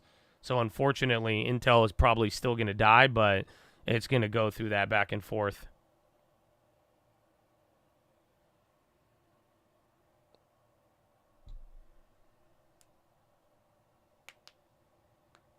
And Boeing D on the high. All right. I will BRB. Follow me on Instagram at The Trading Fraternity. I'll see you in a little bit. Have a show focusing on stocks also at a time where the bond market is very interesting. And what Howard Marks is speaking to, think about it, Scarlett, we're looking at what the implied rate move is for this year. 2 cuts. 2 cuts only brings you down to about 482 is the implied rate based on Fed futures. And you're looking at these companies, to Howard Marks's point, refinancing at still a significantly higher rate than they bought the debt on at. So the point he's trying to make is that there's still a bit of stress under the system, particularly in the sectors, as we've been talking about. Banks are reporting starting the end of this week and into next week, but also in other areas, particularly private equity-backed companies, non-public companies, where the stress under the surface is really hard to calculate. Yes, exactly. And it's hard to see sometimes because it's just not visible to most of us. You mentioned banks and how they'll be reporting earnings. This will be a big week for that. And there's a big call from Mike Wilson of Morgan Stanley, a perennial bear, who says that he sees a 10% correction as highly likely. Yeah, that was a pretty interesting move here because you have the S&P 500 really hovering kind of around where he has been targeting for the end of the year. But he, like other investors, believe in a lot of potential volatility heading into the election season. So the 10% correction call is a very interesting one at this point in time, where you've seen a market shake off all the geopolitical risk. You've seen it shake off all of the rate uncertainty. The expectation has changed so drastically. But with that said, this kind of concern about a 10% correction, even people who are bullish on the market. We talked to an investor, for example, at State Street Global as well this morning, and they were saying even with that potential drawdown risk, there is still optimism on seeing it through the other side. Now, there's another person we talked to as well about kind of this uncertainty around the elections. It was Greg Jensen at Bridgewater, of course, one of the co-CIOs. One of the things he said to Ascar was that he sees a lot of fiscal risk as well. He wouldn't go so far as to saying whether he would go and put the pedal on shorting the long end of the curve. But there was another part in the market that he was bright and sunny about, as many investors are, that is AI. Let's take a quick listen to what he had to say. Right now, I expect over the next 5 years, so much of what human investors and analysts can do can be better done with machine intelligence. And that's been a journey for me. I've been looking at this for, Bridgewater's built an expert system based on human intuition being translated into algorithms. So we know Bridgewater, remember Greg Jensen alone was one of the early investors in OpenAI and Anthropic actually too. He was one of the first checks for Anthropic. But they also said, Bridgewater, they are hedging a lot of the AI risk as well and the impact it might have on other stocks. So it will be interesting to see how all of that plays out. So you had Howard Marks, you had Greg Jensen. Who else do you have coming up this week? So interesting week. We're certainly just getting started here. We have Torsten Slok of Apollo tomorrow, right before we hear from Fed Chair Powell testifying to Congress as well. We have Steve Eisman. Right in the morning. Datadog on the high. Hi. Where's that other one? We grab Unity. And then the bonds, they're still holding up. I think end of the day, you'll get more activity. That one's still going. Amazon chilled out. NVIDIA, they kind of chilled out too, 1.7. And then SMCI calmed down. Broadcom still near the high. I think there's one more. Thoughts on price action following ETH launch? I think crypto right now is just getting bogged down by the Mt. Gox stuff. But I have been surprised that I think it's because people are doubting it, but ETH is not getting as much excitement about the ETFs as Bitcoin did. And I don't know, maybe because Bitcoin also kind of correlated around the halvening, but for now I think some of the Mt. Gox stuff is a bigger overhang.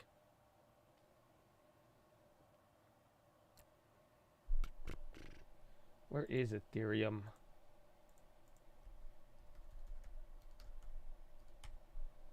$29.80 on the futures. Not bad. Yeah, I'm very surprised. Even Bitcoin, man. Bitcoin from what? 70,000 back to 56. Would I sell Intel before earnings?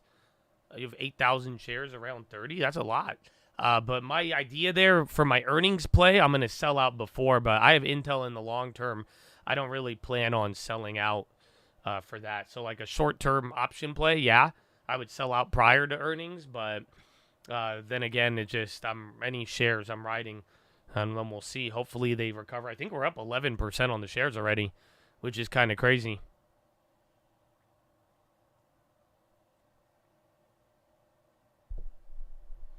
President Biden speaks on a call with donors. We can't waste any more time. I'm going to be the Democratic nominee. Yeah, come on. Stop it. Don't make it difficult. We're going to do it. You have another $20K deposit for long term. You were thinking by Jeppy and O. What are your thoughts about it? So I feel like you've been here long enough. I don't really like the Jeppy names as much. I think if you want to take that risk and you're more familiar, be my guest. It does depend on how the rest of your portfolio is. And like we just talked about with REITs, I wouldn't have too many REITs. especially now. I'd get a little bit of them, but I would. It depends really what you have in your portfolio. So if you're telling me 20K and you want to throw out some things and you want to put it on these high dividend names, like why? What else are you holding that's making you think that way? But I wouldn't say those are my first two choices.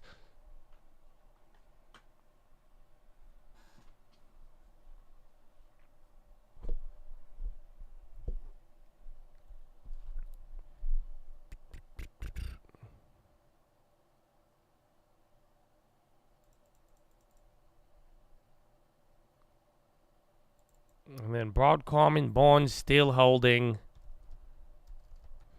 I mean, and Marvel, too. That one's actually still near the high. And where's Tessie? So Tessie chilled out. Hit 257 at one point. I guess it's only up by 0.8. But that was looking kind of nuts. Spy about to fly.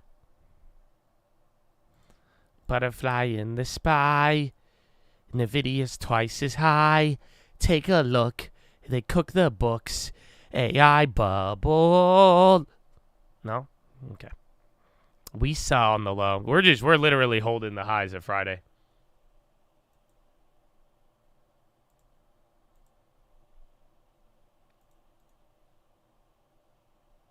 And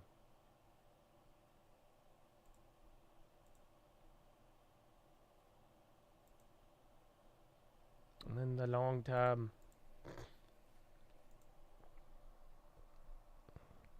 Damn Intel, even Redfin's up today. A very weird day.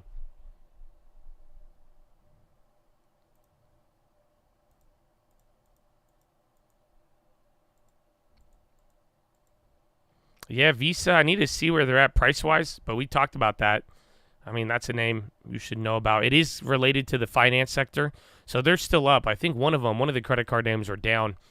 So the only thing I don't like about them is that they're up. I think UPS, that's a very interesting long-term potential name, and that yields the highest. So there's Marvel breaking out. Again, Marvel is responsible for a lot of gains here on both NASDAQ and SPY today. So that's still holding up 3.5.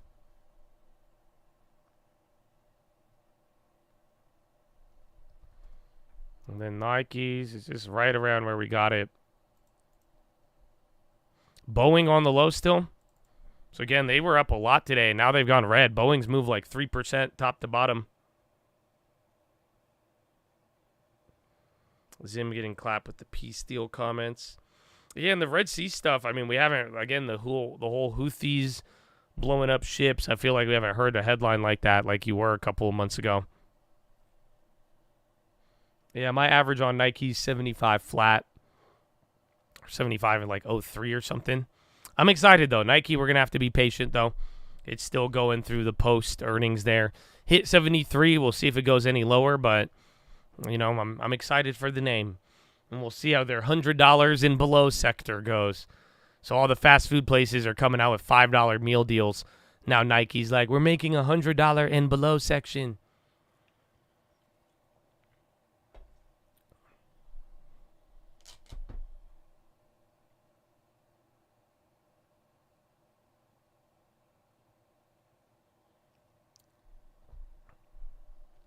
The Nikes. Nike.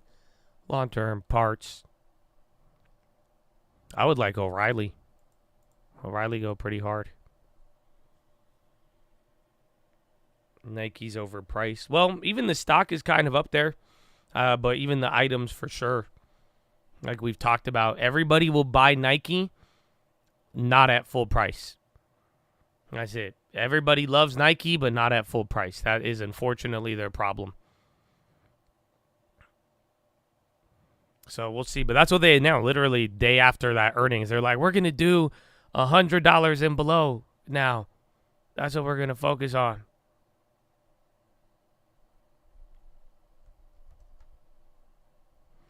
Then Tesla chilling.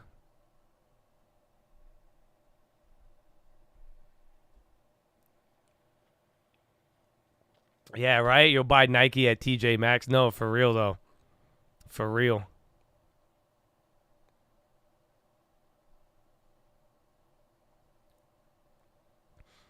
But even then, some people brought it up, like the whole, I don't know if anybody in here sells shoes, because I'm pretty sure the like hype market died.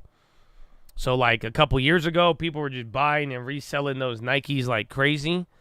But I've heard as of late that like everything died. Like all the like Nike resale stuff is just dead.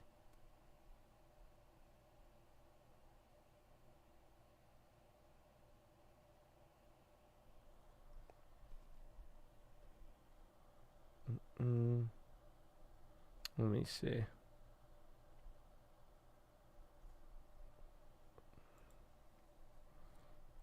Sneaker resale is indeed deceased. Like, I'm pretty sure, like, there was, like, Nike, like, hype names. People thought they would get hyped, and then they would literally, at release, start selling below sticker. Just because they were just that oversupplied, and then the demand wasn't there.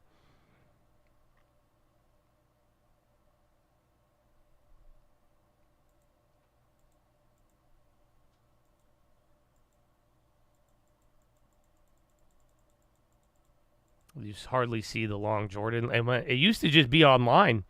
There was in person, then it shifted there during the pandemic, but then, like, literally last couple of months or even the last year, just the whole entire Nike resale market has just fell off a cliff. All of them, even Adidas, anything, the whole, like, buy clothes and then sell them. I think the only thing that's holding is a Stanley Cup. The rare ones.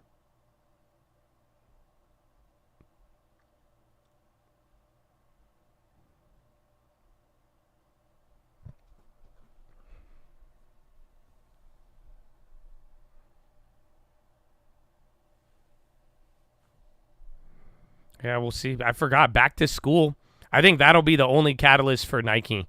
If in the next 3 months they could come out with a cheap shoe, like a really cheap shoe that people want, and then get all those back to school sales. Otherwise, they're done. So we'll see.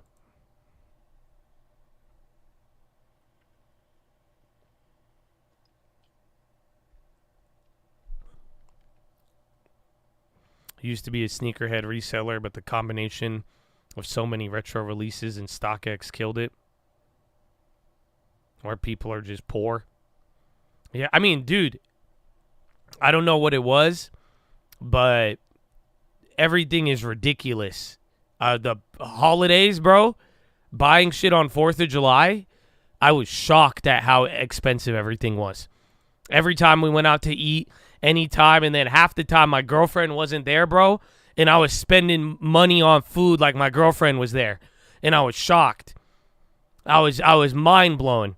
Anywhere by the beach, anywhere by downtown, anything going on, bro, I was like, yo, this is insane.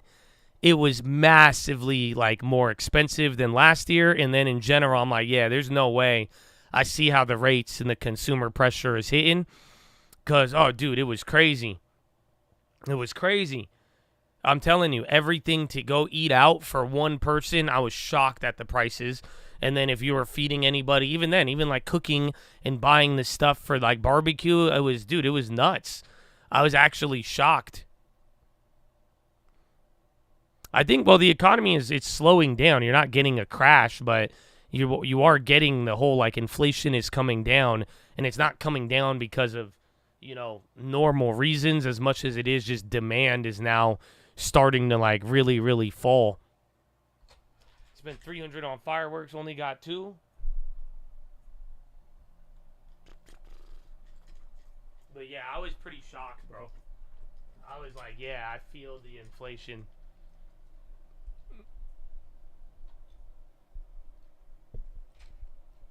Everything, even just going out, bro. I went out the day before. And, like, I went to this little, like, taco shop, bro, and I was shocked at how much I spent for 2 tacos and an appetizer. I was mind blown. And then when we bought some of this stuff to grill, I was just like, what the fuck? And I was like, damn, I don't know how, like, I could see how the consumer is starting to feel the pinch a little bit.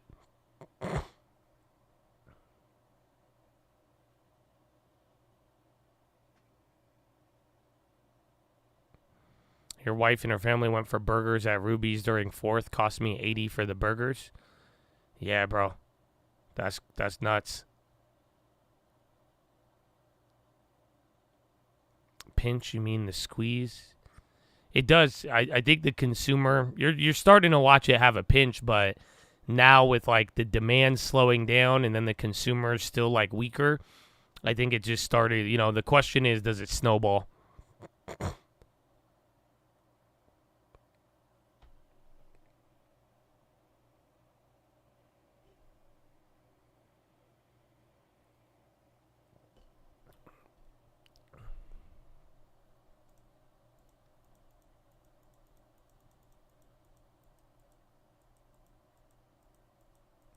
Am I lowering the rents on my properties?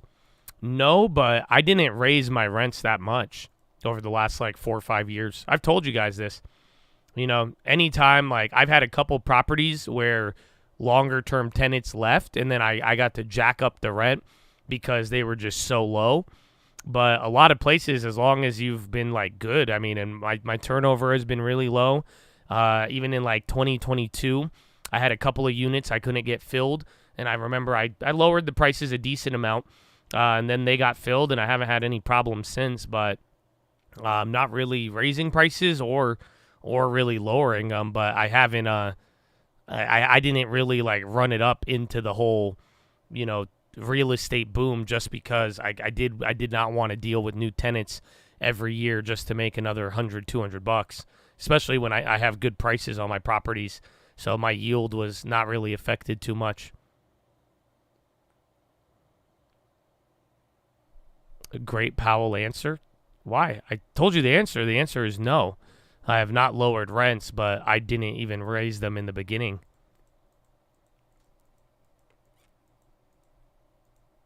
The only one that was like dope, I had a tenant in a property for like 7 years, and they were good, and then I offered them. I said, hey, you just got to like repair this if you want to stay. If you want to do this, we got to do all this stuff. And they did not want to. They just kept asking for too much. And I just said, okay, unfortunately, we'll let it go. And then they left, and I was able to double up the rent because I didn't raise the rent on them for like 7 years.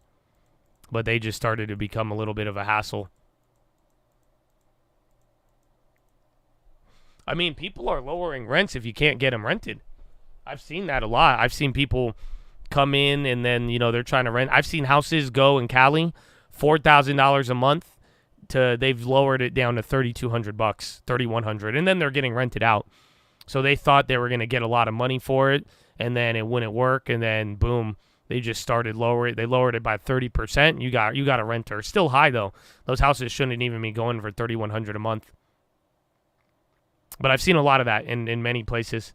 They list it. It sits on the market for like a month, and then they lower it like 20, 30%.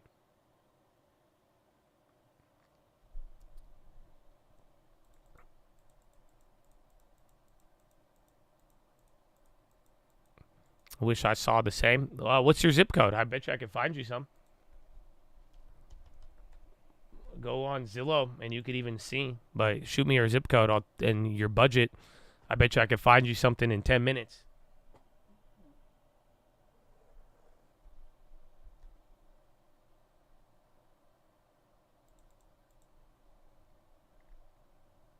Mm-mm.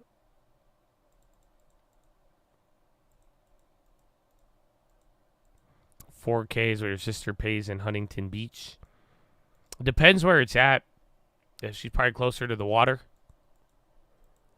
If you go inland, I mean, you could get some good deals.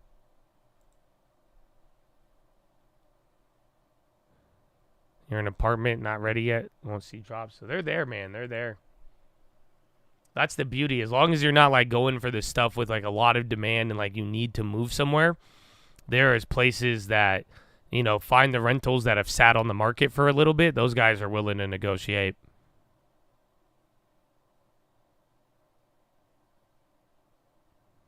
I don't know if today's a rotation into value. It's literally, today is just distorted by concentration and then the chips holding up. How does the building qualify you for the loan? Are you talking about a multi-unit? So if it's above 5 units, you could pretty much, and it's already rented, it's more about qualifying the income of the property rather than you as the borrower.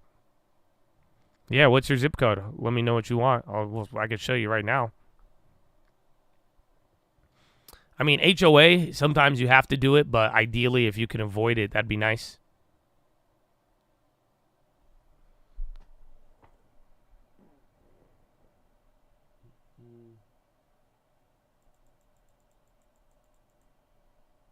I said whoever asked me for the zip code, not all of you.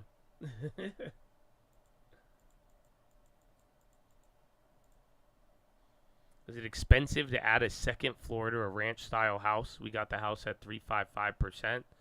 I mean, make sure that it comps out, like, right? You don't want to build a house that isn't like your neighbors, you know? But it is expensive to add another floor, any way you look at it. But it could add value to the property and all of that, but it should be, it's not, that's not a small task.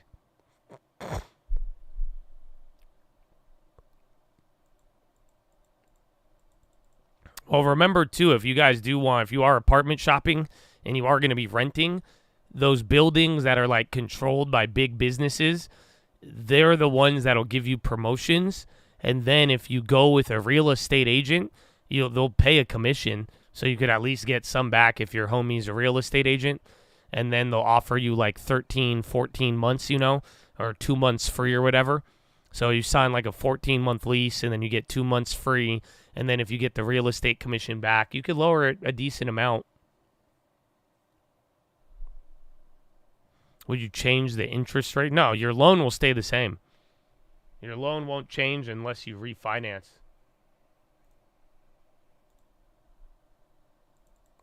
Refinancing to remold the house? What do you mean? Remold it.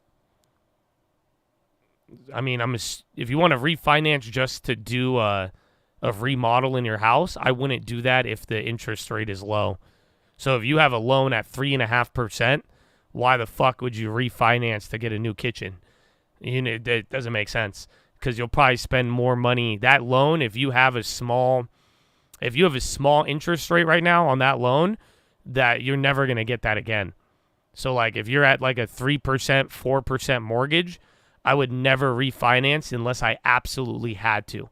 If I needed that, if I'm going broke and I need that money, then I would sell. Then I would refinance, pull out cash, and then survive off of that. But I wouldn't necessarily get rid of it for something that you don't necessarily need.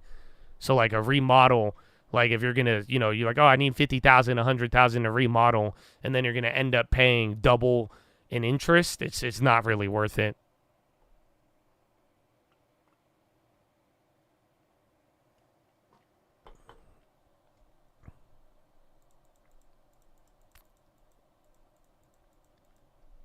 Maybe sell, downgrade. Well, that's kind of the problem, though, because even if you try to downgrade, it's not like you're still going to spend a lot of money at a higher interest rate.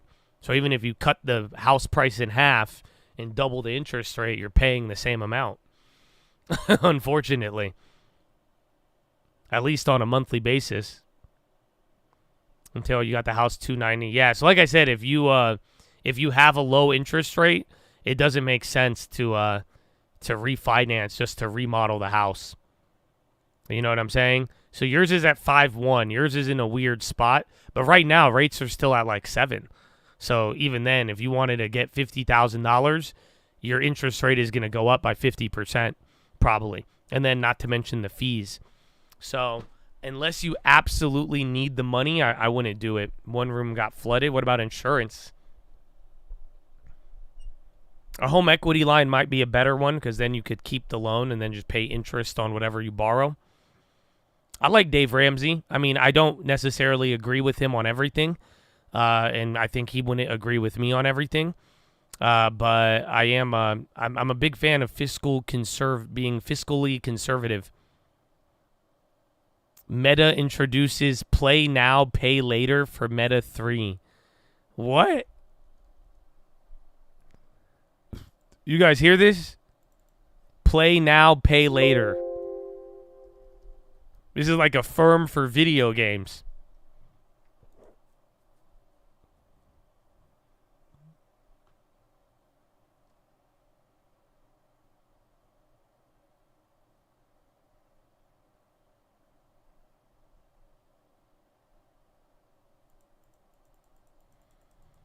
Play now, pay later. That's wild. Broadcom's going up there too. Tesla's starting to give back up.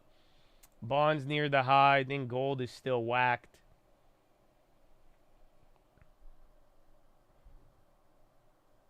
Yeah, I think 92.73. That's the pre-market high. Did I catch your last message? Let me double check. I got the interest rate on the house.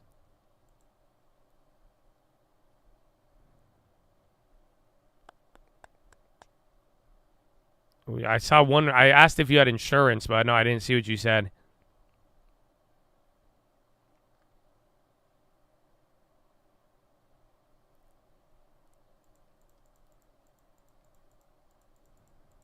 State Farm Insurance, 38% increase to California Insurance Board. I mean, it's been I like State Farm for auto insurance, but I don't know with house insurance. But like I've said, I've been dealing with that a lot lately. I've just had insurers drop me on properties for no damn reason.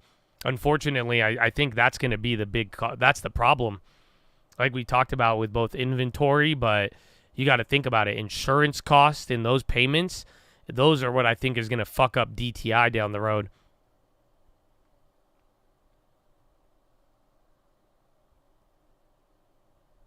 Yeah, insurance really is where the inflation really is at. Because I think that's going to mess up. That's what's going to make it harder to qualify for people. Because even if you could afford the house, if that insurance payment's doubled, and then depending on what other debts you have, it's kind of fucked up. Bro, Miami's kind of dumping already. So you guys remember how I wanted that condo in Miami? I could get one. I could get whatever I want now. And it's just, it's funny because the prices aren't as jacked up, but now those insurance and other factors are way more money.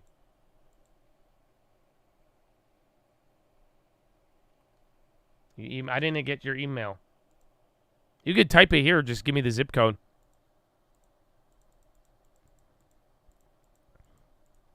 Well, I wanted a condo in Miami. I was like, dude, I'll just go out there every couple of months.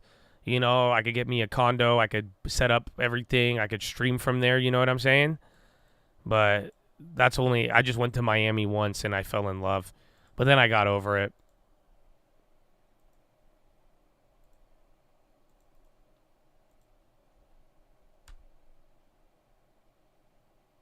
So South Dakota. Let's see for rent. There is not a lot for rent here. Well, let me see. Let me go to the newest. I'm going to go to the ones that have been on there for a while.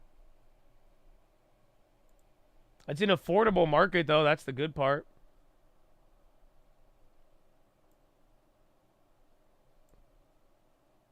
So literally just go to the properties and then just sort by newest. And then just go to the last page so you could see, like, the oldest ones.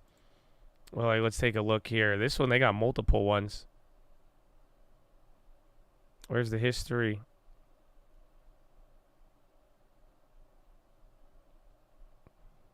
Oh, it should show that.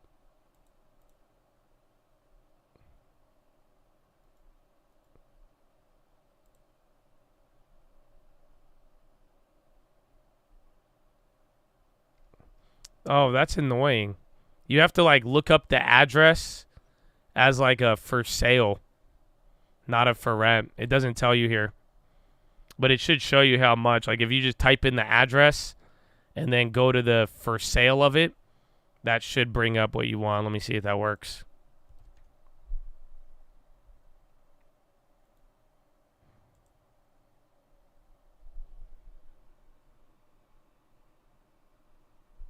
Yeah. So this one's not that bad, but like you see, so that's the one I just had up there. And this one's listed at $1,275. So they're trying to raise it, but you could see how they used to rent for $875, then in 2020 $950. So this guy's raising the rent here, but they're not willing to go down. But I don't know how long that's been on the market for. It should say. But like if you go through these and like go through your area, I mean, tell me what your budget is. I could remove the boundary too.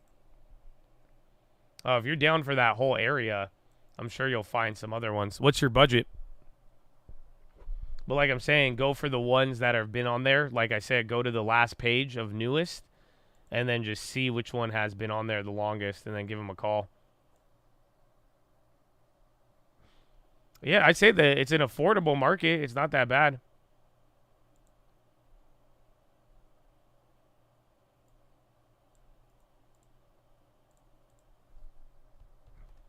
Let me see.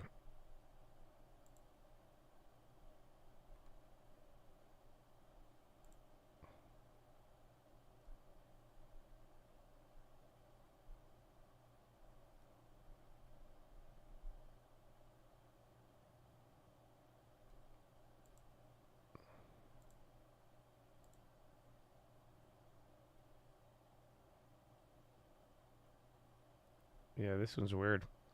So this one, I'm looking at this one. That's why these guys are all starting high. So it says it's honestly only been there for 11 days. But then I found like the property history on it, and you could see. So this guy bought this house for 2016. It looks like for the last couple of years he's been renting it for $1,000, and then the people just left, and then he just took it off. But he's trying to get $1,200. I bet you if you offered him $1,000 or $1,100, he would give it to you, because he only wants $1,050. That was his previous rental, and now it's sitting here for 11 days. If this one's still up on the market in the next like 3 weeks, especially if you have time, then that's it. What about finding rentals and then buy and rent? Yeah, honestly, I was gonna tell you, man, I don't know what your financial situation is like, but given this market, I would look for properties for sale.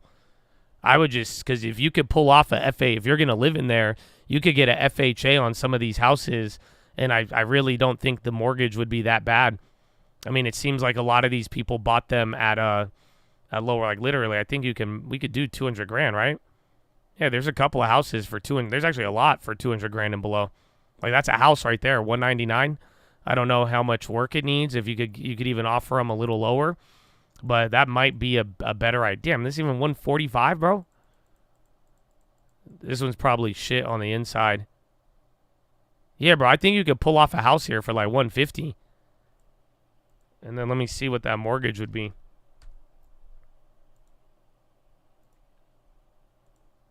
Otherwise, find those rentals, see how much they're charging above their last rental, and if they sit for longer than a month, just offer them their past rental price, and you'll probably get it if the property sits there that long.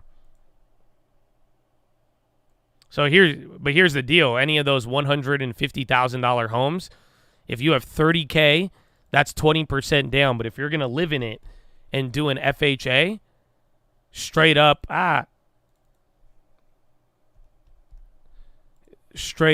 you could get this house with $5,000. We'll say 8% mortgage, going to be high as shit.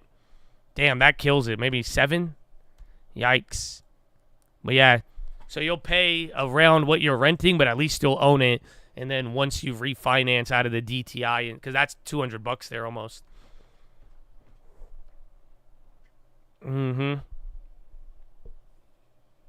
Those, I just showed them those houses in South Dakota. But I would do that. If you're going to live in the house, you could do a FHA, $5,000 to get your hands on the keys. Dell breakout. Bond's breaking out too. Dell's actually looking great. He has 30. I would tell him to buy. I mean, go see if you could lowball some of those rentals like I told you. Otherwise, that area, if you're going to live there, that might be very, very good. But then you got to live in South Dakota. He's already living there. I was trying to explain this to my sister the other day. I was telling her, because she was like, I don't know. I think I want to move to Europe. I think they do it better. I want to move to Europe. And I was just like, listen, try Europe. But I said, after that, you're moving to fucking Ohio. I said, you need to see the middle of America. You could live a decent-ass life. It's way easier. If you're willing to not, you're like, I need to live by the beach. I'm like, yeah, shut up, American. All these, I need. No. You just need a roof over your head, and then that's it. That's all you got to do, man. If you got to get a good job opportunity or work from home, those middle America places, bro, it's affordable. You could at least live combat some of the higher prices by living in a not so crazy place. And somebody clapped their car too. So in San Fran, somebody took they knocked out her windows trying to steal items in the car, and all they took was her phone charger. I was like, "Yep, welcome."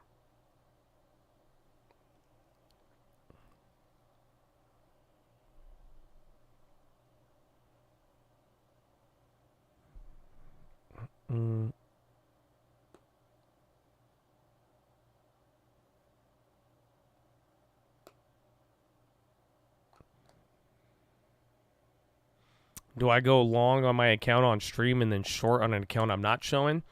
No. I mean, long term, I buy everything in front of you and held for several years, almost half a decade, without changing that plan. Any trades, I mean, depending on the likes, I'm either telling you or they're showing up on stream alerts or I'm recapping it on the watch list. Do you do cost segregation to save money on taxes? I do. I do that on any new building, but it sucks though, because like I've had it where I've done cost segregation, took the write-off, and then I sold the building for more, and then you got to pay it all back. But yeah, it's a good thing, especially if you plan to hold the properties for a long time, and then if you need a certain level of write-off.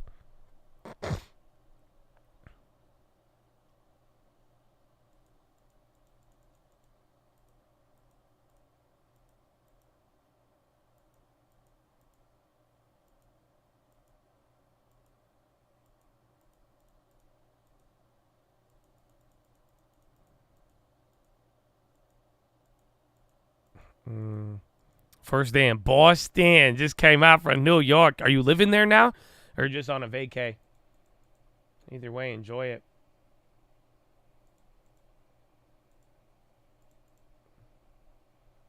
Dividend view.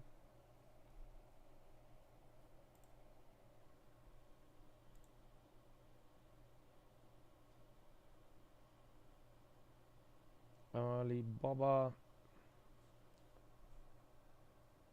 Can you refi commercial building for 30-year loan? Yeah, as long as somebody's willing to do it. It's just hard now because if that property is in bad condition, lenders don't want to really loan against it. And then looking at the current income of the property, if it hasn't performed well, that's going to be another hurdle to get more money for that property. I don't have any videos on futures, but what I would recommend is paper trade on Thinkorswim. You know, I think the best way to learn futures is to do a bunch of paper trades and get used to how they move and the tick amounts and all of that. And do that for a month or two.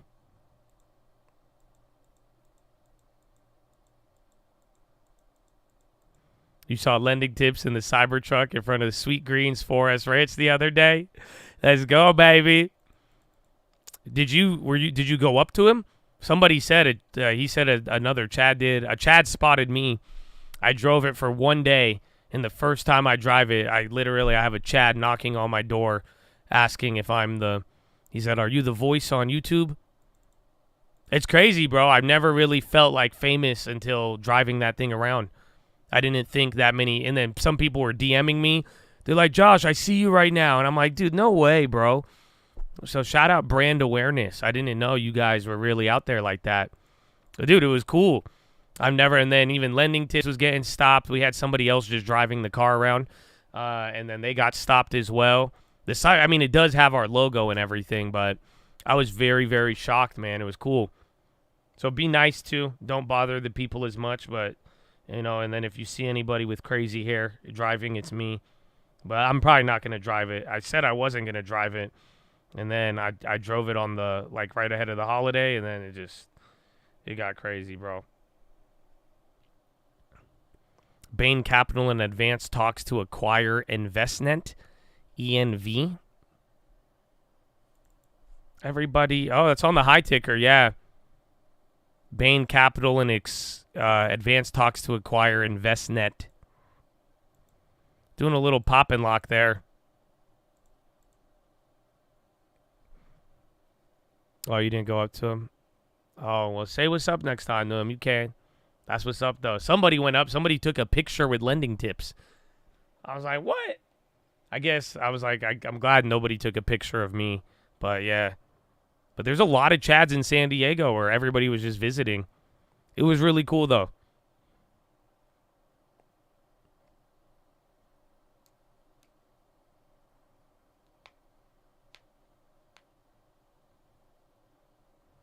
Feeding LT's Hollywood lifestyle, right? The ego wave. It's really hot, actually, in SoCal. Bro, I got the shit burned out of me. I put on sunscreen, and I still got burned.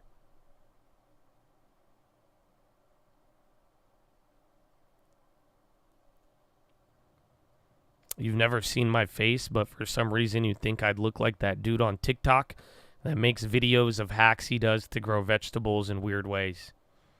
All right. I said a lot without saying much.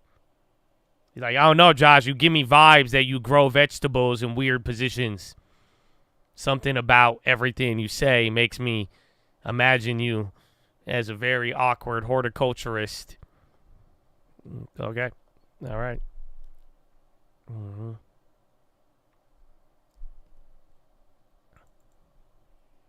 Send me an email. Let's go, baby. Send me an email and you paid shipping and handling.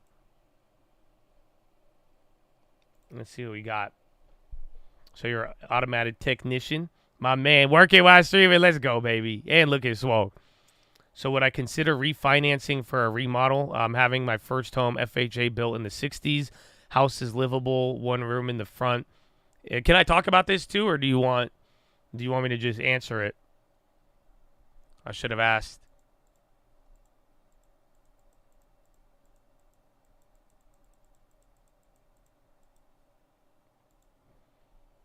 All right. The front is stripped because of a flood last year. Insurance gave you 12 grand and you used that on a new metal fence and much needed paint. You bought the house because of Longeveron hit. Let's go, baby. The house really does need to be completely remodeled. I was getting some equity and essentially reinvesting. I wanted to expand. It's a 2-1. So, like, it's a tough one. Because, like, damn, that house, it's good value. Bro, you literally have a comp the other day that just sold for like 400. So, I don't know. I don't think you need to remodel it. Like, pretty much I would remodel it as it becomes like appropriate, but I wouldn't give up the 5% mortgage, and I wouldn't want to like go on leverage on a remodel, especially if the plan is sit in the house too. You know what I'm saying? It's like if you're going to keep living in the house and using it, it's just a matter of like what you're comfortable living with. You know what I'm saying? But why raise your costs and get leverage to remodel the house when you're not gonna sell it? You know what I'm saying? So I think you're better off kind of just waiting, keep saving up, maybe, and kind of like making a long term, set aside money for the remodel. Your 10% and save it up, put it on the side, and then if you're down to like sell it, then we could talk about the remodel. But even then, what I'm trying to tell you too, even if you listed it, like think about it right now, if you just listed that house at $390, $399, you would sell it without doing anything. If you remodel it, maybe you'll get $450, but it's like for how much you're going to put down, you know what I'm saying? Like, yeah, you got money in the long term too. So yeah, I think it's up to you. I think it's if you really want to live in a nicer house, then I wouldn't take out equity and fuck up the loan just to remodel it. So I would just, in time, let it really get bad, get to the point where the house is like borderline unlivable. Then you have to remodel it. Then you could justify it a little bit more. But for now, again, that comp, you have a comp that sold 8 days ago. It's very similar. It's even smaller than your house. It sold for $395 and it's not even updated. Like shitty fridge, shitty everything, low key. It just has like decent flooring, but old ass cabinets and all of that.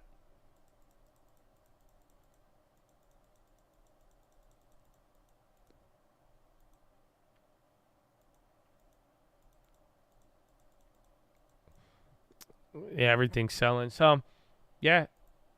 Unless you really just want to live in something nice, then at that point, I would take some of that long-term money and just go get a loan on your cash rather than refinancing. Because refinancing, you're still going to spend like $3,000 to $4,000 in fees, maybe more, and then your interest rate is going to double. So let me see.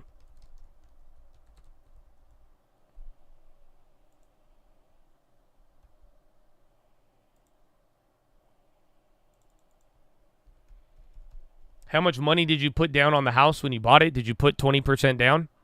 SMCI is rocketing. That's a new high. You guys said, yeah, Intel even woke up too.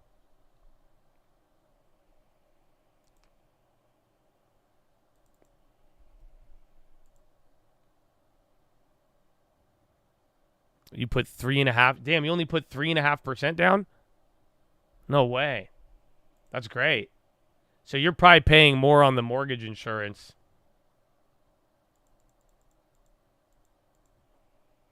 Nice, bro. But, like, take a look. So let's say, I'm assuming, let's say at 5.1 with taxes and insurance, it's assuming your mortgage payment's at $1,900, right? So now let's say you refinance, pull out that cash. One, if you pull out the cash, what's going to happen? The loan amount's going to go up, right? You're not going to just sit it there. So you're paying $2,700 right now? Jeez. How does that work? Are you sure it's at 5.1? How are you paying 20? Or I guess your insurance and taxes must be way higher.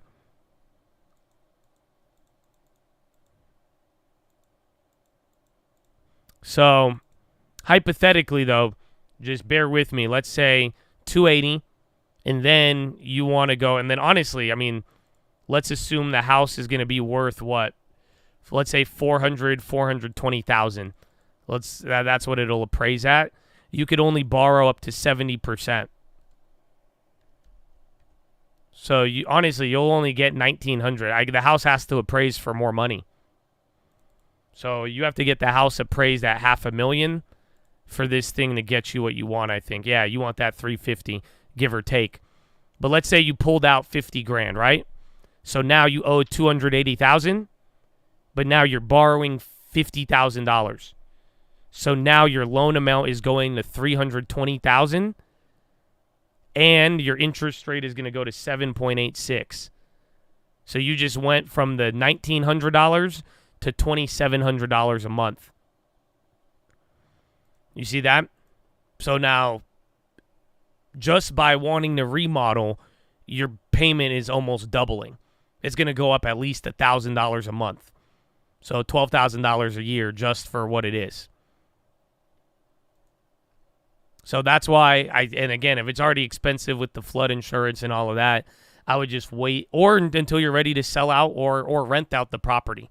Because by the time you get your next property and then you I want to keep that forever and rent it out, maybe you could refinance, get the PMI out of the way because you have a FHA, and then you'll have to make sure the house is up to condition to rent. And then at least there's some justification. But at this point, it's purely, do you just want to have a nice kitchen and LED lights? You know what I'm saying?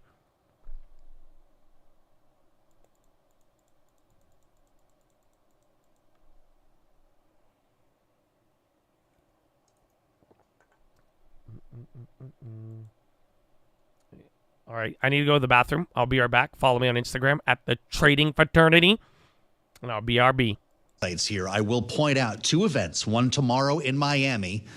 I think Marco Rubio, we're supposedly down to 2 according to the Washington Post.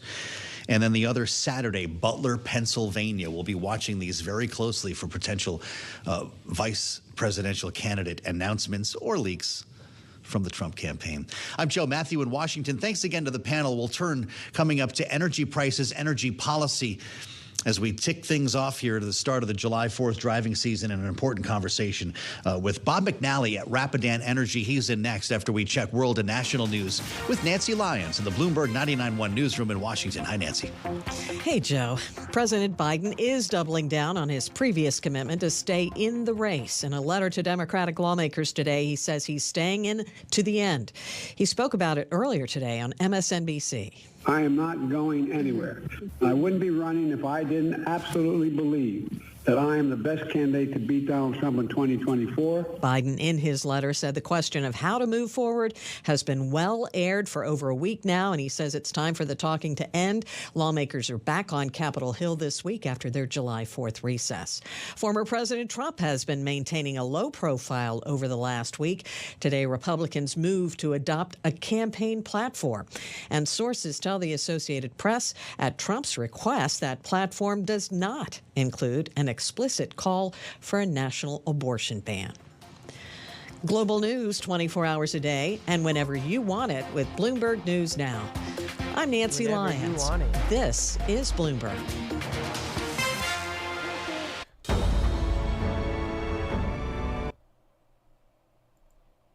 Ba-da-ba-ba-ba.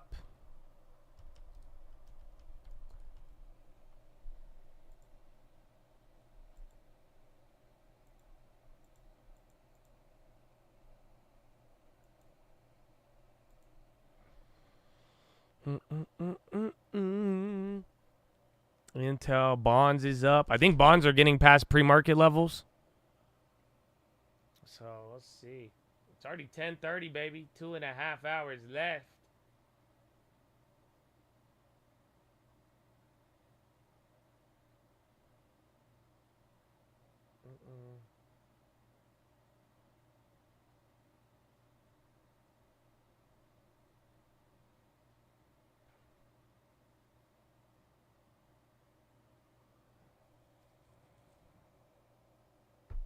Yeah, Janet and Powell tomorrow. Fun for the whole family. Fun for the whole family. Mm-hmm.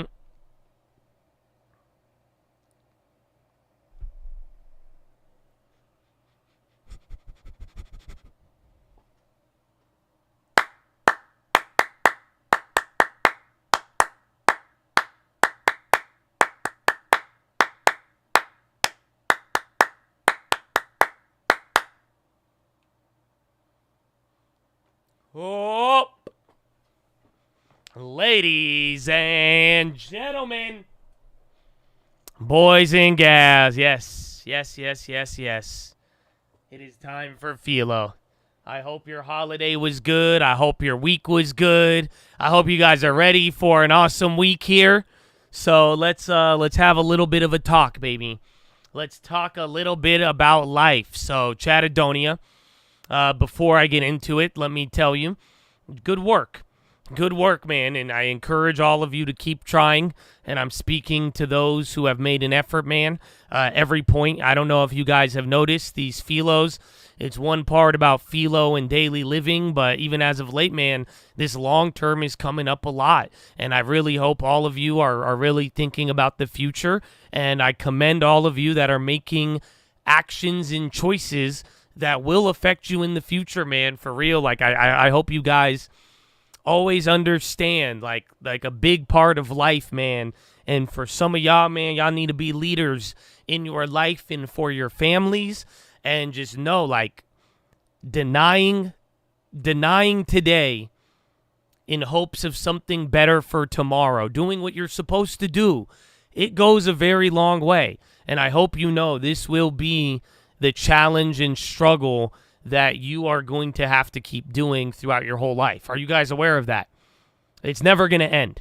Yeah, eventually you're going to be able to make certain decisions and they won't have as much pressure, but I hope you do realize constantly the whole journey of life, man, it's always going to be, do you do something for you right now? Do you give in to the pleasures of today? Or do you sacrifice it for something else bigger for you or other people? So, big shout out to those of you who have been actually making those decisions and taking it seriously. And I know, the only thing I could tell you is that you will reap what you sow. You know what I'm saying? For real. So don't think, no sacrifice usually comes with nothing. So I do think that at the right time, the harvest will definitely be there. And I hope you continue to focus on it. All right? That sound good? You feel me? You following with me, Chad? Good. All right, I hope so. Well, now, today's PHILO, it's very simple. It's not really that deep. Actually, it's all about being simple, believe it or not. And I'll even tell you, man, before I even get into that, let me remind you, because I don't know, man, I've been telling y'all, I like sharing PHILOs with you guys, especially when I know how helpful they are. And at the same time, too, like I'm sharing with you what I'm doing good at and what I'm not doing good at. Even then, like, it's funny because I posted that picture of the food, but I was just telling you, man, one thing I struggle with, it's that food thing. You know what I'm saying? You'd be like, oh, Josh, you look great. Oh, the word doesn't matter, man. Believe me, it's something where I have my struggle with it. And honestly, I think it's a good reminder to you guys. Don't forget about your time alone. Okay?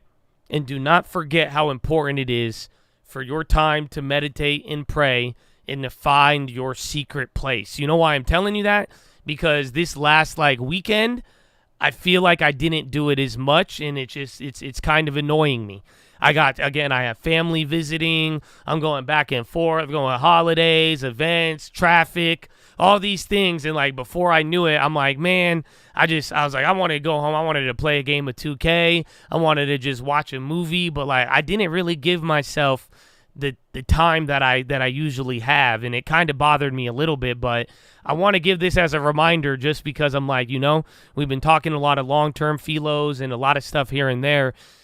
Don't underestimate how important that secret space is, okay? Get that oil from underground, baby. Okay, so just a reminder, because it's very easy, I think, with the holidays and other things to kind of just get caught up into the daily life of do this, do that, do this, schedule, and not giving yourself that time to really pray, meditate, read what you need to, and really get refreshed and restored. You know what I'm saying? Yeah, I don't even have kids. Yeah, I know. Amen, bro. So, that being said, do you want to know what today's PHILO is, Chad? I love it. And I don't know. I think some of you, this might punch you in the face, but it's quite motivating. Okay, are you ready? It's very simple. You need to start doing the simple things. Let me say it again. You need to start doing the simple things. Some of you, something right away might have popped a light bulb in your head when I said that. Others, I don't know. But think about it. We live in a weird life nowadays. And this world is very, very weird. And if you think about it, man, when people are like, oh, you got a calling. Oh, I'm chosen. Oh, all of these things. It's like, think about what everybody is expecting. I hate to break it to you. A lot of us, we are expecting the craziest things in our life to happen.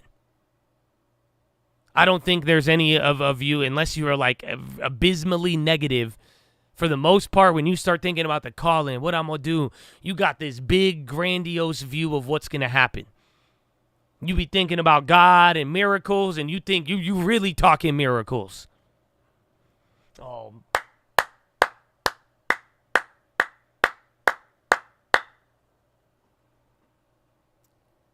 sometimes this is a problem. A lot of times, actually. So what I'm here to tell you, bro, do I believe you all have a calling? Yes. Do I believe some of you are chosen? I do. I really do believe that. A divine intervention of sorts.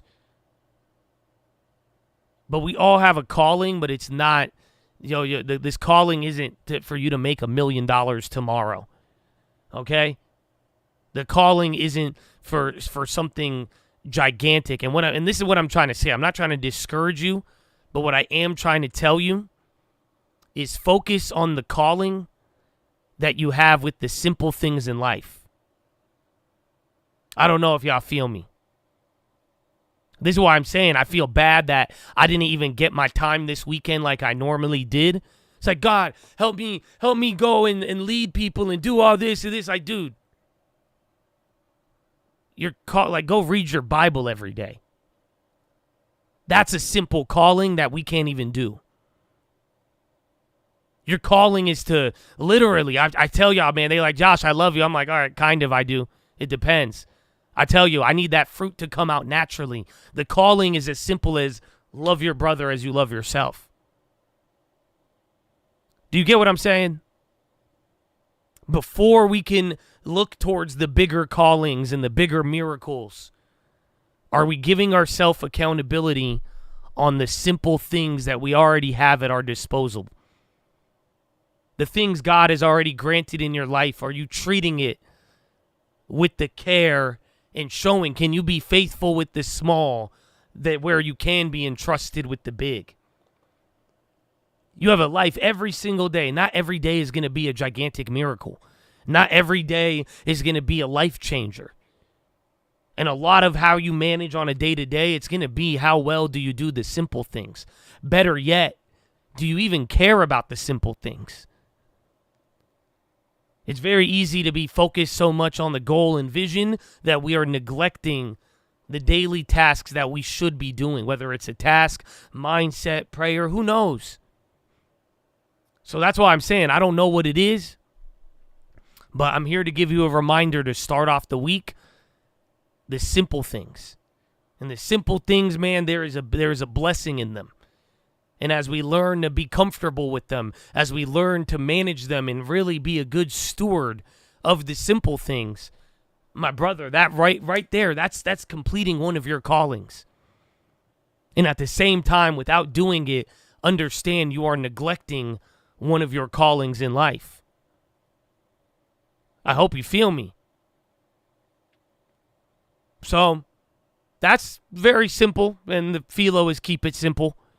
But I really hope you could give an emphasis to some of the simple things that you're going about. And this is kind of what it relates to. This is my final point. And I heard this and it blew my mind. And that's why I was like, man, it's funny how I'm thinking. I'm like, man, I didn't have time this week, but I had time, but I didn't, but I did. You know what I'm saying? And I'm like, it's the simple things. But there's something I wish all of you could understand right now.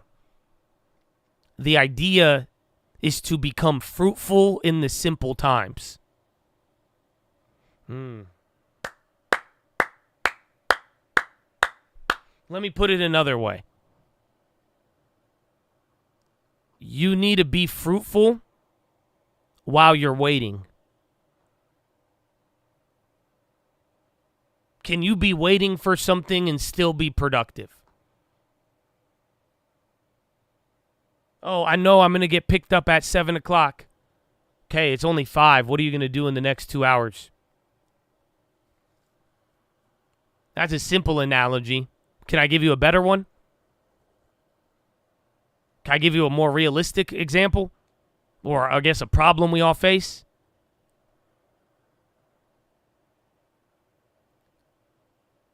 You got your calling.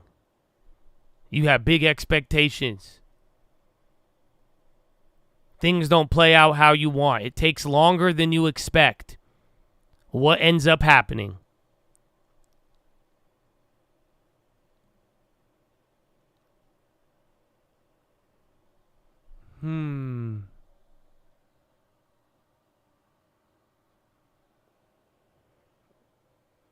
Oh, you think it's worth it? You're better than a lot of us. Stop it. You get depressed. I could have picked a lighter word, but no, you get depressed. And this is why I'm saying, man, I really hope we could focus on the simple and do what we need to do, but at the very least, can I kill an idea today? Next time you feel like you're waiting for something to happen and it hasn't happened, you could do anything but get depressed. You need to learn to be fruitful while you're waiting and not depressed. Saying, hey, I know this is going to happen. I know the long term. I know what this is going to create. I know I'm going to go get me a house one day. I know the prices are crazy, but I know this. And in the meantime, I'm going to be fruitful even when it doesn't happen. This is the stoicism of life you need to all get right now. Because if not, you're going to be waiting. And then when you're going to wait and then you get depressed, you're not going to do the simple things. And then now you live this life cycle where now when things are, you get excited, then it doesn't happen, or it's taking X amount of time, and then guess what? That leads you into a depression cycle. And then now you don't even get excited the next time something's supposed to happen. And it goes around and around and around and around. Why? Because your relationship with waiting. So our whole long term is all about waiting. But even then, in every corner, this is why I'm saying, even in the long term, the trade, you need to find a way to be fruitful while you are waiting. And like I'm telling you, the number one way to do that is by mastering the simple things in life. While you're waiting for your miracle, hammer down the simple things that don't need a miracle for you to manage. You know what I'm saying? You don't need a miracle to start exhibiting certain signs of self-control. You don't need a miracle to go and do your readings, give your attention to where it needs to be. You don't need a miracle for that. But it will be hard when you're expecting something and it's not showing up. That is going to be the impetus to throw you off course and, worst of all, get you in a negative mindset and get you depressed. I'm telling you, you could split up the groups of people. There is two types of people. Those who are fruitful while waiting and those who are depressed while waiting. So, Chad, to start off the week, man, the PHILO is simple. Your calling is in the simple things. Master the simple. Master what has already been given and in front of you. Watch how that changes things. The other thing is have expectations. Have big ones. Be positive. But while you wait, do not get depressed. Learning your opportunity right now is being able to become and learn how to become fruitful while you are waiting. So, Chad, I hope you feel me. I hope you take that one to the bank. That is your philosophy, ladies and gentlemen. Make sure you guys are subscribed. We're live Monday through Friday, 30 minutes before open. Drop your thumbs up on the video. You're on mobile. Press high chat. X out the chat. Hit the thumbs up button. Second link for the nightly watch list on my channel. First link for the Scream Alerts boot camp in real estate.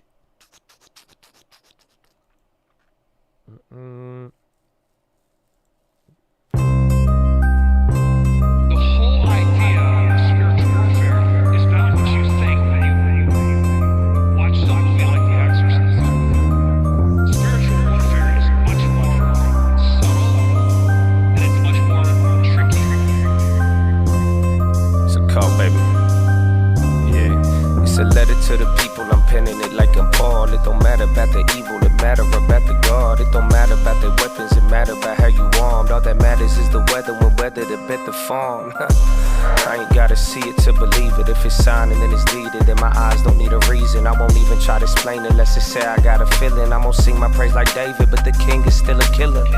Listen up and go and get the tropes. Hope you know you ain't scared of them, they scared of you. And I know you might be scared to take that point of view. You see them arrows in my back? Yup, son, that's gonna happen too. But the harvest's on the way, you gon' barter every day. That means you have to make a trade, either life or it's the grave. The result will not remain, every day will bring a change. Kinda funny and it's strange how the hope will pave the way. You hearing what I say? The only difference between you and them comes down to faith. There's a difference in the man who believes in a better day. Cause once you believe it's past, you willing to wilt away. We was never willing to be the same. We want it all in the long run, they want it all today. My father is really awesome, don't bother with giving snakes. Regardless, I can't control it, so either way, giving thanks. Yep, you could take that one to the bank. A leader without a rank, a speaker without a face, a people without a race. They eating without a taste, they scheming without a safe. The meanings have been replaced. Another time, another place, we could talk about it. Keep some oil in them lamps, don't get caught without it. Want them once, want them twice, they never talk about it. If you never get a second chance, then that ain't meant to happen. What I understand is you ain't trying to understand. Take 100 grand, then 100 undergrads. Pay them all to make a plan, but they couldn't comprehend what it means to never die, but somehow still be born again. It's a letter to the people, I'm penning it like I'm Paul. It don't matter about the evil, it matter about the God. It don't matter about the weapons, it matter about how you armed. All that matters is the weather, when weather to bet the farm.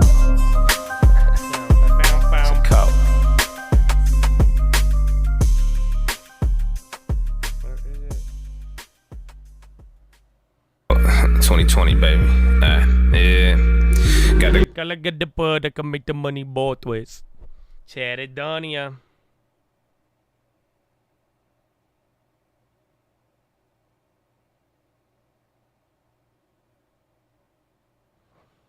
We're back.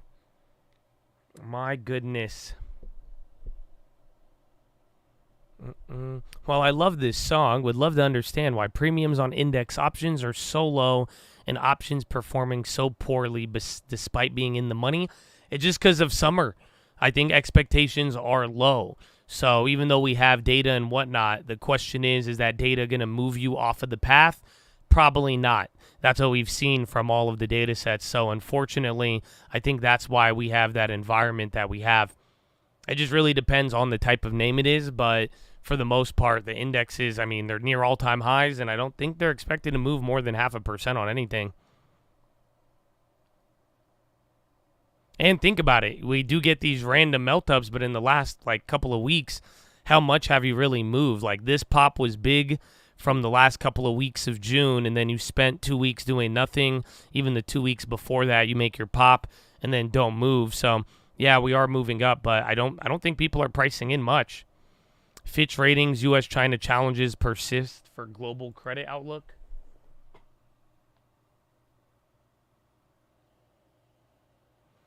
%40 off. I mean, look at the volume and the concentration. I bet you individual names are pricing in more, and especially if it's one of those top 7. But it is, I think, options are a victim of the low liquidity and market concentration. Not to mention, people aren't really expecting much. I don't think Powell gives us anything at the hearings. No. The hearings, he's going to get grilled.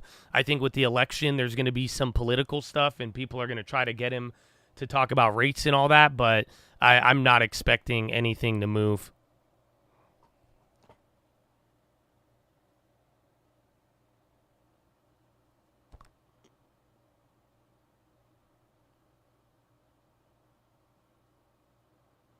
Broadcom, I mean, remember, Nancy bought it the other day, and then the earnings were good. At this point, you're playing the split hype or not. It's already moved a little bit, but I think until this split, it should go up. Isn't there only a couple more days? When his responses should move the market, but what is he going to say? That's the thing. I don't see Powell as bringing up any new information. I don't think he's going to talk about cutting rates sooner or later. He's probably going to do the same Tom Brady, routine and play both sides. Adele is breaking out. Chow was calling that out earlier, and it just kept going. Dizzle. Even Intel, man, 5%. Dizzle is coming up there. That's about to hit a new high. Other earnings plays with retail that is heavy exposure similar to Nike. Until there's a earnings that does good, yeah. But that's the broader theme. Consumer slowdown, it's been showing up in the data, and so far internationally in a couple of domestic names, it has showed up on retail clothing retailers. So I would say until there's an earnings that knocks us out of that logic, I could agree with that. Dizzle, he's running, and NVIDIA again. Intel was already up. Marvel, that one's still going up too.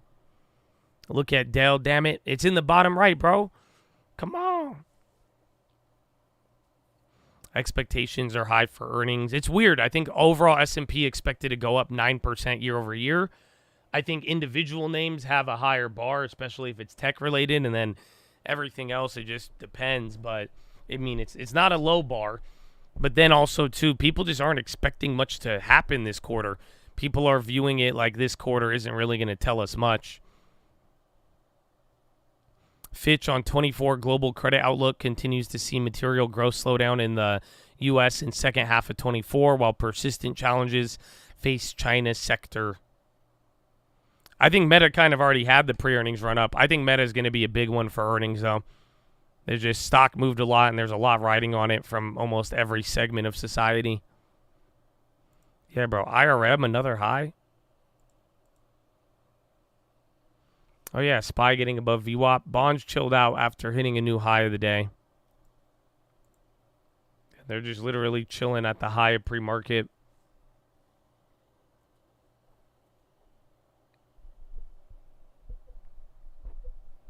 On McDonald's consumer slowdown, I think they'll be one of those where if their slowdown gets worse, they'll move to standard deviations, and then if their slowdown isn't bad, it'll probably do one standard deviation. There might be some upside there, but I think that one's going to be in the spotlight for the consumer play. I could agree with that. Yeah, IRM's crazy, dude. We're up like 180 or something on it.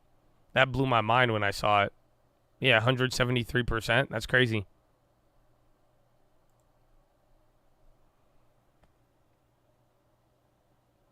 Will we cut rates? I mean, that's the going consensus.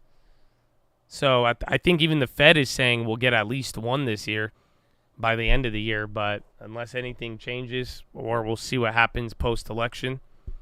The kitty on July. I don't think he has options. He only has the shares, and we don't know what price he's at, but it has been clapped since then.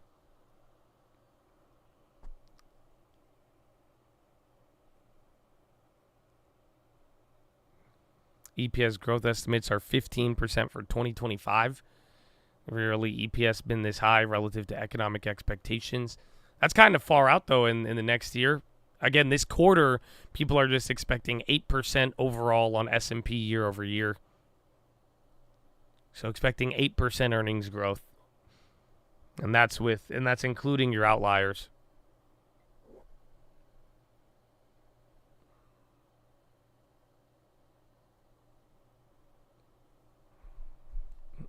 What time is it? 11?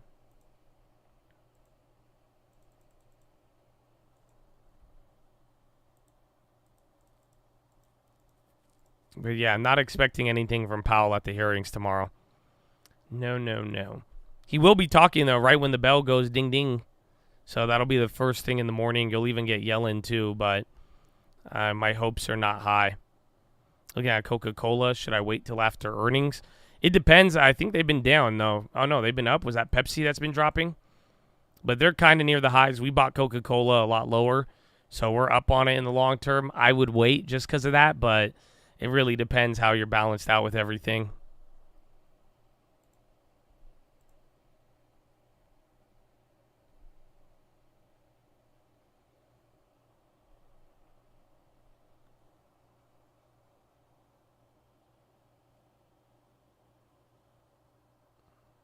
Sent an email with the forward 12-month estimates. Do you think these are too high? I think they are, but I think it's getting skewed by outliers.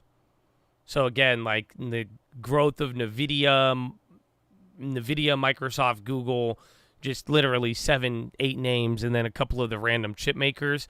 I think that's what's skewing it. And at the same time, too, the names that are in the doldrums getting murdered in value, they're not doing that bad. They may have less than that percentage growth. They may even be less than 8%. But the fact they're still up there and surviving, I think that's another factor. But I think the culprit is the outliers with just a couple of names actually having it. Air purifiers are worth it, I would say. I have a bunch of them in my house. You don't hear the one? I have one. I don't know if you hear it. Kind of sounds like an airplane.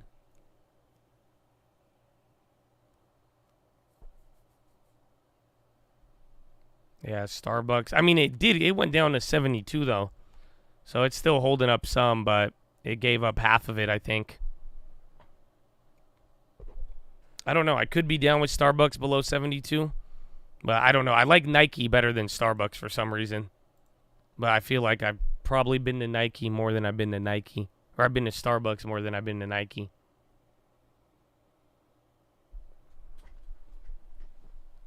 Bros. I still need to go to Bros.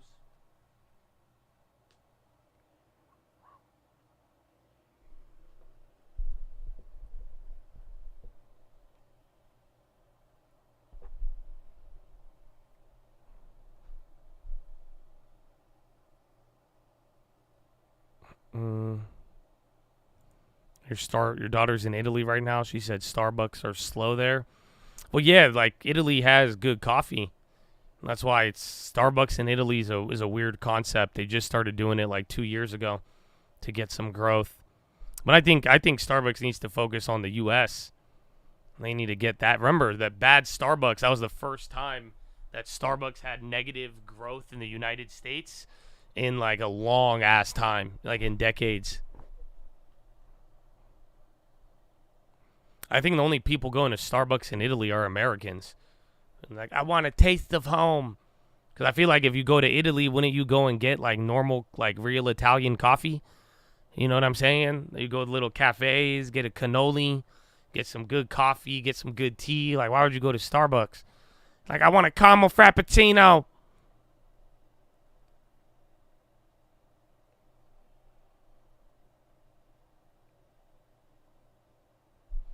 Long term. Today wasn't a good day for the long term today. Mine's down today, even though we had some other big names go up. But I'm excited for after earnings. I think the long term, I hope we could get round 2 going. Well, that's it. I only have 6 more months now to get my dividends up by $500 a year.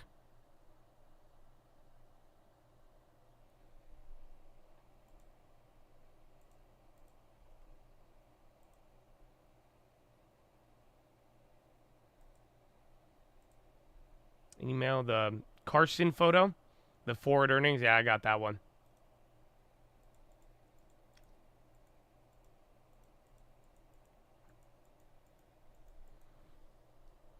Carvana is getting flushed, but like I think it's just an outlier effect, unfortunately.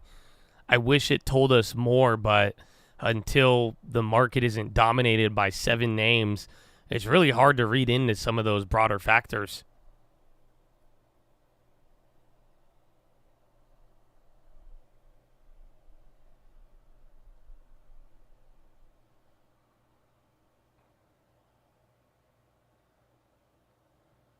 NVIDIA will run. It depends how it is.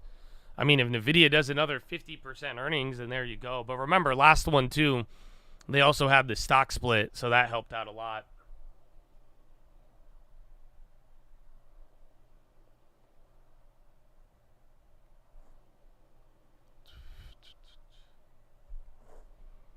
Oh, dude, they closed. I was in downtown, and they closed my favorite Starbucks. There was a Starbucks like right on the corner of Little Italy, and they closed it. This was probably one of the most popular locations. I was shocked. I walked by and I was like, oh, they're remodeling. And then, nope, the whole store is boarded up and everything. So even then, in like prime downtown San Diego, I saw a Starbucks like closed. And I was very, very shocked.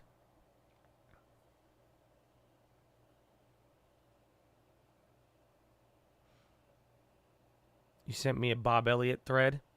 It's impossible for markets to meet these expectations with the economy slowing. I think as a whole, but then again, it's 7 names though. So again, like factor in the EPS. Like, can you look at the numbers of just the Mag 7 alone? So I can agree with that, but it's not about everybody doing it as much as it is just like a handful of names. So that's why the market breadth and concentration, I think it's a problem. And it's not a problem for prices until it becomes a problem. But when it comes down to interpretation, it's very hard to really, like I'm saying, apply these numbers. Because back in the day, it never was like this. You had other names that were leading, maybe like 2015, 2016. But other than that, it's still pretty lopsided in terms of what is contributing to the growth or not. TSM on the low now, and Amazon. And Carvana was just flushing there.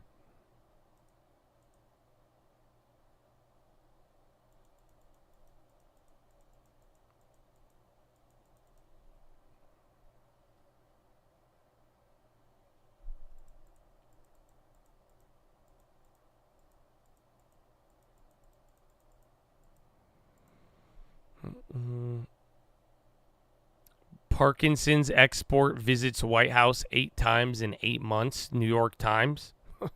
What?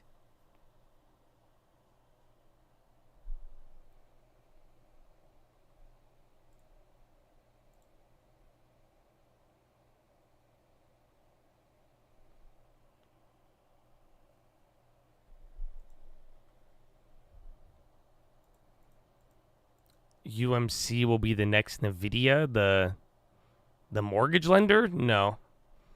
I mean, I don't mortgages unless there's like something with rates and then another wave of the real estate stuff. But other than that, I mean, NVIDIA, there's only so many names that could increase 50% of earnings and revenue every quarter. So remember, it's been about a year of NVIDIA going up 30 to 50% in earnings. So I don't know who can do that. Maybe Airbnb, but other than that, I mean, that's a really, really heavily tech performance when it's all said and done.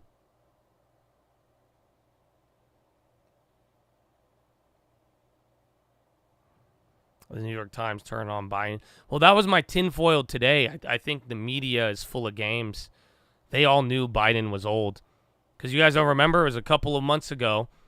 Anytime you would say Joe Biden was old, they would put out articles talking about how Donald Trump was old. You guys recall? Anytime they're like, yeah, well, Donald's old too. He's only 3 years. That's where the whole, like, bringing up Donald's age came back. And then they tried to flip it and say Donald Trump was losing it. And now all of a sudden they're like, yeah, Biden is old. Wait, what? You knew it. But yeah, there was a lot more. Again, Biden is still saying, he said, unless it's only God himself can stop Biden from running again. So they're really doubling down on that whole, we're not going home. I'm coming back.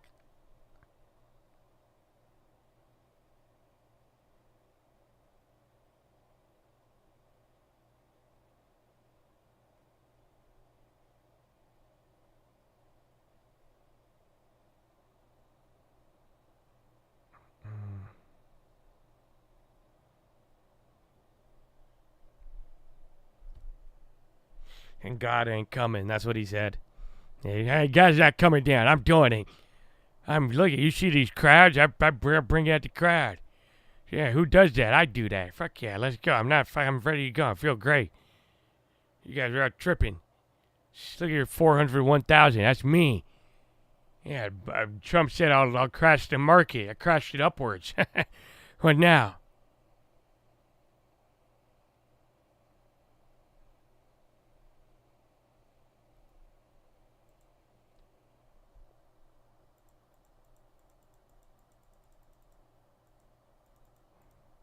But like I said, I think Biden could still win. That's it. France shows it. France had an outrage, and you thought there was all this big shift. Come election time, the France left still holds up.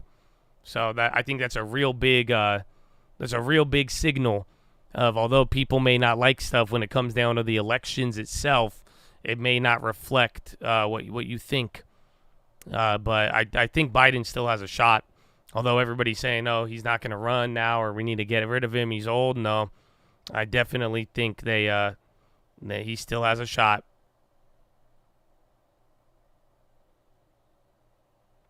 He's mentally not fit. It's treason to vote for him. I don't think people care. Why do I say that? Because there was a guy named John Fetterman during the midterms, and people overwhelmingly voted for him regardless. And then he flipped up on him too. You say we care, but yeah, when it comes down to it, though, the history of voting, I mean, it's not, that's it. You like Fetterman? Do you still like Fetterman, though? He switched up a little bit.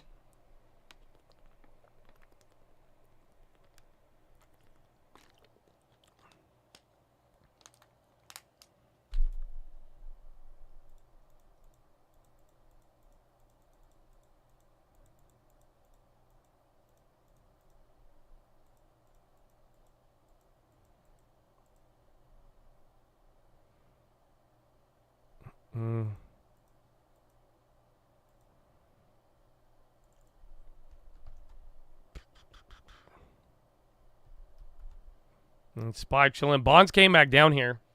They rallied for a little bit.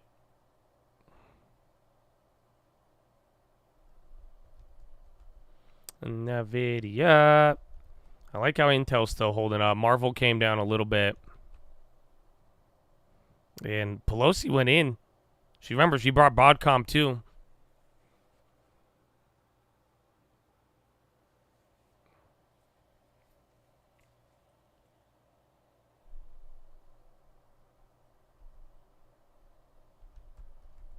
But yeah, I still think Biden is in the race, though, just because of the French election.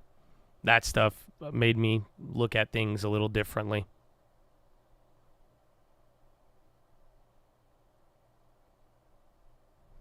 Nvidia.com. Expedia. Priceline negotiator. Honestly, all the travel plays good. Airbnb was doing better, but then they sold. All the other guys doing up.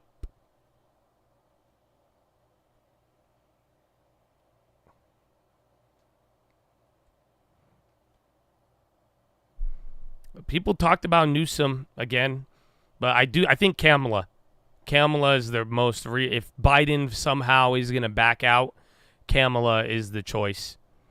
Again, she has all of the progressive check boxes marked. She would get access to the funding. It's not too far of a ticket if you compare it to anybody else. You know, like you kind of, it's the president's running mate.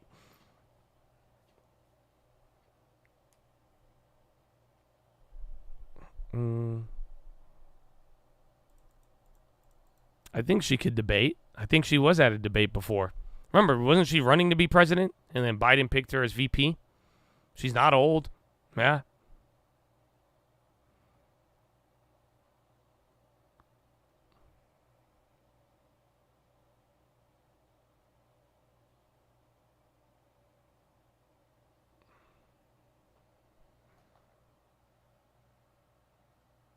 But it makes sense. I told you, like, I don't even think if Biden drops out for being old and unfit, like, you can't do that. Just because then that would just acknowledge then what the hell is he doing now? So, I mean, some of you even brought up some challenges to that, but for the most part, I don't think he's backing out. And then I think Kamala will be the replacement if it ever got to that. But when it's all said and done, French elections and looking around the world, I still think Biden has a shot. I don't think it's a done deal yet.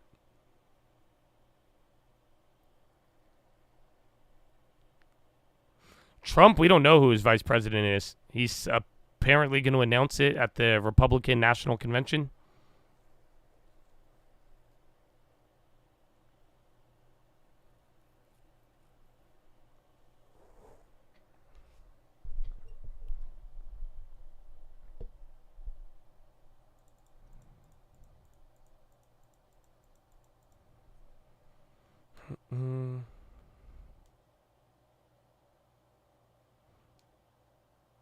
The Biden's winning for sure. The hate for Trump is much stronger than distrust for Biden. Choosing for two worse choices.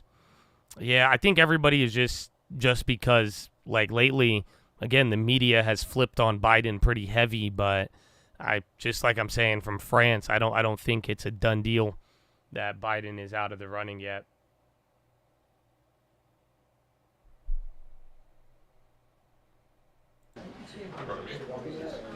What's this guy doing?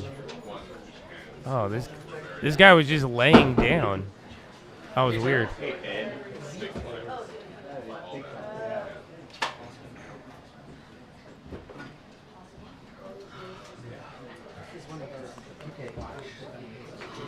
I need to get some stretches in. That's why I was like, all right. You guys need to start off your Monday with a little bit of aggression. Just kidding. It's okay.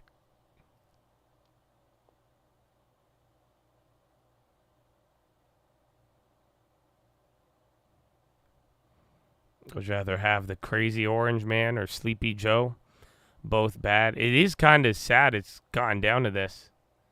But it's really going to happen. It's either one or the other.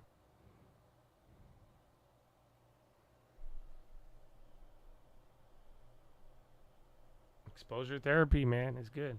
I feel like we haven't listened to press briefings as much. She looks different, though. I don't know. It's weird. I like the outfit. I like the color. It's like a light purple.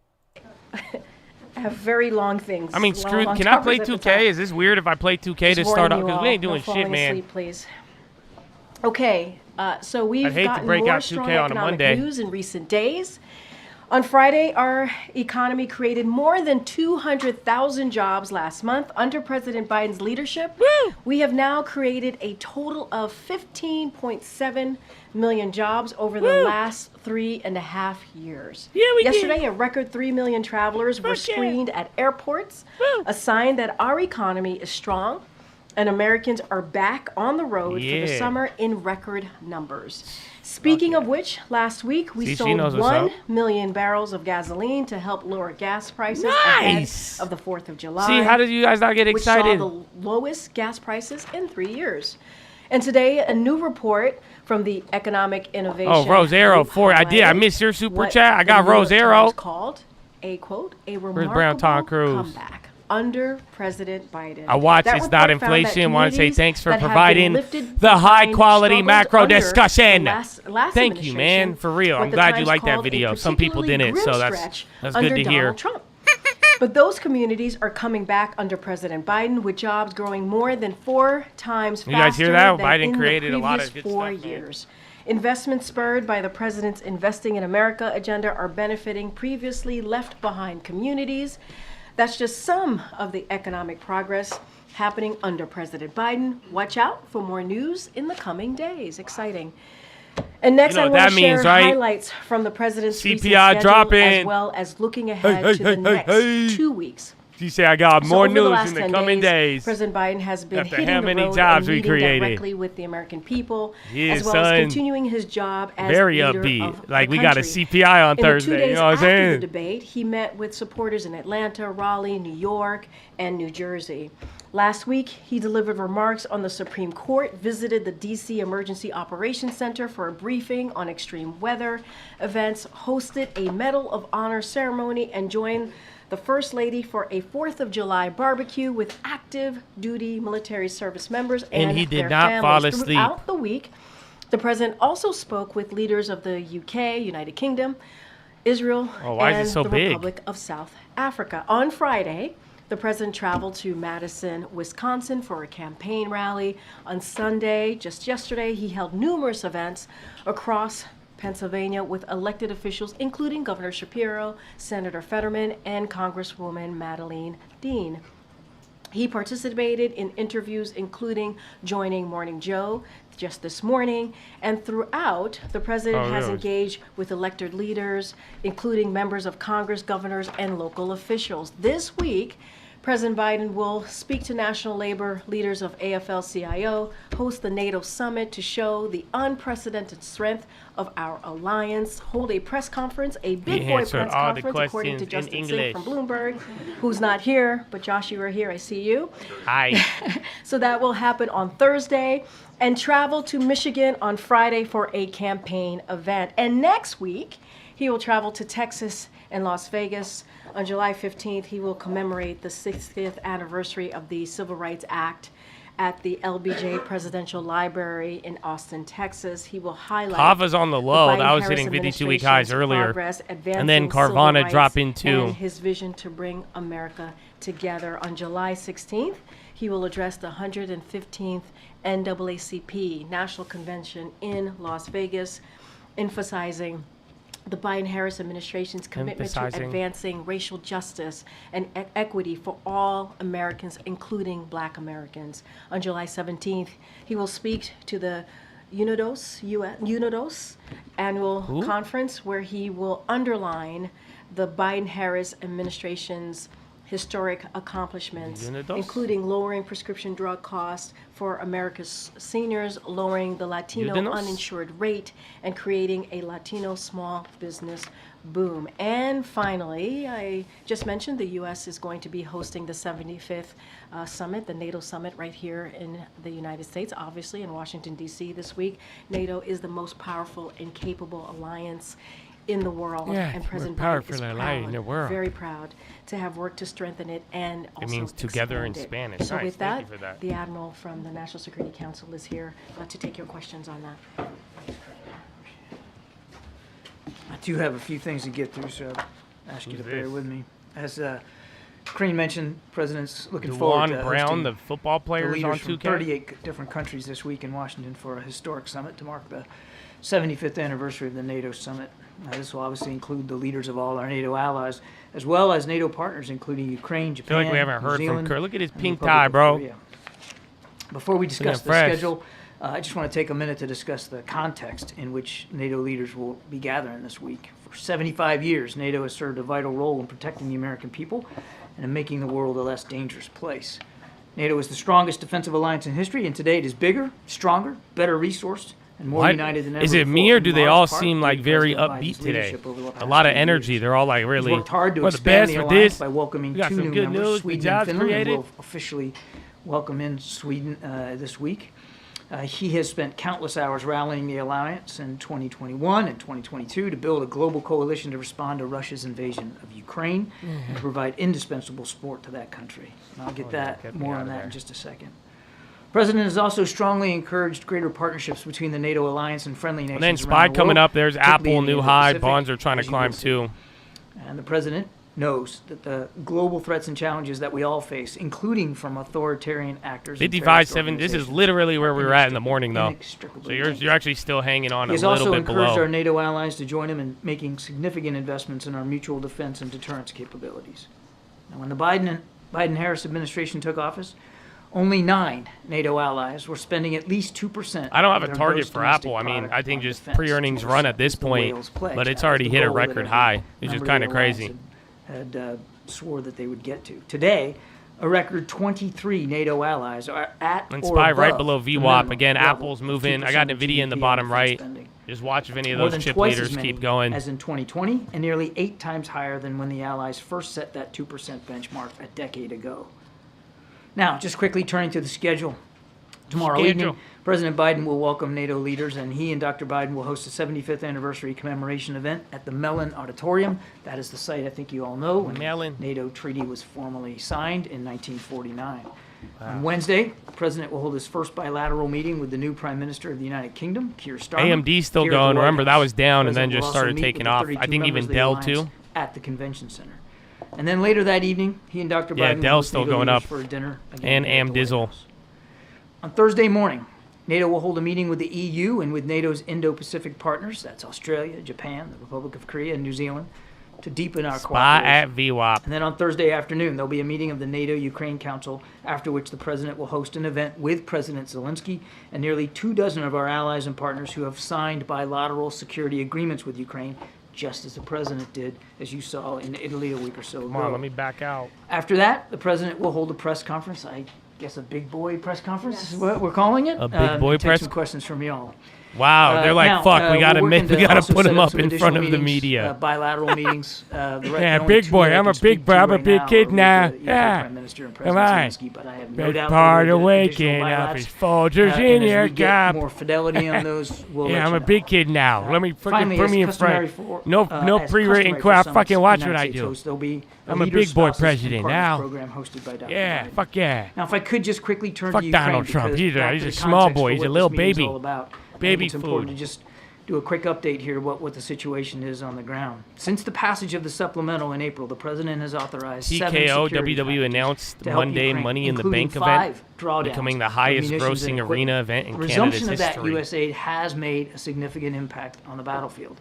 Instead of the nightmare scenarios that were predicted several months ago about what we could see heading into the NATO summit, we've seen the situation stabilize. Ukrainian Right, 4 forces years have later, now successfully he has stopped to go Russia's attack answer these north of press Kharkiv, conferences. That's denying crazy. Russia the ability to take that city and limiting Russian gains to areas just across the border. The Ukrainians have held the line in Chaziv Yar. They've held fast east of Pokrovsk, hardening their defenses and ensuring that Russia will not break through. And they've halted Russian attacks in Zaporizhia. Throughout these last 3 months, the I Russians thought it have was attacked Zaporizhzhia. relentlessly across all those fronts. And the price that they have paid for the few meters that they have gained here and there Time for your has big been boy extensive. meeting. Heavy casualties, destroyed equipment, disrupted supply lines, degraded morale. The people of Ukraine have yet again demonstrated that when supplied and when supported by the international community in the United States, they can hold off the largest, though certainly not, I think is clearly evident, the most capable army in Europe. Their success is not just limited to the front. Ukraine has put U.S.-provided ATACMS, the long-range strike missiles, to good use in Crimea, destroying Russian surface-to-air missile systems, command nodes, airfields. They sunk the last cruise missile-capable warship in the port of Sevastopol. And the Russian Black Sea Fleet has now fled Crimea. I know I didn't want to break out 2K, It's but been heartening to see Ukraine we just spent hold 7 on hours in this to be critical 3 period. We should not points from forget where the we grim opened. reality. I was like, Russia all right, you might as well run it. continues to bombard frontline towns with massive and low-accuracy glide bombs and sending missiles at Ukrainian cities, including I'm on over just the PlayStation. past weekend, where they hit a hospital, a children's hospital. Russia has ramped up its campaign against Ukrainian electrical generation, depriving the civilian population of power and attempting to set the conditions to punish them over the fall and the winter. To strengthen Ukraine's air defenses and to help Ukraine protect its cities and its grid, the United States and several of our allies will have several big Crossplay's on, announcements bro. at this Add week's me. summit.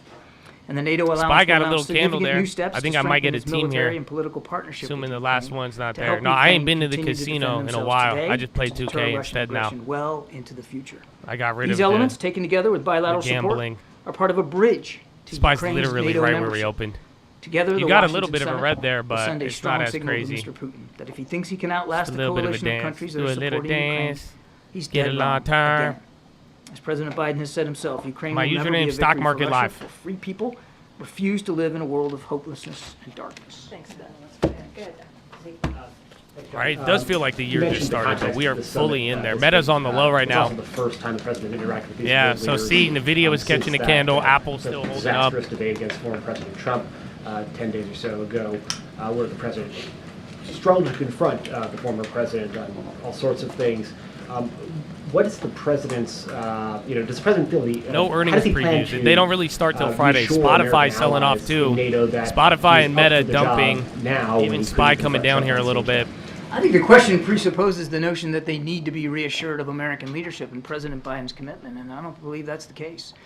We're not picking up any signs of that from our allies at all. Quite the contrary. Yeah, Spotify down The too. conversations that we're Not having off with them that in candle, advance, but it is they're dropping. excited about this summit. Again, They're Meta excited too. about the possibilities and the things that we're going to be So again, doing you just together. got up to VWAP right above where we opened, and then now you're still just Zero, kind of I mean, there have dancing been stories in the multiple gap fill outlets spot. on both sides of the Atlantic over the last several days with questions from European leaders about the president's capacity to lead the United States. Are you just denying that? I'm not aware of any such conversations that have been had. Certainly none with us. And Yeah, big here at Spotify. the I White just took House it and off with the our screen. staff. We're looking forward to And it. Apple now a little at the high. I wanna, Watch you if know, any go of those back to names what I that said were at already the green, beginning. In if the they give last back. 3 years, rather than browbeaten and insulting and demeaning allies, this president has You invested vote in yourself allies. as lurker of the month. You And got we you took got good office long where I term. said We only should have nine lurker of the month. allies had reached the 2% level. Now 23. That's not by accident. That's because of leadership.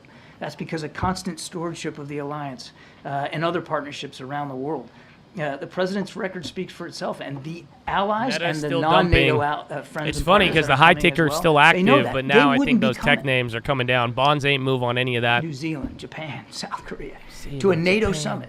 If they didn't believe in American leadership and how important it is, and if they didn't believe that President Biden takes that responsibility extremely seriously. Admiral, good to see you. On the point about European countries, NATO members boosting their defense spending, that was something, though, that was a big concern of the last president. It's part of the reason many of them are boosting their funding. And it was a concern of the president before the last president. As you recall, President Obama said the same thing. This pledge goes back a decade or so. Not seeing but anything on The spot. numbers speak for themselves. Could just be And tech. I mean, it rather is. than We got 30 minutes till browbeating power and yelling hour. and screaming and complaining and whining about it, President Biden invested in this alliance. And just the last 3.5 years now, more than double the number of allies have reached that 2%. Two questions on the fallout from the debate. Have you, in your meetings with him, ever seen him appear similarly to the way he did on debate night? Look, I'm a spokesman. And the last Have you ever seen this mother effer The last that thing I'm off going his to do is sit game? here and talk about every meeting I've had with the president. What I can tell you is, what I saw in that debate is not reflective of the man and the leader and the commander-in-chief that I have spent many, many hours with over the last 2.5 years in terms of the I missed that. The specificity of the way he probes, the questions he asks. Heck, just this morning, he was asking me questions about the situation on the European continent that I couldn't answer, and I told him I had to get back to him. When he met with governors last week, he suggested he'd like to curtail events that begin after 8 p.m. at night, just because he'd rather focus on resting and doesn't want to have a long day. In your understanding of things, has the National 8 p.m. Security limit. Council ever withheld information from him he should have known late at night out of concern he might not be able to process it? No. Russia has bombed Ukraine's largest children's hospital, as you noted. Telling you, Do the whole believe like the 8 timing p.m. of thing these is strikes he is got meant me. to send a message to NATO ahead of this week's summit? It's hard to draw a line, Mary, to that. I mean, sadly, this is par for the course for Mr. Putin to hit civilian infrastructure, and he doesn't care whether you're hitting hospitals or residential buildings. I can't draw a line that this is some sort of message. But look, I mean, as I said, what you're going to see over the course of the week is a very set of strong signals and messages to Mr. Putin that he can't wait NATO out, can't wait the United States out, that we're going to continue to support Ukraine. I'm sorry. Okay. I just wanted to ask about the air defenses and some of the sort of deliverables that are coming out of the NATO summit. Can you walk us through what you think will be happening in terms of any additional commitments in addition to the funding packages that have come? And can you say a few words about this project to sort of consolidate the way that weapons are going to Ukraine through the distribution center that I think there's a center that'll be set up in Wiesbaden under coordination. Mostly peaceful. What up, baby? I feel like I don't. ain't seen you since The purpose for me 2020. to come today was just kind of What's give you the good? laydown And of this guy's just cooking me. the summit ahead, and not to get too far ahead of the leaders and the specific deliverables. But so without doing that and without getting fired, I'll just tell you that Not getting fired. you're going to see some announcements on air defense. You're going to see some announcements on Matt, deterrence baby. capabilities. That's an OG right there. God not bless you, just bro. with respect to helping Ukraine, but happy boosting Monday. the alliance. You're going to see some announcements with respect to the defense industrial base and how to shore up that and make it more resilient and invest in it more, including in our own industrial base here in the United States. And you're going to see, as I alluded to, some discussion about Ukraine's path to NATO and what that can look like, and a reaffirmation of what the president has long said, that NATO is in Ukraine's future. Just to follow up on that, can you say whether the word irreversible will be in the communique? I'm not going to get ahead of the specific language one way or the other. Just on Israel and Gaza, can you say anything about the Israeli response to the Hamas response to the ceasefire proposal? Lots of responses. Yeah. So no surprise to y'all, I'm not going to negotiate. Spy going here down from a the little bit podium more, or public. too. I would just tell you that there has been some back and forth. As you know, we have a team in Cairo right now that includes Brett McGurk and the director of the CIA. They're meeting with their Egyptian, Israeli. What does that say in and, France? Jordanian Investors get the counterparts, centrist and there'll be limbo they follow-on wanted. Discussions after that over the next few days. Look. Yeah, and we've Spy been just working came this down there a very, little very bit off hard. of a couple tech names And dropping. there are still some gaps that remain in the two sides and the positions. But we wouldn't have sent a team over there if we didn't think that we had a shot here. And we're going to take every shot we can to see if we can't get this ceasefire deal in place. Within days? I couldn't give you a date certain. Good, David. Thank you. John, thanks for doing this. First, just to follow up on the communique, even if you can't get into irreversible. The president's objection last year and Chancellor Schultz's objection, if I Spy's remember still holding. Vilnius correctly, was that neither one of them wanted a date set. For fear, I Crude settles assume, down 82, that the United 82, States 33. and its allies That's would be still drawn wild. into the ground war if Ukraine was still at war while a NATO member. Does that remain today to be his primary objection? Is he willing to do wording that just is short of a date? Because even if you do the word irreversible or not, it doesn't really change the meaning very much of what you published in Vilnius. And I have a second on just the level of... Look, How long? make This has been going on for like simple only but 10, unsatisfying. 15 minutes. Again, I'm not going to get into the text and the discussions about what the draft's going to look like, David. I think you can understand that. But I do think your question is important to provide some context to. The president still believes that NATO is in Ukraine's future. What that future looks like depends on an awful lot of factors. I don't think it's Right now, moving you got a anything. war going Honestly, on I think inside it's just a Ukraine, little bit and of the late focus day rightly tech has gotta stuff be on moving helping down. them win that war. But it's not that and we crazy. are, as I detailed in my opening statement. Damn it, Number two, for any country that wants to join NATO, any country, and it's an alliance of democracies, democracies have to meet high-low ticker is still balanced out again. Most of the day, tech was selling off. You had more names down than up. And we are and will continue to work with Ukraine on reforms that are necessary for any democracy that wants to be a member of NATO. And then the third thing I'd say is, it's a unanimous vote. Everybody has to be on board with that, and that can take some time as well. So the focus is on making sure that they can win now, and that we can continue to work with Ukraine so that there is a path to NATO. The last thing I'd say is back to the bilateral security agreement that the president signed with President Zelensky at the G7 in Italy. I mean, we're one of many other nations that have done that too, because we know that whenever this war ends, however it ends, and whatever the border looks like, Ukraine's still going to have a long border with Russia that's going to need to be defended, and they're going to need the reassurance of being able to put forth a capable and competent defensive capability against Russian forces going forward. And that's why we're making sure that there are things in line to make sure that Ukraine can defend itself. One follow-up on that. You mentioned that it was 10 years ago that the 2% GDP goal was set. Obviously, there was no war underway at that time, and so the entire security situation looks radically different than it did when that was set. Well, I beg to differ. There was fighting in Afghanistan, and Mr. Putin invaded Ukraine in 2014. Yeah. But I think the 2% may have been set. Playing, listening. I mean, we're not moving much. It's crazy. Still a tense security. That downside was the most we've seen. We're in something much different today. I think we're all in agreement. I'm still on and rolling. No argument. I'm doing my thing.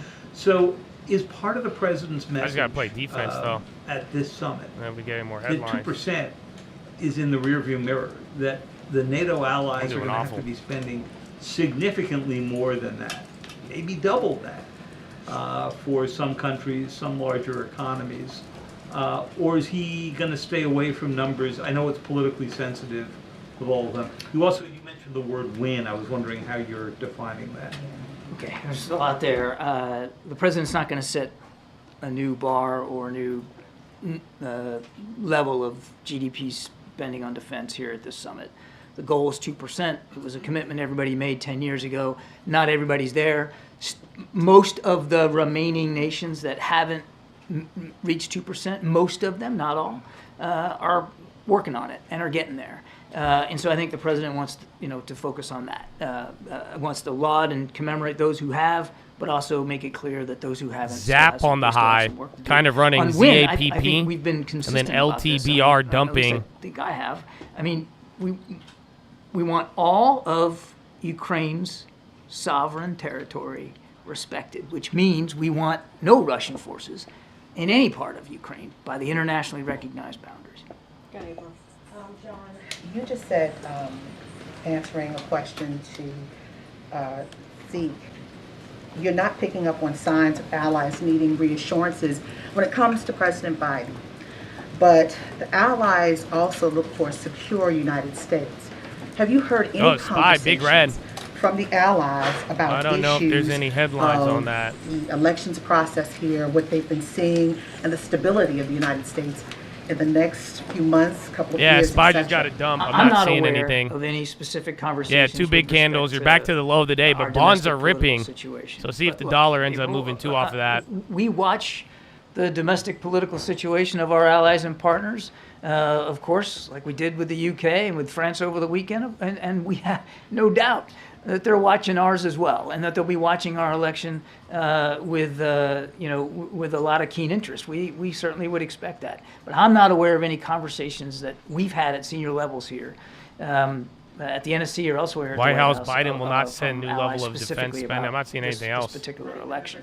Union who yeah, no, you got a little rug pull there. That's your biggest drop all day, except from the morning. Democracy here. They might be talking to y'all, but I'm not aware of any specific conversations here.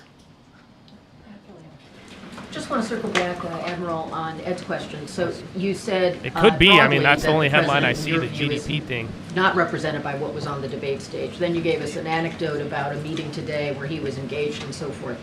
Are you saying you have never encountered a situation where you thought that he was displaying any of those symptoms or affectations or something that would give pause, or are you just declining to answer one way or another? Well, I'm a little uncomfortable. Yeah, watch out if SPY goes any lower. Because as a spokesman, my job is to be an advisor and counselor, and I don't think it's appropriate for a spokesman to.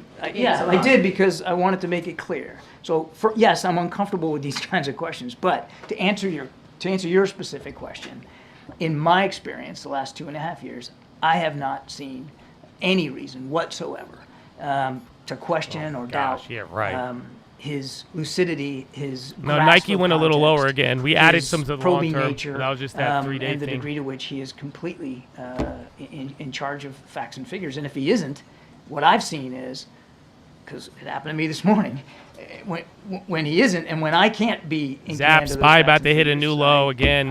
A couple of runners. I don't know if that's NVIDIA and all those tech names bringing it down. I'd watch out for that. Thank you. You're literally going lower, about to hit a new low. Israel has conducted the largest seizure of land in the West Bank, which undermines the president's vision for two-state solution.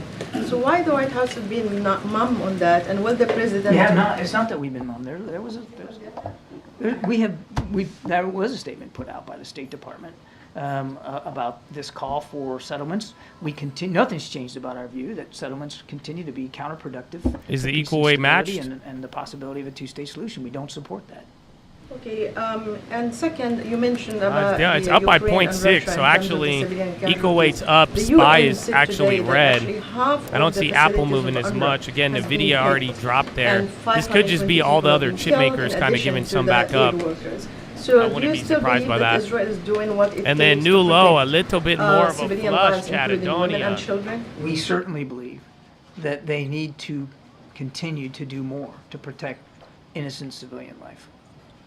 Not doing much. I mean, I've been asking this question for 9 months. Your question wasn't about what they're doing or shit. not doing. Your question was, do we believe that they should do more? And my answer is yes, well, they need to do more to protect civilian life. And we're going to continue to have conversations with them about how they're Literally, you just prosecuting flushed these into the low and then came back up. Thanks, John. Just sticking with the Middle East, but connecting it to the other big story. During the ABC News interview on Friday, George Stephanopoulos asked the president, was he, quote, the same man today that you were when you took office 3.5 years ago? And the president's reply began, in terms of successes, yes, I was also the guy who put together a peace plan for the Middle East that may be coming to fruition. Now, it may or may not be coming to fruition, we don't know.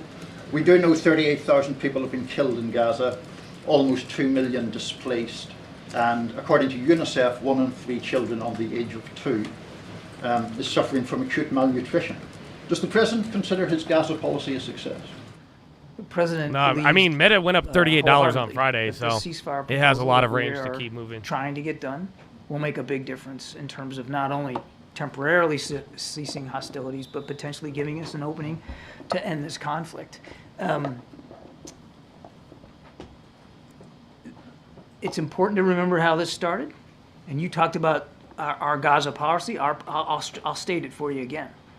We want to make sure Israel has a right to defend itself from the kinds of attacks it suffered on the 7th of October, which I know is easy for people to forget. 1,200 people slaughtered, most at a music festival. Number 2, that Israel's doing everything they can to protect innocent civilian life. Is it enough? No. They need to continue to do more. And that we are doing everything we can to give humanitarian assistance into the people of Gaza. That's our Gaza policy. And as the president has also said, we would be and will still continue to be willing to adjust the policies that we are executing with respect to Gaza as we see things unfold on the ground. But the broader question was, does he consider his policy to have been successful? Israel is defending itself against a terrorist attack, so we can check that off. Humanitarian assistance continues to flow. In fact, if it wasn't for the United States, I dare say that not a fraction of the humanitarian assistance that is getting into Gaza would get in. Is it enough? No. And the Israelis have taken some steps to be more precise, more discriminate, and more careful in their operations. Is it enough? No. So we're going to keep at it. By getting its little balance. That was a wild little run there. The president described Israel as bombing, indiscriminate bombing in December. 7 months have passed and you have paused 1 arms shipment, as I understand. Is that fair? That's right. Is there a question here? Do you think that that's an effective response to indiscriminate bombing of a civilian population? It's never right to be conducting indiscriminate bombing of a civilian population. That's why we continue to work with the Israelis to be more precise, to be more careful. All right, just a couple more. Go ahead, Michael. Sorry. Hi, Admiral. Can I just start with the Middle East as well? Hamas has accused Netanyahu of putting obstacles in the way of the ceasefire deal that is being talked about now. Does the US think that Netanyahu's government is doing everything it can to secure the ceasefire deal? We're working hard to get that ceasefire deal in place. I'm not going to negotiate here in public or talk about who's saying what and who's doing what. We have seen both sides now, as Andrea rightly asked in her question. We've seen both sides Spy come back out to with break even some off public that, though. statements with respect to Wild the text. ass move, bro. The last thing I'm going to do is get into bartering here. We're trying to close those gaps as best we can. We wouldn't have sent the CIA director or Brett McGurk to Cairo if we didn't believe it was worth a shot and worth a chance. I would also add that on both sides, you see public comments that aren't necessarily fully reflective of the conversations that we're having with privately with them or their interlocutors. Secondly, just on Ukraine, there's a bit of an information battle over the weekend. The Russians said that they destroyed 2 Ukrainian Patriot missile systems. The Ukrainians said that they were decoys. Does the US have its own independent evaluation of what happened during that strike? And what is the state of Ukraine's air defense system when it comes to Patriot missile systems? Yes, we do. I'm not going to talk about it. And I think you're going to hear more here this week about what the Allies and the United States are going to do to continue to bolster Ukrainian air defense. Look, I know we get hung up on the Patriots, and I get that. There has been contributions of Patriot systems by other nations. We talked about how we're resequencing some of our deliveries of Patriot interceptors from some countries, now diverting them to Ukraine. We're doing that. Other nations are also trying to contribute Patriots. But let's not get caught up on just one system. There's short range, there's medium range, and there's long range air defense. And Ukraine needs all of it. And again, I think you're going to see this week the Allies really stepping up and showing that they're willing to continue to provide those kinds of capabilities. Go ahead, Josh. John, Viktor Orban is visiting China right now on the heels of a visit to Russia. I'm wondering whether the U.S. has any views on that and what impact it might have on the situation in Ukraine. Yeah, we're concerned about it. It certainly doesn't seem to be productive in terms of trying to get things done in Ukraine and trying to move forward to achieve this just peace that President Zelensky continues to work hard, and we continue to try to operationalize. But yeah, it's concerning. Was there any advance notification given to the U.S. of either trip, Russia? None that I'm aware of. Can I try one more time on irreversible? Does the U.S. Yes, have a you position? can try. Does the U.S. have a position on the inclusion of that word? Our position is that NATO is going to be in Ukraine's future. There's a lot of work that needs to be done to get to that point, and the president's looking forward to talking to President Zelensky and our NATO allies about that path, that bridge to NATO. Anita. Thank you so much, John. A question on Ukraine and one on Iran. Starting with Ukraine and this Russian rocket attack that killed 30 people at the largest children's hospital. Does this shift the U.S.'s position on not allowing Ukraine to strike directly at Russian airfields that originated these attacks? Shift the position. Yes.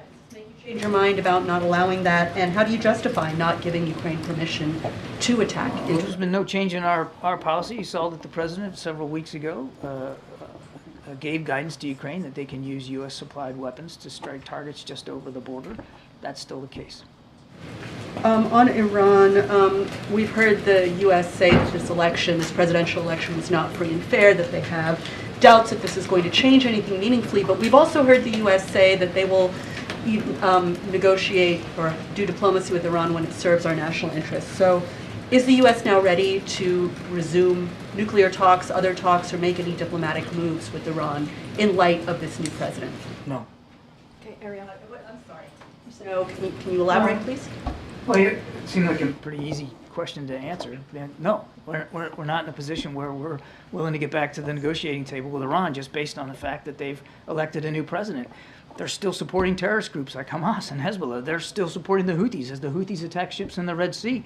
They're still attacking shipping as well. And they're still supplying drones and drone technology and drone expertise to the Russians so that the Russians can continue to kill innocent Ukrainians like they did over the weekend. So no. A bit more moderate. Do you see any opening? We'll see what this guy wants to get done, but we are not expecting any changes in Iranian behavior. sadly. We got Ariel, go ahead. Thank you so much. John, this morning the president said that France rejected extremism during the latest parliamentary election and expressed his confidence that the United States would also do so. So France has a very different electoral system, as you know. So why this optimism from the president? No, and more broadly, was there a sense of relief in the administration that the election turned out the way it did? I think it's pretty clear from the election that the far right didn't find the purchase that it wanted to find, and that compromise in a democracy is going to have to still be the watchword in France as it is here in the United States. And it's not going to change our strong relationship with France. It's not going to change the fact that France is a valued NATO ally. And the president's looking forward to continuing to work with President Macron and the entire team. United plane lost wheel after takeoff and repeat I was of just March wondering, flight. with the renewed spotlight and scrutiny on President Biden in public settings this week, how he's preparing for the NATO summit, how you guys are deciding how many questions to take at the press conference. You got to ask the press secretary that one. Everyone who's prepping him for a lot of this on matters of national security and foreign policy. So am I. Yeah, exactly. It's a team effort. I will let Karine talk about the press conference, the big boy press conference I think y'all are planning to have. But he has already had discussions with his national security team in the lead up to the summit, as you might expect that he would. He's reviewing material. He's doing his homework and getting ready. He's got the first major set of remarks tomorrow night at the Mellon Auditorium. He's working his way through those remarks as you would expect him to do. And he's getting ready for at least the 2 bilateral meetings that we know he's going to have specifically with the new Prime Minister of the UK and President Zelensky later in the week. So what I have seen from my perch is the normal amount of preparatory work that he does before a major international conference. No different than how he prepared for the G7 or for the events in Normandy or previous international fora. So it's pretty typical from what I've seen. And do you expect Vice President Harris to play a role in the events this week or to take any meetings during the time that she'll be in Washington? I can't speak for the Vice President's staff and team, but I can have them. All right, rip him back up. Thank you so much, Admiral. Thank Appreciate All right, it. that's crazy. Almost finished Thank the you, whole Admiral. game by the time Kirby was speaking. Okay, well, all the debate questions have been answered. Press conference answered. Let me close my book and get out of here. Hi, Zeke. Thanks, Green. My first to you is on the credibility of this White House when it comes to talking about the president's health. When you were here last Tuesday, you were asked if the president had had any medical examinations since his physical in February, or that included the time period after the debate. You said flatly no. 3 days later, you admitted the president had a quote short check-in with the medical team thereafter. I mean, those are 2 very different. How many No. Parkinson's experts Actually, have visited the White House? If you were to listen to I think I did a 30-minute gaggle on Friday, 30 minutes with, I think it was with the pool, and I said he did not have a medical. I cleared it up. You're right. You're correct. I said he didn't. I still stand, but he didn't have a medical exam. I said that in the gaggle, and you're right. I said that in the briefing. He had a check-in. And he said this on Friday. He had a check-in with his medical doctor, which is something that he does a couple times a week, as you know, and I stated this as well. He has, for those who don't know, obviously outside of the briefing room, outside of the White House, many Americans don't actually understand this, so let's take a step back. They deal with their medical issues or physicals very, very differently. They are they are lucky if they get to see their doctor once or twice a year, right? They have to get in a car, they have to either take public transportation in order to make that happen. The president's medical unit is literally down on the other side of the colonnade, is just down the steps from the residence, and so a couple times a week he does a check-in, a verbal check-in with his doctor. Walgreens has been getting murked, That bro. is something that happens often. Matter of fact, he did a check-in today because I know folks were going to ask about if he was tested for COVID. He was not. We are following CDC is that why he did bad? guidance. Did he have was not COVID? tested for COVID, just to let you guys know about that one. And if he has any man. symptoms, obviously we would test him. Is that But in the context of the second gentleman's diagnosis? yes, which is why. No. This It's in context of the second gentleman. But to answer your point, he did not have a medical exam. He did not have a physical. He did do like a verbal check-in with his doctor a couple days after the debate, and it was very quick. It was a couple of words that were spoken to each other, and that's how we were able to give you that answer. But he did not have a medical I got exam. cooked, He bro. did not have a physical. Everybody did bad. Yeah. Did you know about that verbal check-in, or No. did we just not ask him No. precise enough questions? So the line of questions that I was getting that day was, in the way that I was hearing the question, was about the medical exam. I answered MJ's question when she asked me medical exam, and I answered and I said no, physical, and then somebody else asked me, was there a check-in? I said, man, I did lost not 2 games mean and I'm about to go down. steer anybody wrong. I was still They hoeing me. thinking about the medical exam. I was still thinking about the physical. What time is That's it? how I answered the Oh, it's question. power hour. Good and then when timing. it became, Perfect timing. when the president actually spoke to it, I went back. I didn't do bad. I just got cooked on D 5 for 7 though. It's because I was looking at the and he news. said they had a verbal check-in. We had a couple of headlines there. I wasn't But playing. in answering the question, defense as I was good. talking about the medical exam. I was talking about the physical. Quick ones. There's a lot of And some of these questions are pretty funny. Parkinson's expert who's come to visit the White House. Parkinson's, see? almost a Parkinson's dozen times expert. over the last year or so, including at least one meeting with the president's physician. Could you state, like, very clearly, yes or no, was that expert here to participate in anything surrounding the care of the president of the United States? So let me just say a couple of things. We have had a comprehensive.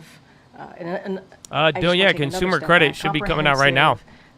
Physical examination. The president has had that. We've given a comprehensive report. We've shared that the past 3 years. Every year that he has had this exam, he sees a neurologist. Snipey Pat, is that chat just right to there? give you a I got you, quote bro. From that, from I don't think the I'm gonna play report another most one, though. recently in February, an extremely detailed neurological exam was again reassuring in that there were no findings which would be consistent with any cerebellar or other central neurological disorder such as a stroke, multiple sclerosis, Parkinson's, or ascending lateral sclerosis, end quote. So that came directly from in February in that comprehensive report that was provided by the president's doctor to me, that I share with all of you. So anyone who is watching can certainly go to our website. Which was this expert's visits, was multiple visits to the White House pertaining at all to the president's care? Well, here's the thing. I've said he Yeah, has had TLT's been holding up all day. Three But that is going physicals. nice. I still In have those that 3 flip, which is physicals, doing that's when very he has well, seen but- a specialist. And then a Gold's starting to wake up. neurological specialist. I have to be super All right, let me go mindful pee here, and then I'll this turn is this why, shit and off. I'll explain this to you in a second. I There are can't thousands believe that of goes as military long as the personnel 2K who game. come onto That was just this White Kirby. House.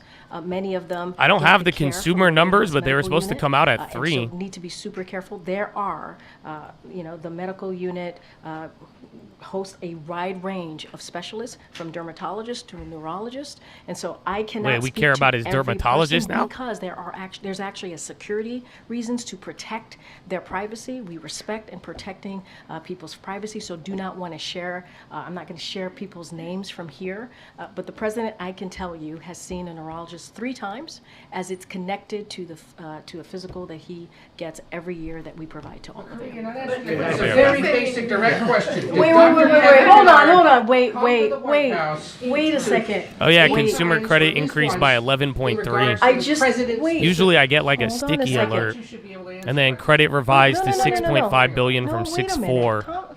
Ed, I don't know what the please. expectations were. A little respect here, please. Ooh, drama. So every year, around the president's physical examination, Consumer he sees credit a was supposed to be neurologist. That's 3 7.9, times, came in at 11.3. right? So I am telling you that he has seen relatively in line a with the whole neurologist year. 3 times while he has been in this presidency. That's what I'm saying. I am telling you that he has seen them 3 times. That is what I'm sharing with you, right? So every time he has a physical, he has had to see a neurologist. So that is answering that question. No, it's not. No, it is. It is. You're Dr. asking Kevin me. Kennard come to the White House But I just. specifically I about also the said to you, condition. Ed. I also said to you, for security reasons, we cannot share names. We cannot share names. We have to. We have to. Others he would have met with. We but cannot. You can share names in regards to if someone came here in regards to the president. We cannot share names of specialists broadly, from a dermatologist to a neurologist. We cannot share names. There are security reasons. We have to protect. I understand I looked it up before I came out I here. hear It's you. right there for anyone to see. Ed, I hear you. I cannot from here confirm any of that because we have to keep their privacy. I think they would appreciate that too. We have to give them. The doctor. We have to keep their privacy. It is It's public. public I information. hear you. listed that he I went am. to And you're I, going to allow guys, this to fester guys, longer, Kareem, guys, unless the White House guys, answers the hold question. on a second. There's no reason to go back and forth and be in this We are aggressive little way. miffed around here about how information's been shared with the press corps What do about him. What are you missed about? What do you missed Everything about? he just asked about. What do you? And then every time I come back and I answer the question that And you guys answered it asked. correctly, you didn't have to come back and clean it I up never a few days answered the later. question incorrectly. That is not true. I was asked about a medical exam. I was asked about a just right when physical. That it's was in the perfect line timing. of question that I answered. And I said, no, he did not have a medical exam. And I still stand by that. Matter of fact, the president still stands by that. He had a verbal check-in. That is something that the president has a couple times a week. A couple times a week. Now in regards to Dr. Kevin Kennard. And I am telling you right now that I am not sharing confirming names from here. It is a security reasons. I am not going to do that, Ed. It doesn't matter how hard you push me. It doesn't matter how angry you get with me. I'm not going to confirm a name. It doesn't matter if it's even in the log. I am not going to do that from here. That is not something I am going to do. What I can share with you is that the president has seen a neurologist. I just can't tell for you his name. physical 3 times. 3 times. And it is in the reporting I feel that we I share a feel comprehensive it's been a reporting. rough last couple Matter of fact, weeks here. It's more than what the last guy shared, and it is in line with what George W. Bush did. It's in line with what Obama did. And so it is comprehensive. It is out there. I just read a quote from it. But I am not. It's been. I am mean, she's not had to going defend a lot these divulge last couple. somebody's name and- She's or trying to explain to confirm the world someone. why I'm he's not going to he's do alive. That is And they're privacy really for skeptical that now. person. I'm not going to do that. It doesn't matter how hard you push me. It doesn't matter how angry you get with me from here. I'm just not going to do that. It is inappropriate. It is not acceptable. So I'm not going to do it. Not about the name. Go ahead. If you No, go ahead. cannot confirm the name, can It's you crazy. confirm Peter hasn't whether even or asked the not question yet. president Wait has till seen this Parkinson's specialist? And you mentioned Still more many times entertainment that just the around the visitor logs corner. show a duration of 8 visits over 8 months. I think that is the crux of the question. But I also said there are thousands of military personnel that come to the White House, and they are under the care of the medical unit. They are. So can you confirm that the Parkinson's visits, specialist visits, were for the president or not? What I can tell you is that the president has seen a neurologist 3 times, and I read They to keep you what the reiterating this. neurologist has said, and I read to you the last line. I could say it again. No findings which would be consistent with any cerebellar or other central neurological disorders such as stroke, multiple sclerosis, Parkinson's, or ascending lateral sclerosis. That is from February. That is coming from February. That is what the That's medical 4 months unit, ago, man. the president's doctor 5 months shared. ago. And I said Did to we you, get it it's happened updated? 3 times. Check out. Each time there is a physical that occurs, and we put out a comprehensive report. That is when he has been able to see a specialist. So that's what I can share. Question on this. Has the president, you mentioned Parkinson's, multiple sclerosis, all of these things. One diagnosis. Have y'all that we checked for his the pulse? potential diagnosis is hydrocephalus, Can which you is just fluid tell me buildup what in his the brain. what's his We've heart never rate heard at? in any of the medical Just tell me how reports. many Is that per something minute, the and I'll president just has go been from advised? there. If it's not in the medical Have y'all made report, sure? obviously it's not. My it's blood not oxygen something that levels, the is he president, still? is dealing with? Just make sure we have every, I cover can all the tell you this. bases. Just going back to Parkinson's for a little bit, so to give you some answers here, has the president been treated for Parkinson's? No. Is he being treated for Parkinson's? No, he's not. Is he taking medication for Parkinson's? No. So those are the things that I can Is he alive? give you full-blown answers on. No, but that I'm one's not a gonna no? I'm Okay. not going to All right. confirm a specialist, any specialist that comes to the White House out of privacy. Question is, will Who are the they president talking about? Who go do you to think the they're Hill talking today? I know about? we saw his letter. Is he Who do you intending to have think this we would conversation care face-to-face with him? has Parkinson's, the president, dementia, obviously this multiple is, sclerosis, someone who is is a not senator for there? 36 Like, who do you years, think who was the president of the Senate is the when topic he of was vice conversation? president for 8 years, and he truly respects the members of Congress, and has always and will always do that, especially as a former senator. And I will say, and you've heard us say this before, or most recently, is this is a president who's Intel on the high. won the High. primary, right, by 14 By million 2 metas votes. this whole time. 87%. Meta is of those doing votes, 34. Intel. Certainly. And look, I don't have any engagements to read out, outside of that. But I will say that the president was in Pennsylvania. I just mentioned at the top, he got to see Senator Fetterman, Senator Casey. He also. I don't think you should be got to hanging see out with Fetterman right now if you Dean. want to He dispel spent some time of the with them. rumors. They traveled I'm just across saying. Pennsylvania. And I will say, when the president gets knocked down, he gets back up. This is I get knocked quintessential down. Joe Biden. I get up and again. There are a You long never list of gonna other bring me down. congressional members who have shown their support for this president. I don't have anything else to read out. You saw the letter. The letter was, I think, pretty clear on where the president stands. And Yeah, intel at 34 is huge. You've noted that there are thousands within the Walter Reed system who may be treated by a specialist who visits here at the White House. But this neurologist had a meeting with the president's physician, with his doctor. You're refusing to say if he was here to evaluate the president or if he was consulting on the president's health. So what then was that meeting about? And I will say that Dr. O'Connor leads the medical unit. He leads the medical unit. Okay. Oh, because we will not confirm or speak to names that you're providing to me. It is out of security reason, is out of protecting someone's privacy. She's shrugging We're just hard, not bro. This going is very to do stressful. that. But they are. She The hates reason this. that I mention that is because there are. You see her, like, when she military gets into it, members she, that like, do shrugs up her indeed shoulders, like, when you have use bad Use posture. the White House medical unit. They do. They get care from that. We're talking about the I president know, of the but United I'm States. guys, I'm trying to answer the question so you can connect the dot that there are multiple neurologists that come, not neurologists, specialists that come through here because there are more than 1,000 military personnel here, military personnel here. But you certainly could clear this all up just by saying what he was doing here and if it was connected to the president, yes or no? I am not going to confirm. There was a neurologist in the White House, but I can't tell you why. Anybody. It doesn't matter if or they're what he was dermatologists neurology in or the neurologists. house. I'm just not going to do that. So I that's a shared with security all of you reason. It could that be the for president many has reasons.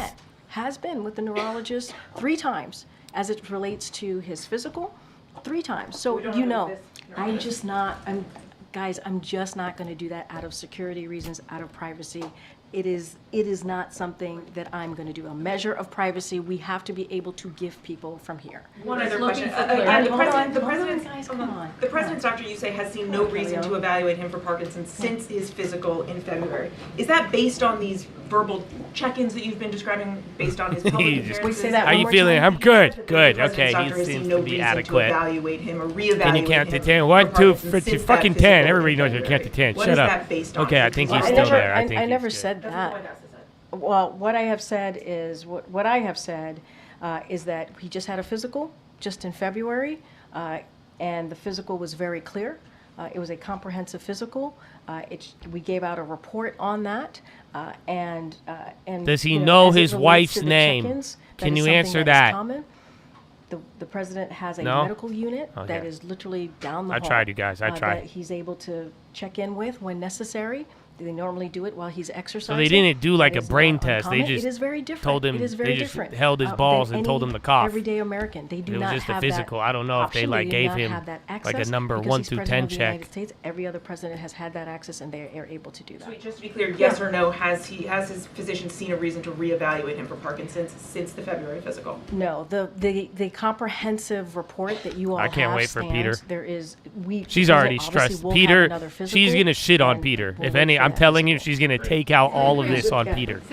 If y'all don't know how the world works sometimes, it's like when I'm in a bad mood and then you come in with like a rocket ship or some host shit, I take it out on you. So that's what's about to happen. Watch, Peter. Just no. Watch, Peter. Oh yeah, she's gonna just give him like a 1 word and say next question. She's gonna take it out on Peter. A cognitive test, just to rule out that there are any issues. Would the president, would you counsel him to do that just to sort of put an end to these questions? Andre, I hear you. The neurologists have said it is not warranted. The president himself, he said it today. He said it multiple times, and the doctor Yeah, I feel has said fine. this. That's what Everything that he everybody who does wants day to in and drive day out drunk as it tells relates me to too. delivering So for I the don't know if American we could people use is a them. cognitive Let's test. just, I don't know. And I'm fine. Give me the that key. I'm is fucking. I've only had like 4 terms, 4 years. I'm fucking. I'm good to go. Fucking give me the keys. I just Fuck wanna you. take a I don't need no step back for a fucking second. neurologist, Because I do take breathalyzer. offense Fuck you. to Come what, on. Ed alluded to. Stupid. Give me the keys. Come out here every day. There's a press briefing, and we do our best to give you the information that we have at the time. That's what we do.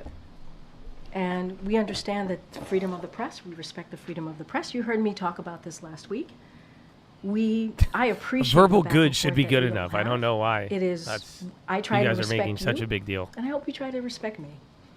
And we literally do everything that Bro, we can. she's My team stressing. does I've never seen everything her that we posture can to this make sure bad. we get She's the leaning answers forward, to scrunching you. up the shoulders That's what every we do. time And she's trying to sometimes we explain to disagree. y'all why she can't Sometimes answer the we are question not out in of agreement. privacy. But you know what? That's democracy. That is what is important, to have that healthy back and forth. And so to say that I'm holding information or allude to anything You're else holding is information. not unfair. It's really, really unfair. I think people who are watching and have been watching this briefing for this past week could Nope. say that we We're are watching. doing our best in this briefing to We don't think you're provide doing the your best. We information think that you're we hiding have. something. And I will admit, I will be the first I one don't to know, admit, that's just me, but I sometimes think get it thousands wrong. of other people would At least agree. I admit that. We've watched every single At least minute. I I admit play that. 2K, but I And listen. sometimes I don't have the information. And I will I think you always, have the always admit information. that. But I Who's do the take doctor? offense Why was to he what there? was just happening at the beginning of this briefing. It's not okay. Go ahead. We are seeking clarity. I understand that. And I understand that. I think what we're trying to say is when a name is in a public record on a waves form, that it is in the public domain. Yep. The president could authorize that his medical records or additional medical information could be made public because he could waive HIPAA, he could do those things. Yep. And if he chooses to do that, we would like to know more. Part of the reason we are pressing here is that we are not clear on what has happened, and therefore the American people to whom we report don't have a sense of it. So that's what we're trying to do. Yeah. And But so, the personal attacks is not okay. and So we want to have a I just wanna be positive. very, very clear here.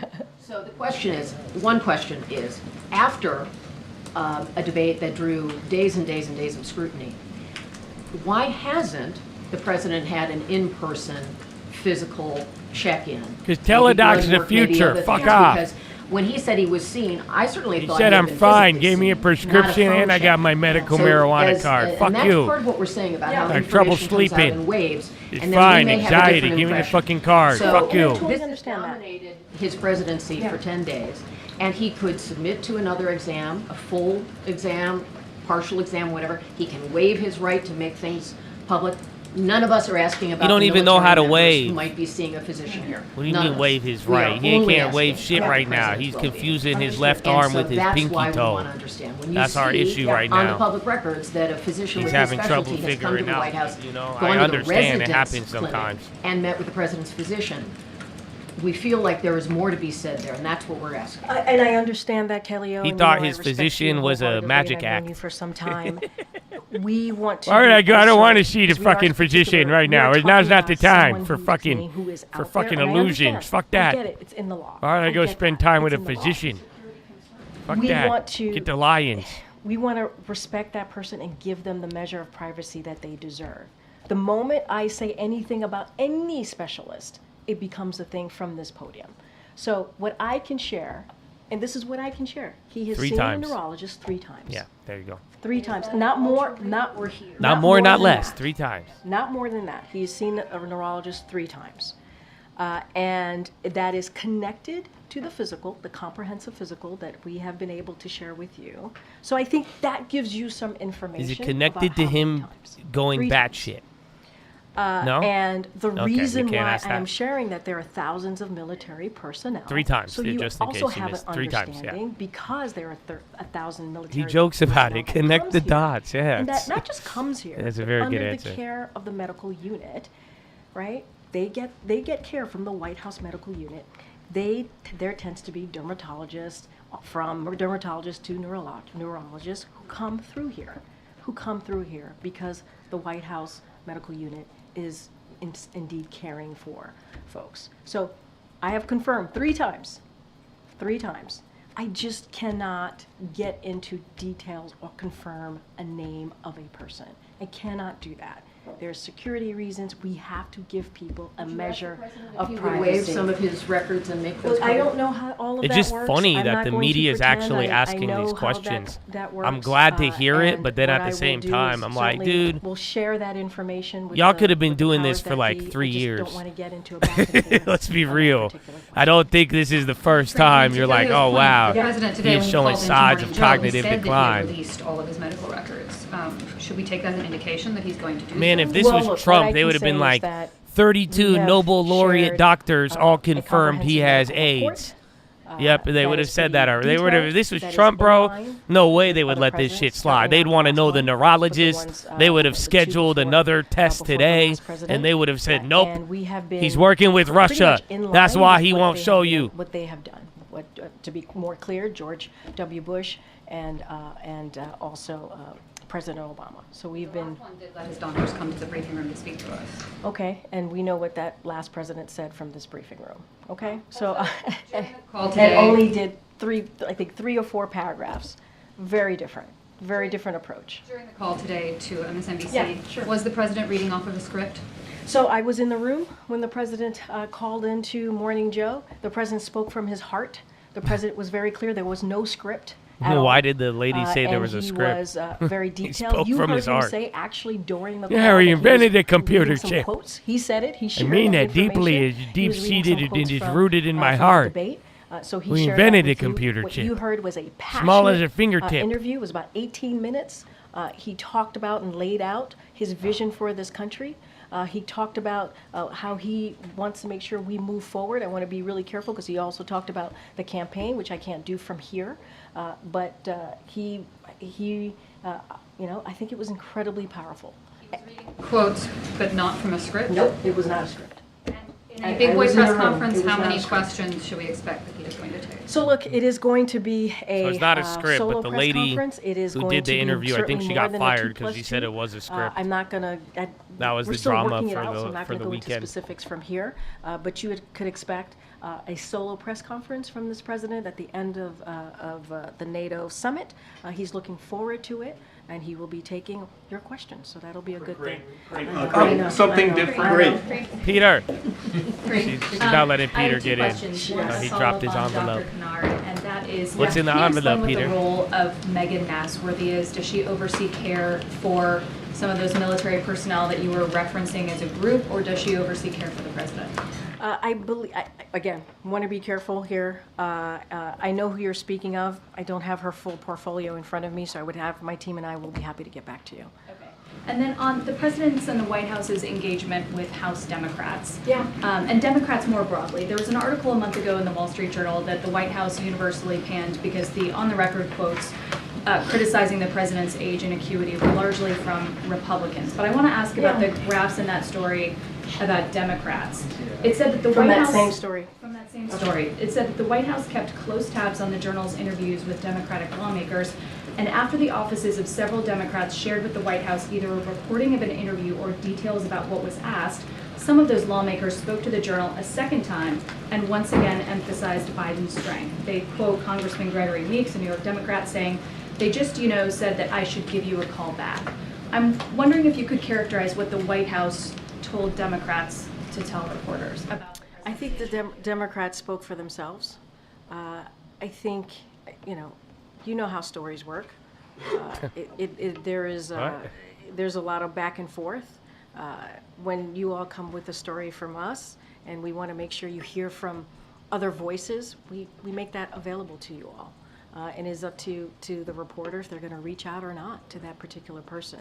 But we expect and we anticipate and we understand that it doesn't matter who, if it's a congressperson or a governor or any elected official, they're going to speak for themselves. They're going to speak for themselves. And I would say that Representative Greg Meeks has also been very supportive. If you fast forward to where we are today, Representative Meeks has been very supportive of this president, moving forward, and we've heard from many others. The CBC more broadly has been very supportive. We heard from the chair, Chairman Hosford, from the CBC. Chairman Hooflin, that is the type Hoslin. of support that we continue to see. So there hasn't been You can hear the outreach rec. Is it by the still? White Oh, House I to left my Democrats thing who on. might have misgivings about the president's age or acuity. I forgot to turn off. To have them say positive things about the president publicly. I'm not really, I don't quite understand where you're going with the question.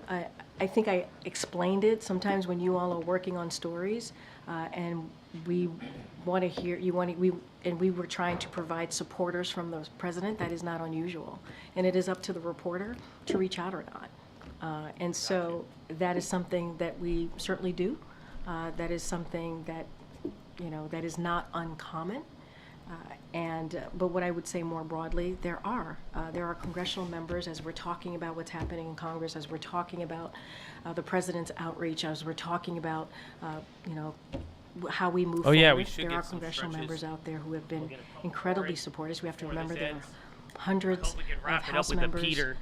and so there are folks out there. The president's outreach today and tomorrow so ahead of these all conference and all caucus meetings. So what I can say is that, as you all know, the president has done some outreach. He's spoke about it himself. I can say, as of today, he has engaged with dozens of members, whether in person or on calls. We saw him engaging with congressional members over the weekend.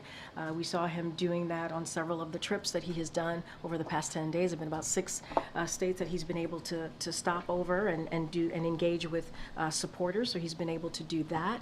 And there's a long list.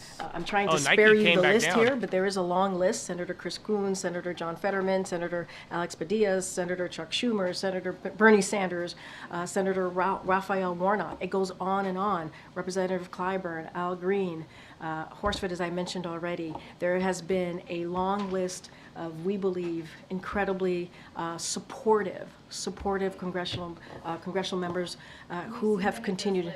That have been provided to us from the campaign too, but I'm wondering if the president has spoken directly with Leader Schumer and Minority Leader Jeffries in the last 24 hours, and whether the president I hear you. We shared that just last week, that the president spoke to the leadership, obviously on the Democratic side. Has he spoken to them since yesterday? I don't have anything to read out to you as far as what we've shared with you last week, but the president has been in regular touch. And those conversations went very, very well. I think he mentioned, in particular, Leader Jeffries, that went almost for an hour. The president said that himself. He said how much they had a very, very good conversation. The president saw Congresswoman Dean, as I mentioned. He saw both senators of Pennsylvania as well yesterday, traveled across the state and had really two big events with supporters, with Americans who got to hear directly from the president. And I think that's important. Again, Michael. Thanks, Corinne. Were all 3 of President Biden's neurological exams that you've confirmed, were they all conducted at Walter Reed? Look, I don't have anything to state as to location. What I can say for sure that he has seen a neurologist 3 times as it relates to the exam that he takes every year. And I just don't have a location to speak to. Well, let me just try a different way. I mean, has any neurologist? And you also know that the president does go to Walter Reed to do his physical exams. Well, has a neurologist? I'm not talking about anyone in particular, regardless of the identity, name of that person. Has any neurologist came to the White House to visit President Biden? What I can tell you during those exams that we have been able to do every year for the past 3 years, and there's a comprehensive exam that we share, a comprehensive report that we share with all of you. He has seen a neurologist. And that's what I'm trying to clarify. It seems like those were taken at Walter Reed, and so it's an important distinction. You all know that he does indeed go to Walter Reed as part of his physical They're really exam. trying to get that this. is no secret. That is something that he does.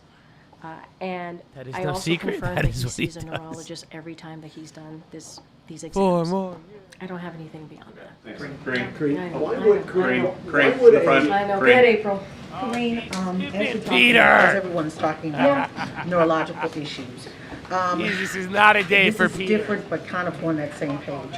The president has had Filibuster. 2 aneurysms, Filibuster. okay? And there are complications from aneurysms to include impaired short-term memory, inability to concentrate, as well as speech difficulties. Have any neurologists worked with him or just trying to observe him as he is a person who has suffered from 2 aneurysms that could have been fatal? Look, April, that is a good question. In the comprehensive again, Biden has had brain surgery in the past for neurological aneurysms. That's what that question is related to. Extremely detailed. It is directly from the doctor. I think that's the most they talk legit about question the specifics without trying to of be that like neurological exam. And so I would refer you to the 6-page comprehensive memo, and that's what I would refer you to. But that is something that we know about, that he had 2 aneurysms. Yeah.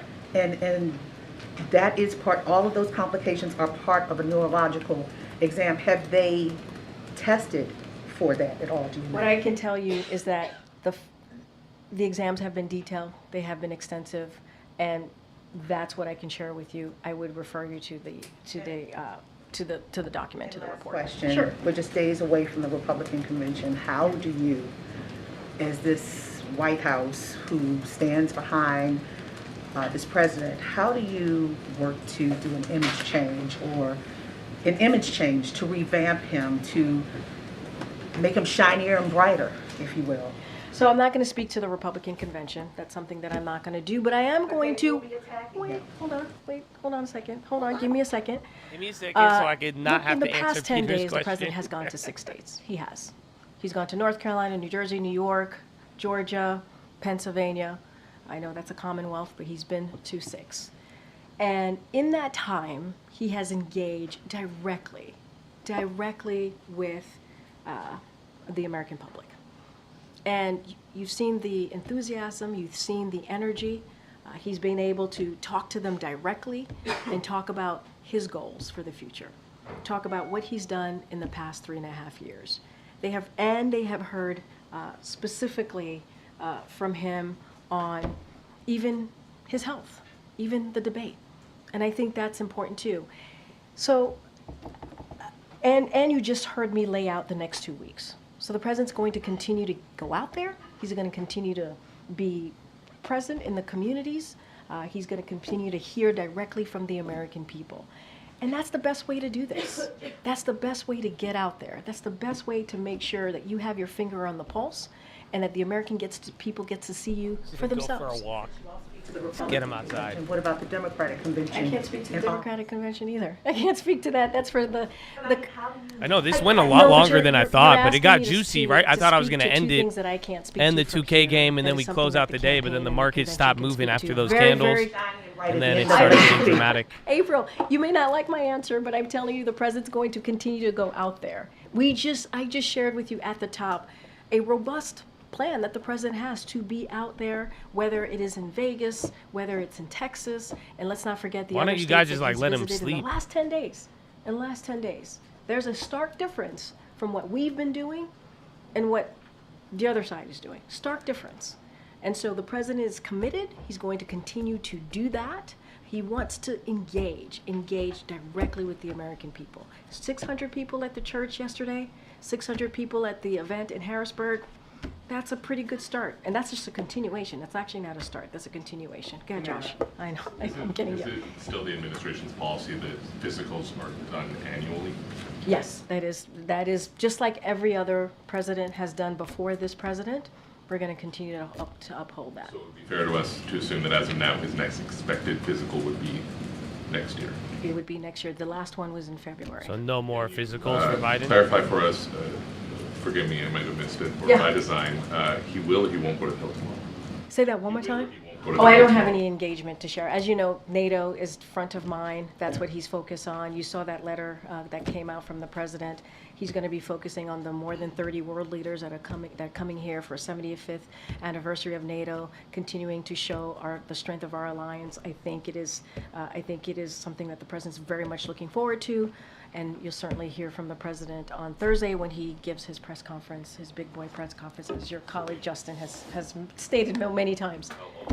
Yeah. We shouldn't expect then some sort of big outreach push to member Democratic. I mean, look, I just shared that he has done dozens of calls, not just calls, but also face-to-face, as he did in Pennsylvania. His team campaign side, they're going to do their thing. We're going to do our thing on our side. And he, respects tremendously Congress. And so he's in regular contact with them, and that's what you're going to continue to see. All right. Thanks, everybody. Thanks, everyone. No, Peter? Wow. That's crazy.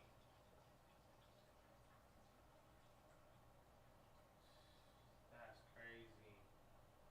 Well, hold on. I went to go pee real quick. I didn't think, I thought we were going to have a little bit more, but I guess not. My goodness. We did it, Joe. I can't believe she snuffed Peter out like that. Peter was supposed to get in on there, but nah. No dice, man. No dice. Oh, man. Well, it's crazy. Who would have thought press briefings would have turned into 40 hours of us trying to make sure Homeboy is still kicking. Yeah, Zap, that thing went crazy while we were playing, and then that thing just kept going. I don't know the headline on that. And then QE, you sent me that property. You said you guys are trying to sell the land. Honestly, if, you're trying to just dump the land and, I wouldn't try to spend more money. It seems like you guys bought it before everything went crazy. I would just list it and see. I mean, if it doesn't cost much to get plans and do all that, then you can. But if it is adding, kind of a financial pressure, I would just dump it and just try to list it and get your money back.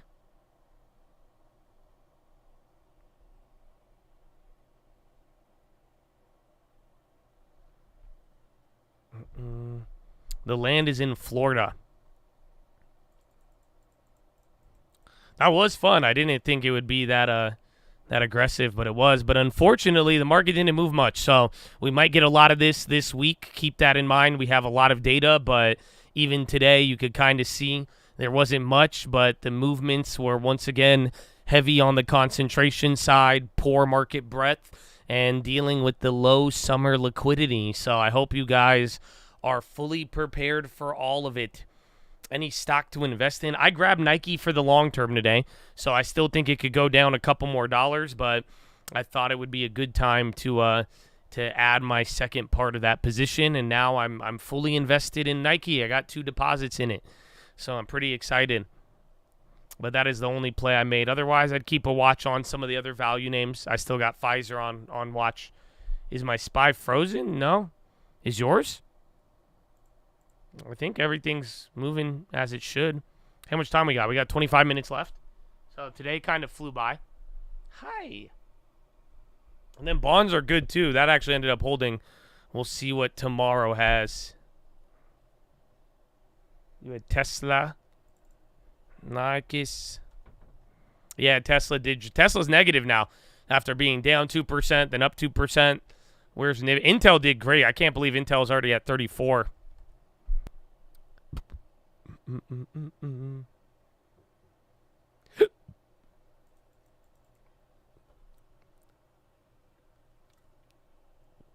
Packer on the high. High ticker still gassing. Let's see the breakdown. So, with just under or just above 30 minutes or under 30 minutes remaining, SPY has 280 names in the red, 220 in the green. NASDAQ 100, 36 in the red, 66 in the green. And then Dow Jones, you got 12 red, or 12 in the green, 18 in the red. So that flip-flopped, and then Russell's still hold. Oh, whoa. That was fake, but that was a weird pop there. Yeah, pre-earnings on AMD. I think the earnings in a couple of weeks, but they finally woke up today. All of the chip makers, though, from the morning, some gave up, but chips leading was definitely one of the themes of today.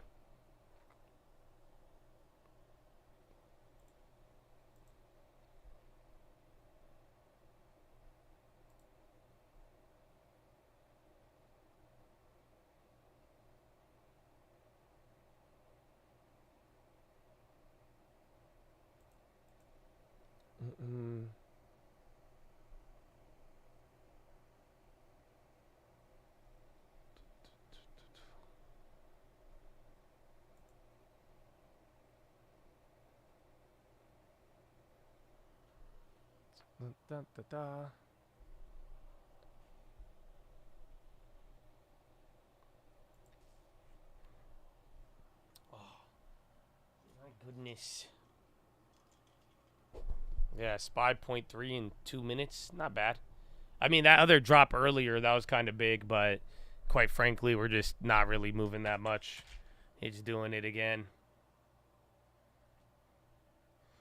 It's literally, I mean, we spent, I guess you're a little bit lower than open, but depending on how the last 20 minutes plays out, it just may be 7 hours of doing nothing or 7 hours to trade at the exact same spot as the first opening candles.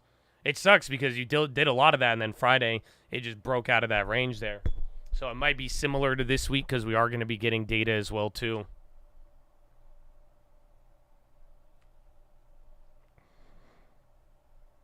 MU on the low.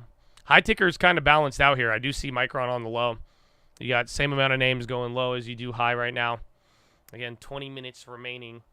I'm in a couple of plays. I grabbed Intel, Citi, and Unity, I believe. And then I'm still in my bond and my gold plays from earlier. And then both of those are up now, too.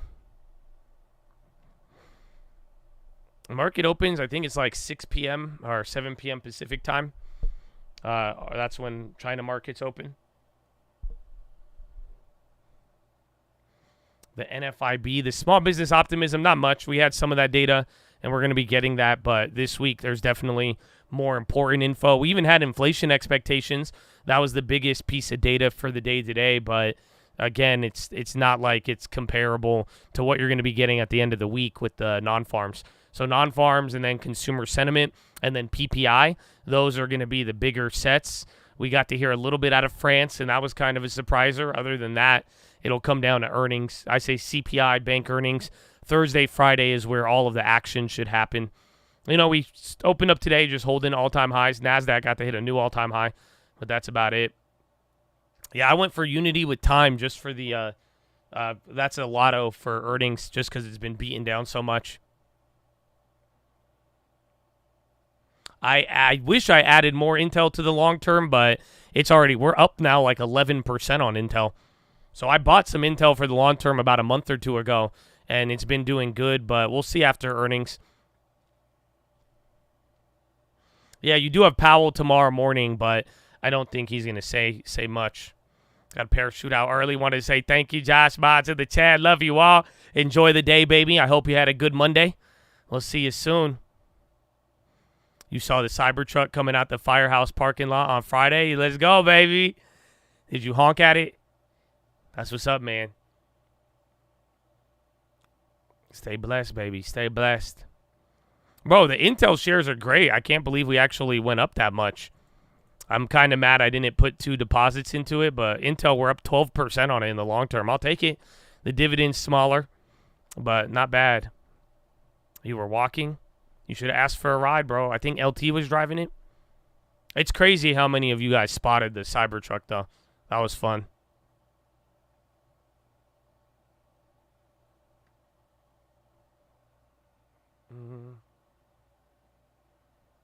I added more Nike today. I added Nike last week, and then I used the other deposit because it went down another 3%. So I figure there's a little bit more downside, but I'm kind of cool building that position.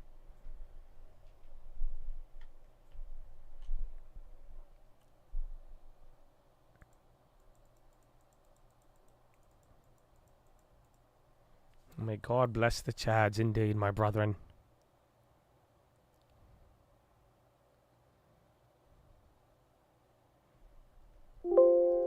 Wolf on the high. Where's Marvel?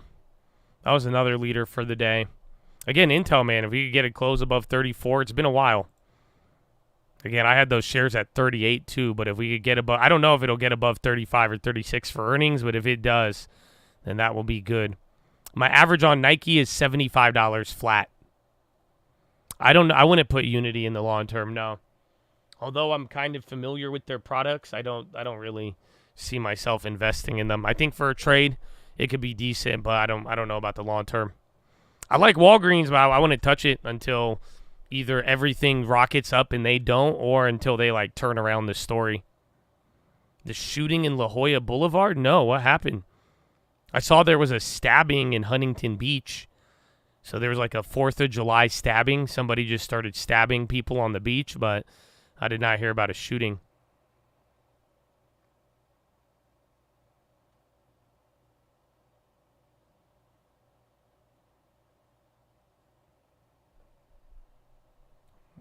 this? Oh, where's Bitcoin and all those guys? Bitcoin's still barely down. That was wild, though, earlier how it moved. And then oil, that's settled, but down 1.1.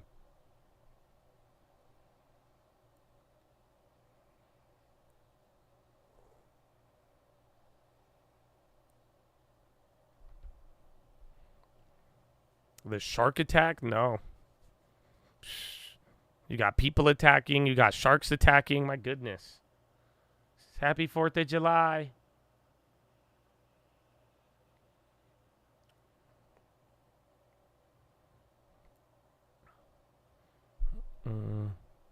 You think Walgreens will BK? I think they're still a ways off from that, but the way things are going, I mean, the situation keeps getting worse. They don't have their bond market to be able to fund it like they did. And, I mean, it's looking pretty bad. I don't know if they're – I think there's other names, and I think you could do a lot more to get to the BK point, but they're underperforming heavily, and if they don't turn things around, then their real long-term future will get called into question.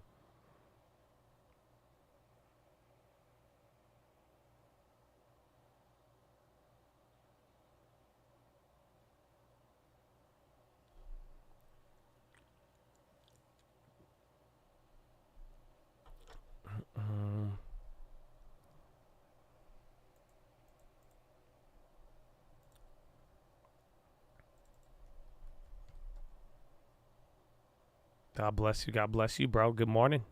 Good afternoon now. That's it, man. We only have 15 minutes left in the day. And then it's over.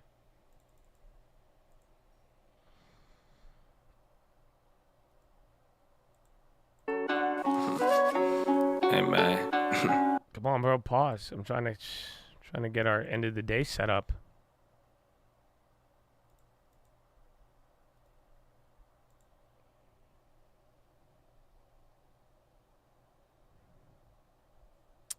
I didn't see anything you said, Tall Oak. All you said was got murked by 5-0.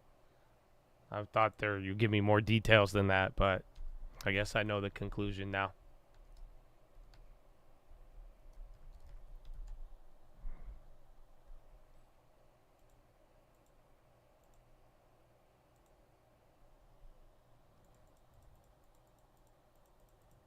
Buy the dips on Buy Doom.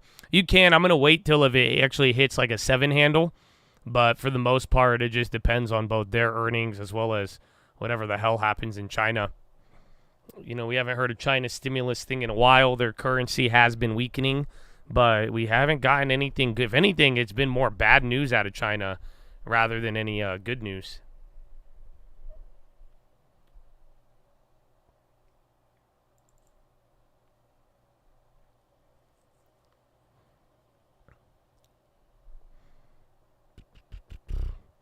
You're swinging Intel, FMC, Mobileye, DraftKings calls sized in that order. Well, good luck, my friend. Good luck. It sucks because the last couple of days we got some like pre-earnings moves, but earnings is still kind of a couple of weeks out. But I'm sure by the end of this week, then we'll start doing our thing.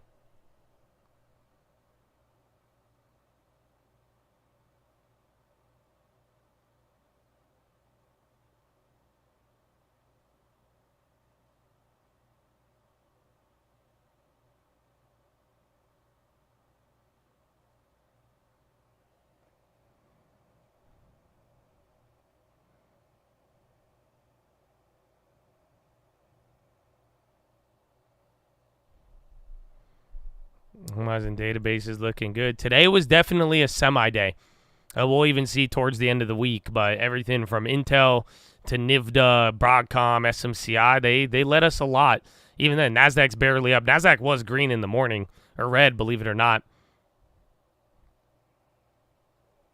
I know you missed me on Friday, bro. I hope some of you took a break, though.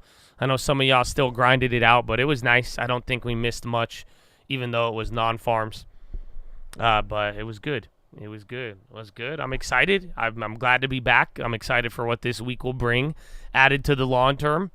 And then getting ready for summer, man, the middle of summer. I guess we only get one more month.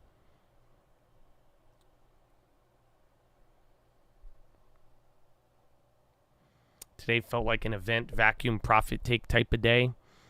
I could agree with the vacuum. I think catalyst vacuum not doing anything till we get that, but I still feel like we're just meandering in the same market environment as the last couple of days.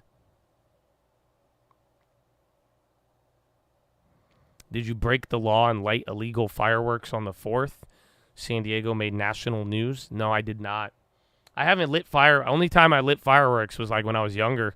I was really big into that, but no, I just observed them. I'm mad though. We weren't going to go, and then we ended up going to see fireworks, and then I got trapped like 45 minutes in a parking lot just trying to get out of a parking lot. It was very, very sad.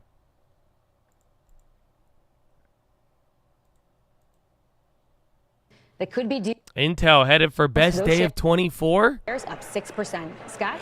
All right, Pippa, thank you. Pippa Stevens up next. Cruise stocks are sailing higher today. We're going to tell you what's behind.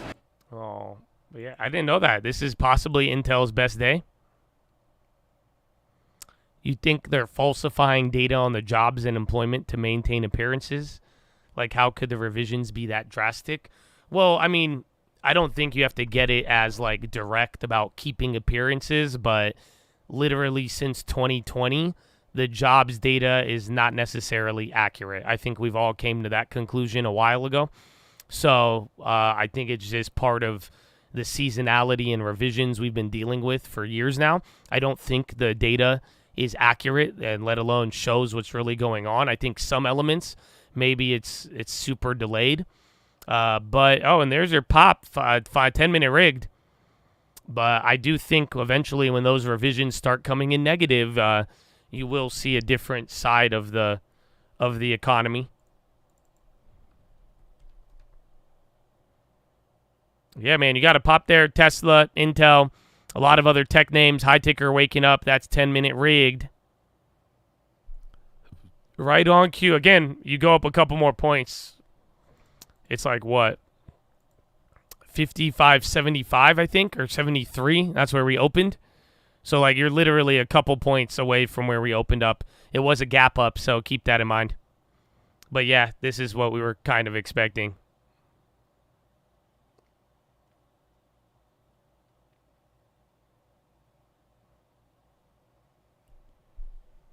But I think, I've said it. I think what happened on Friday, the revisions were big, but just don't forget it, okay? I'm telling you guys, at one point in the next couple of years, you are going to watch the non-farms get revised to a negative number.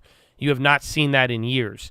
But when that happens, then that's going to be when the jobs market is going to start telling you a little bit more. Then you could start listening to the data. But until then, nothing has shifted. But eventually you will get a negative revision. You will see a jobs number go from positive 100,000 to negative 50,000 or something. And when that happens, then it's game on. And then we could start talking about what the data is showing. Until then, it's just in la la land.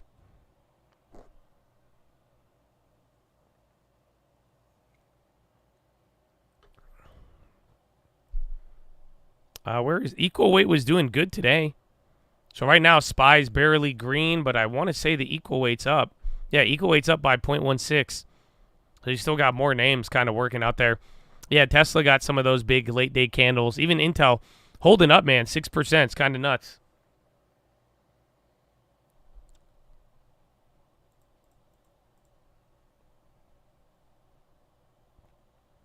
Well, Powell is tomorrow. Powell is going to be Tuesday and Wednesday. I don't think Powell, though. I would not bet the farm on that one. I wouldn't expect much. SPY market on close, $5 billion to the buy side. Or Lucid on the high, VITL again. Rivian, Lucid had numbers today too.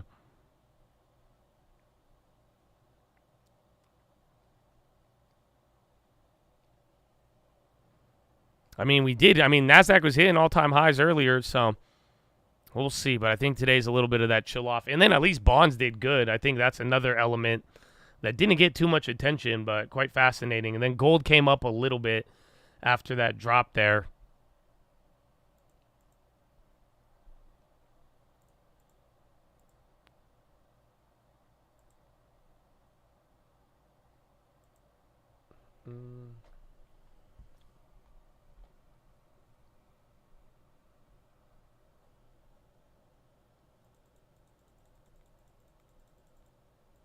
I want it to hold above 30. I think if it closes above like 6.5, they were just saying that would be the best day.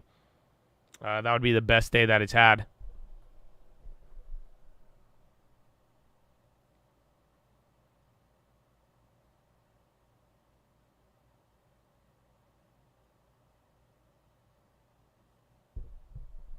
Best day of 2024. Again, Marvel too. That one added to the S&P a lot today. And then TSM hit $1 trillion the first time, then came down. And then who was the other one? I think AMD. And then no, SMCI. They went up 7.2. Still killer. So there's Intel, more highs. We'll ride it out for now. When's Intel's ex-dividend actually? Is that factoring into some of the earnings move? No, their ex-dividend was May 6th. Interesting. I don't think Powell will do anything tomorrow, no. I don't think his speeches are really an event that you need to be worried about.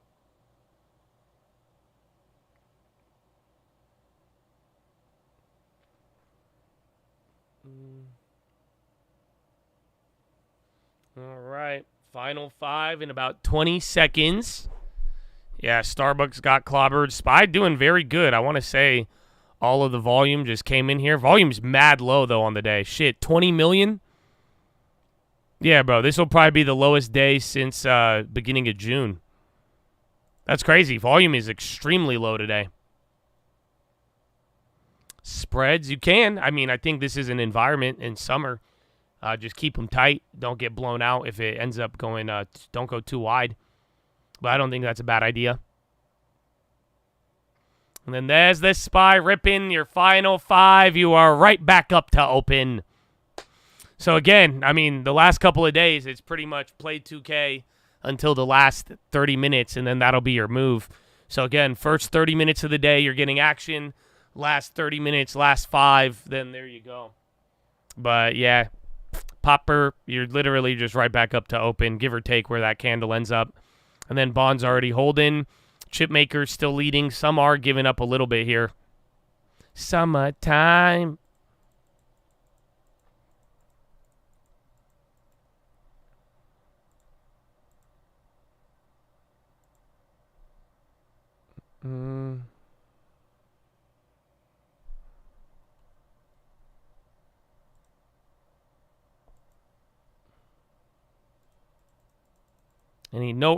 No earnings for chips. There's a couple of names, but you're realistically, the big earnings don't start till Friday. That's kind of why it's deceptive. This is like the start of earnings season, but the action doesn't really pop off till end of the week. So tomorrow you'll get Helen of Troy, BYRN, a couple of these names, Cruise, SAR, SGH. Wednesday you'll get WD-40, PetSmart, AS. And then Thursday, Pepsi, Delta, and then Wells Fargo, Bank of America, JP Morgan City on Friday. No Bank of America. Yes, but Chattadonia, I don't think I had to time anybody out today. So thank you for holding it down, Chad. But we are about to wrap up the day. So I'm here to let you know when I say earmuffs, as my thank you to you being respectful to the community. I want to let you know when I say earmuffs, it is going to get extremely loud in here. So if that's going to bother you, if it ruins your day or anything, I don't want you to have a bad day. You held it down in the chat. So the least I could do is give you a warning, okay? So when I say earmuffs, just know it is going to get extremely loud, and that is your moment to protect yourself, okay? Sound good? Sounds good. All right, earmuffs. Earmuffs. Today did fly by, baby. Earmuffs.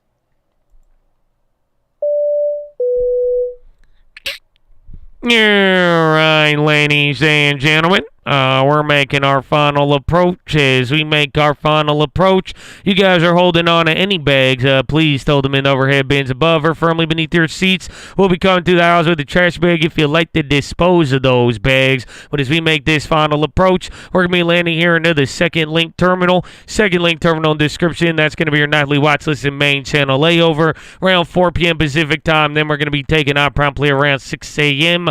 out of sunny San Diego, California. So you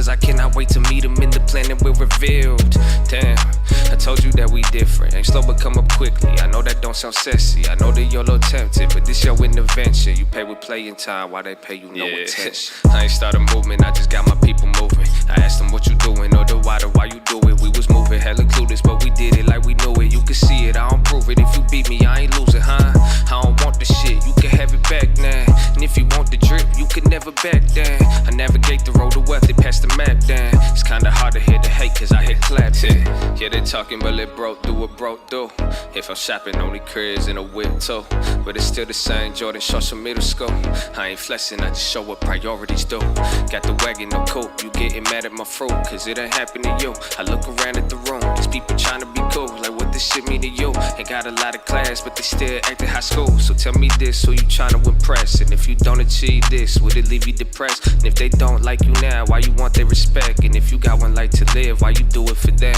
So please tell me this, who you trying to impress? And if you don't achieve this, would it leave you depressed? And if they don't like you now, why you want their respect? And if you got one life to live, why you do it for them? I ain't start a movement, I just got my people moving. I asked them what you doing, or the why you do it. We was moving hella clueless, but we did it like we knew it. You can see it, I don't prove it. If you beat me, I ain't losing, huh? I don't want the shit, you can have it back now. And if you want the drip, you can never back down. I navigate the road to wealth, they pass the map down. It's kinda hard to hear the hate, cause I hit clapping. It's a coke, baby.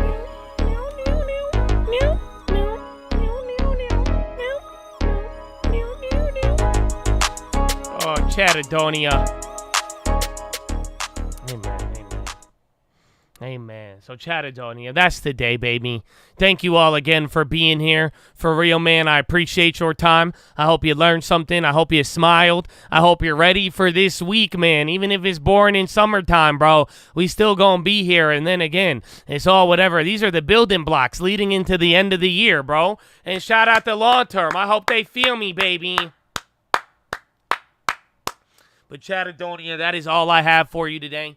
Thank you again, man. Especially, man, y'all didn't get banned. Y'all didn't get timed out. Y'all were part of it, man. I appreciate the mutual respect, baby. So let's get it. But that is all I have to start off this beautiful Monday. Let's get through the next couple of days. I will see you on the watch list. Check out all the links in the description. You could be an explorer. Again, pray for me. I'm going to pray for you too, Chad. Go read the books, Richest Man of Babylon, Proverbs, New Living Translation, and The Strangest Sacred in the World.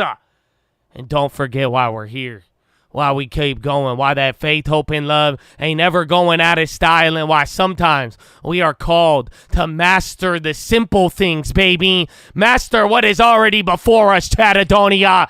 Why, baby, why? Finger to the sky, baby. To God be the glory, and through the grace of God alone. Amen. Amen.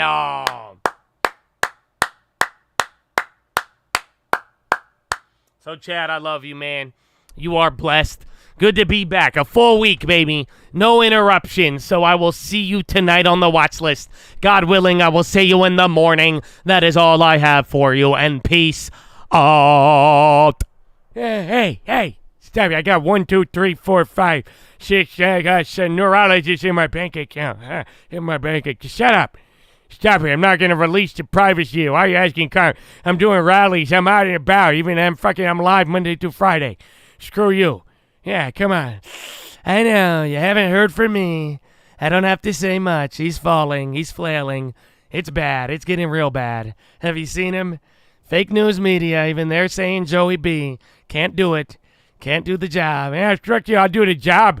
All the jobs are when I'm working in office. Screw you. Exactly.